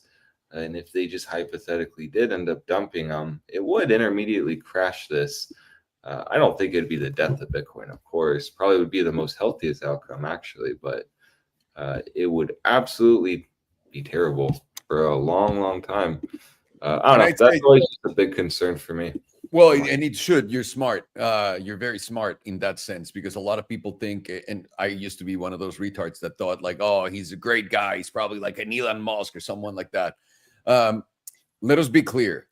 If I want to sell my company and let's say that BlackRock is coming in to buy it, they're going to go through my garbage, dude. And through all of the garbage, like literally my garbage. I don't mean like the stuff that I say online. Like there'll be people going through my garbage, making sure that I'm not some sort of fucking weirdo that they're acquiring and then bad things will come out. You think BlackRock created the ETF saying, oh, well, that's a Satoshi guy. We don't know who that is, but hey, we'll just make sure to invest billions of dollars into this thing, even though we don't know who the guy is and they can sell all of his coins. No, it's fucking they know exactly who the fuck it is. They know, and it's them. I'm not saying BlackRock, but like those people, the ones that Would it make you feel better or worse about Bitcoin if it was the Chinese Communist Party? I wouldn't have I wouldn't have a stance on it because if it's the Chinese Communist Party that created Bitcoin and Bitcoin has been doing this the whole time, then what's the problem? You know what I mean? Like the easiest thing to know is it's the American government who created it along with our American institutions, right? It's very simple. In order for us to beg for a blockchain system so that they can tell us right now that cryptos and that everyone that favors crypto in the United States is going to be the capital of crypto, when they're not talking about like your little meme coins, they're talking about stable coins. Like that's all it was. It was just a play to get us into blockchain, which is, by the way, brilliant. Like brilliantly played. I could see that argument. I mean, that's now more integrated. They can track you, control you more in that way. Also, though, the argument is like predatoriness causes it to go up. Money's crazy. Mom, grandma, everyone's investing in it now. And then it just doop. Yeah, I mean, it's a part of it's also what Bitcoin does is it takes out everyone coming in with their money. It takes their money. Like at the end of each cycle, it's when everyone that is not on it gets on it, and then they take their money away. So it's a very predatory, but that's the least of their problems. I think the important thing here is what we all think is, and by the way, this is not negative on Bitcoin on the price. The price will continue to go up because it's in their favor to get more people bullish on the idea of blockchain, right? Once all the dollars are turned into digital dollars, we can talk about that, right? That's different. So Bitcoin through time will continue to go up. But the lies that they sold us at the beginning is it's perfectly transparent and it's transparent transactions, right? Like that's what they tell you. Well, that's retarded because that means everyone can see where your money is. Everyone, literally everyone. It's the least if you're one of those people that wants to go the fuck away and never deal with humanity, that's the worst thing you can possibly buy because it tracks the shit out of you, right? That's one. The other one is they tell everyone that it's not possible to confiscate it, but governments have stacks of confiscated Bitcoin. This is the most hilarious one that everyone really truly believes. Do you understand what I'm saying? And yeah, absolutely. It's absolutely retarded. Like you're holding your own money, beat the institutions, and you're just like, what? That doesn't make sense at all. You want to know what's not traceable? And also, if you want to buy Bitcoin today, because there's the argument of the cold wallet. If you buy Bitcoin today, right? Let's say that you're a brand new 18-year-old that has money in a bank account. You go buy $1,000 worth of Bitcoin through Coinbase, through your bank. Like you have to buy it through an institution, right? Then you have it in your wallet. Then you send it to your cold wallet. So all of that, your institution already reported that where the Bitcoin's hiding and everything. So when the cops are like, all right, we're going to need to get $1,000 from Alex, they're going to show up to your house. You're going to have nothing, but they know that you have that Bitcoin. So in one way or another, they're going to get it, right? There's no doubt about it. It's not like the cops are going to say. But if you went to your bank and you took $1,000 cash out and you saved it, there would be zero chance that they would know if you still have the money or not. Zero. And that's what they fucked us out of, cash, because it's the most brilliant decentralized form of exchanging value. And it's like a paradox. Yeah, but it's just so not convenient to use. Well, now because they've made it not convenient to use. Yeah, that was like the end goal, because cash is truly just king. You can't tax it. You can't hide it under your mattress. It truly is. No one can take it from you. I know that you have it. No one at all. That's it. That's literally why this is all so stupid. And again, I'm one of the idiots that fell for it's so decentralized and it's like fucking brilliant. Oh, I'm pretty sure everyone did. No, well, everyone still, by the way. It's like the gateway entry into Bitcoin. You believe that. And when you actually start realizing it, you're just like, oh, no, that's a fugazi. Yeah, the only thing that we care about, or everyone cares really about, as much as they get mad, is that the price continues to go up. That's really it. That's it. Yeah. Truly, that's it. Truly. Yeah, that's it. There's no other. No, we're in it for the tag, bro. We're in it for the tag. We're in it for the tag. If you were here when Bitcoin was doing absolutely nothing, no one wanted fucking Bitcoin at 15, 13, 12,000 when it was not moving at all. No one wants it. It was a meme to be in crypto at that point. At all, yeah, it was. So that's how you know that it's not for the tech, when it's sitting here and everyone's suicidal, crying, not buying it, selling their Bitcoin here. I mean, no, it's just price. I don't know. People have a hard time admitting their own truth. It's kind of weird, but it's true. So yeah, that, with Tesla, though, let's just cycle back to it. In summary, you're watching just the daily SMA 200 reclaim. No need to front run this. We'll wait for the daily in 2 hours, 31 minutes, and just watch very carefully to see if you'll actually reclaim back above the SMA 200. That's the first step. And then back test it, hold it, and then spring out of there. That's kind of the idea now moving forward. I'll be watching for the trade for the long side, potentially for the Academy. We did take this short. It did work, but $300 continues to be massive support. As long as you're not breaking 300, it's going to give bulls another opportunity to actually test resistance again. So you've hit resistance. It's just more a matter of, are you going to lose support potentially and even reclaim it? So watch the daily SMA 200. The chop is literally engineered to make it so you don't watch the SMA 200. You just kind of, whatever, it didn't work here. Screw this. I'm not going to look at this anymore. As soon as you do that, it's like you're going to get the easiest trades. And you often, if you are bullish, expand off the SMA 200 and or dump from the SMA 200. So just don't get chopped out and blindsided on what's actually brewing, which is a major move on Tesla up or down. And if that SMA 200 does get reclaimed, you will be more likely to break out from here then. Yes, indeed, senor. Thank you so much. And you boys are done. It's Friday, so go out there and enjoy yourselves. I know you got to travel. Safe travel, sir. Appreciate that. Thank you. And if you guys want to say something before you go, let me know. And if not, thank you so much for everything. I'll see you boys on the Discord. Just watch the trading alerts. Next week, I think we're going to have easy stock trades. And we'll continue to watch that daily EMA9 on Bitcoin, because I do think that's the spring zone. Didn't even actually hit it on the index, which is interesting to see. Let me double check that. Yeah, it didn't even hit it officially. So that just shows how strong so far that meme line is at 160,000. So just watch carefully. That's all I got. It's a good stream, boys. Nice bounce so far on the Bitcoins. We're already up on our longs. Looking good. Looking good. So let's keep looking good through the weekend. You guys enjoy. Have a good one. Buenas tardes. Thank you for everything. Ok, Tesla, para cerrar esto divinamente para todos ustedes, mi queridísimo Ramón, me preguntas, Tesla a corto y a largo plazo. Tesla, dos comentarios, Tesla 2025 y Tesla en corto plazo. Ok, ¿qué es lo que estoy esperando? Y ahora esto es completamente fabricado, ¿ok? Mi queridísimo Ramón, para ponértela sencilla.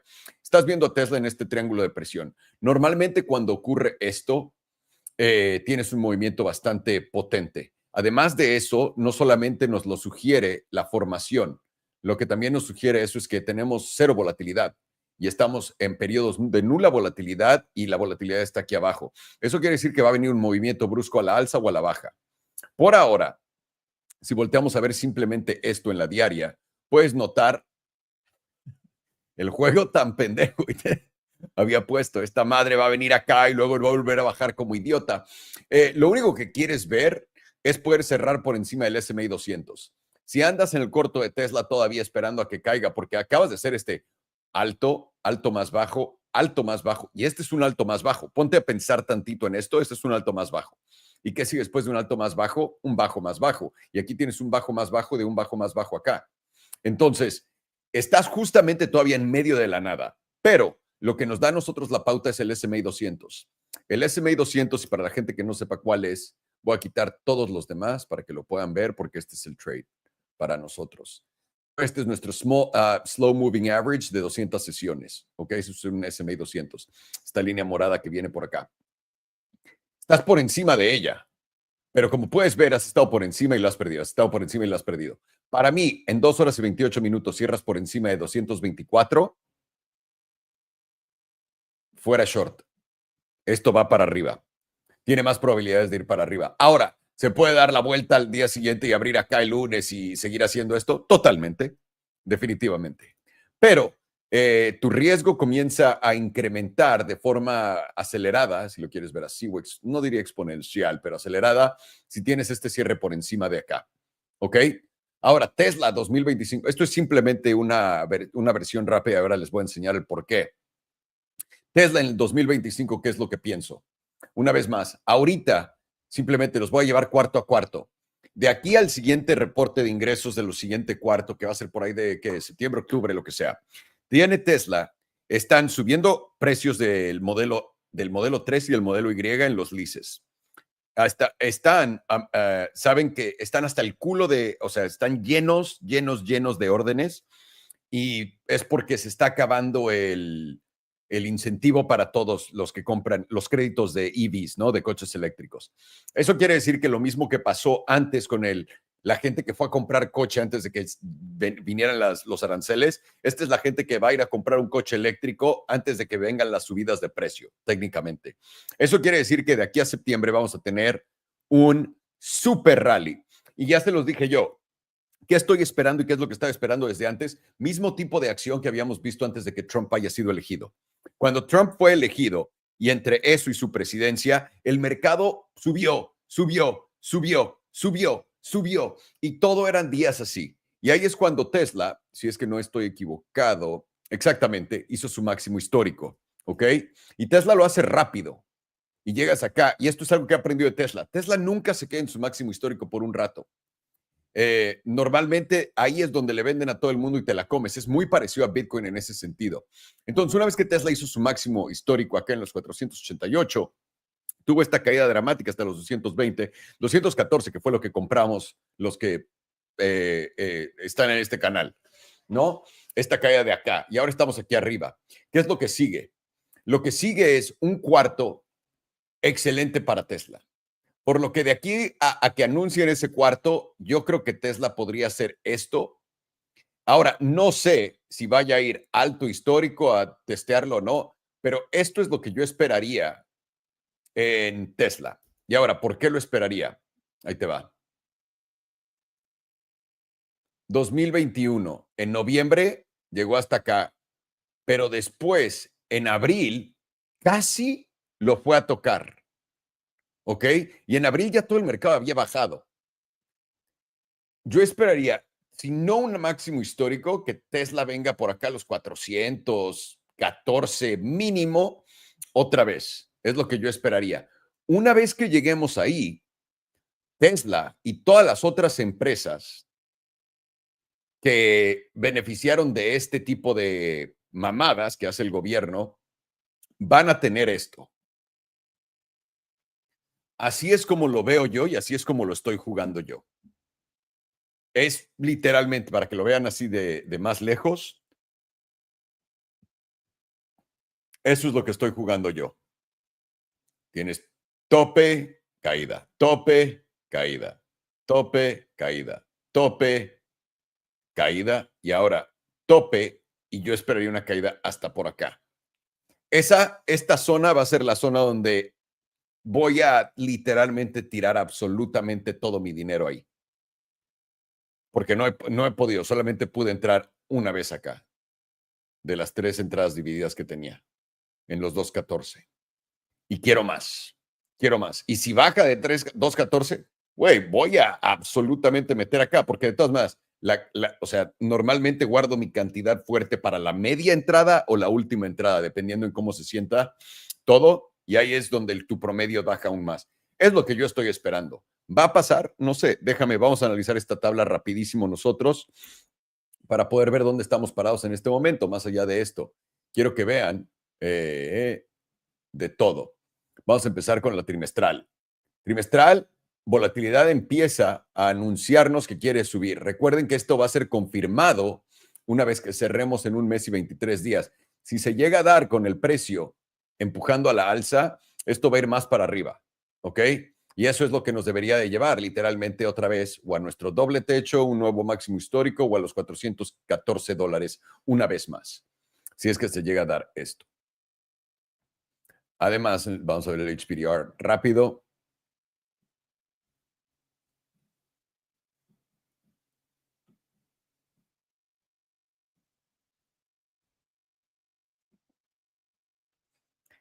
El HPDR pone nuestra media en los 348, casi que 350. Una vez que pases los 333, tu probabilidad de ir a los 370 son muy altas, pero lo primero y el primer obstáculo va a ser esta media en el 350 trimestral. De poder romperlo y poder llevarte los 370, vas a ir a la parte alta de la zona azul que te pone los 435, que eso va con el argumento que te estoy presentando en este momento. Pero esto podría tomar también muchísimo más tiempo. Mensual tienes volatilidad contrayendo, estás en la parte, venimos de la parte baja, literalmente del 100% abajo, después subimos, ajustamos, el HPDR se ajustó también, pero la parte de la zona azul está aquí arriba, en los 389. Por ahora, estás peleando con la línea meme acá, en los 334, pero el 61.8% está en 350. De poder pasar estos 350, rompes la media y te irías al 50% en los 370, lo que te pone ya para ir a retestear mínimo la parte baja de la zona azul en los 387. Y acá, para estar equivocado, solamente te tienes que llevar los 269 a la baja. 2 semanas estás justamente en la zona azul. También puedes ver que volatilidad está contrayendo con fuerza, lo que nos dice que ese movimiento agresivo de Tesla va a venir y va a venir muy pronto. Y tenemos nuestra media en los 314. Estamos muy por encima de ella. Nuestro siguiente objetivo debería ser la parte alta de la zona azul, una vez más, en los 370, vamos a ponerlo así tal cual, y de ahí el 61.8%, 414. Puta madre, como si estuviera escrito en un libro. Semanal, puedes ver, cero volatilidad, volatilidad contrayendo agresivamente, literalmente está en cero, o sea, a la verga cero. El promedio viene acá. Una vez que tengamos esta expansión de volatilidad, vamos a tener ese movimiento agresivo. Por ahora, la media nos ha rechazado y está en los 332, está en esta línea meme. Si rompemos esta línea meme, 350 va a ser nuestro siguiente obstáculo porque tenemos nuestra media en diferentes temporalidades ahí. Y de ahí deberíamos ir a la parte alta de la zona azul. Una vez más, 370. Rompes eso, vas a 414. Diaria. Periodos de nula volatilidad con volatilidad continúa contrayendo. Esto quiere decir que estas líneas, solamente porque no es 0%, deberían de seguir apareciendo acá, lo que nos dice que viene este movimiento agresivo. Estamos por encima del S&P 200, nos rechaza la parte alta de la zona azul, que está una vez más en los 334. Esta tabla es bastante fácil por eso. Toda la confluencia está ahí en esas líneas meme. Esta es, yo creo que mi mejor tabla dibujada de todos. Si quieres ser alcista en Tesla, la primera cosa que vas a estar viendo es haber recuperado este S&P 200 y cerrar por encima de 324 el día de hoy en 2 horas y 19 minutos. Esa sería tu primera señal. Todo chido, qué chingón. Segunda, romper los 334 y llevarte este máximo. De ahí tu segundo objetivo va a ser los $350. Y pueden ver el por qué. Si pongo esta línea acá así rápido para que la vean, pueden ver por qué 350 es un punto tan importante también para el precio, con o sin línea meme. Una vez que rompas los 350, 370 son lo siguiente. De ahí vas a 414. La cosa va a ser, si nos equivocamos, te vas a llevar primero los $300 para abajo y los siguientes, que es el golpe mortal, serían los 269 para abajo. Eso sería, nos equivocamos, chido. La primera cosa sería tener cualquier flash por debajo de 297, que te indicara, güey, estos güeyes que eran alcistas en este momento son bajistas, pero a largo plazo Tesla se ve muy alcista y es demasiado alcista y continúa. Simplemente por ahora, corta temporalidad favorece a que va a ser alcista. Mediana temporalidad a que va a ser bajista y temporalidades altas a que va a ser alcista, si eso tiene sentido. Y ahora, podría que el empuje alcista que nos dé ahorita sea tan alcista que nos lleve a números ridículos, se puede. Y eso lo sabríamos si te llevas el máximo histórico y te vas por encima de $500. Ahí yo diría, ok, olvídate el que vamos a ir a los 190, 180, ese escenario borrado y tenemos que reajustar una vez más en dónde entrar y dónde agregar. Eso es lo que sería. Ahí lo tienes, Ramón. Espero que te haya quedado claro como el aire, tío, claro como los pedos de la mujer más hermosa del mundo, güey, qué asco. En fin, ahí lo tienen, damas y caballeros. Sin más ni más, no les cuento más choros, no les digo nada más. Todo se ve muy bien. Continuamos en este empuje alcista, esperando ese blow off top, lo seguimos buscando, esperándolo. Y recuerden, si Bitcoin ya topó y no vemos un nuevo máximo histórico de Bitcoin, el mercado debería de encontrar ese tope de acuerdo a cómo va detrás de Bitcoin por ahí de la primera semana de septiembre, que es lo que estoy yo esperando. Voy a seguir poniendo atención. Este solamente es un escenario de los que se pueden dar. No estoy prediciendo el futuro. Si ese escenario se llega a dar, ese es el juego. Hasta ahora todo sigue de acuerdo a lo que he estado pensando y a lo que he estado contándoles y les he estado diciendo. Y eso es, seguimos en una etapa eufórica donde todo el mundo cree que la economía está muy fuerte, donde les están vendiendo a todos que todo continúa para arriba sin cesar, donde los resultados de, por ejemplo, ahora que nos van a dar Tesla y todo esto, van a ser muy positivos simplemente por el empuje en demanda, porque los precios van a subir, es lo que les siguen diciendo a todos y continúa. Y eso está haciendo que la gente vaya a gastar y que puedan decir estos resultados que no son ni siquiera buenos, que son resultados mediocres normalmente, que se vean muy bien comparados con los pasados que son malos y les digan, güey, ves que todo ya sigue subiendo. Y ahí, ese momento va a ser el... Eso es lo que yo pienso. Y hasta ahora las tablas continúan por ahí. Han visto los movimientos desde salirnos de cuando tuvimos esa euforia de Trump, comprar el fondo de esta va a ser la recesión más hermosa del mundo, prometerles que íbamos a ver nuevos máximos históricos, estamos ahí, y prometerles que iba a haber una euforia en el blow of top, estamos en esa etapa. No sé por qué vergas todo me ha salido así hasta ahora. Tal vez estamos aprendiendo, tal vez sea coincidencia, no lo sé, Pero ahí vamos y vamos a continuar esto para poder colocar perfectamente nuestras posiciones a largo plazo. A fin de cuentas, tradear, bueno, me llevo 10, 20 mil dólares cuando me va bien al mes, ¿no? De mis trades. Qué rico. Pero lo que te va a hacer una fortuna a largo plazo es invertir en las empresas correctas y poder usar también análisis técnico junto con las bases de las empresas a las que estás invirtiendo porque las usas, etcétera. Eso te va a hacer imparable y te va a hacer una maldita fortuna a futuro. Tienes que ser paciente. De todas maneras, el tiempo continúa, no se para por nadie. Así que no te rindas, brother. Y bueno, con eso dicho, recuerden que en salovisa.com a todos los que están registrados absolutamente gratis les estoy regalando $8,000. El 1 de septiembre es el sorteo.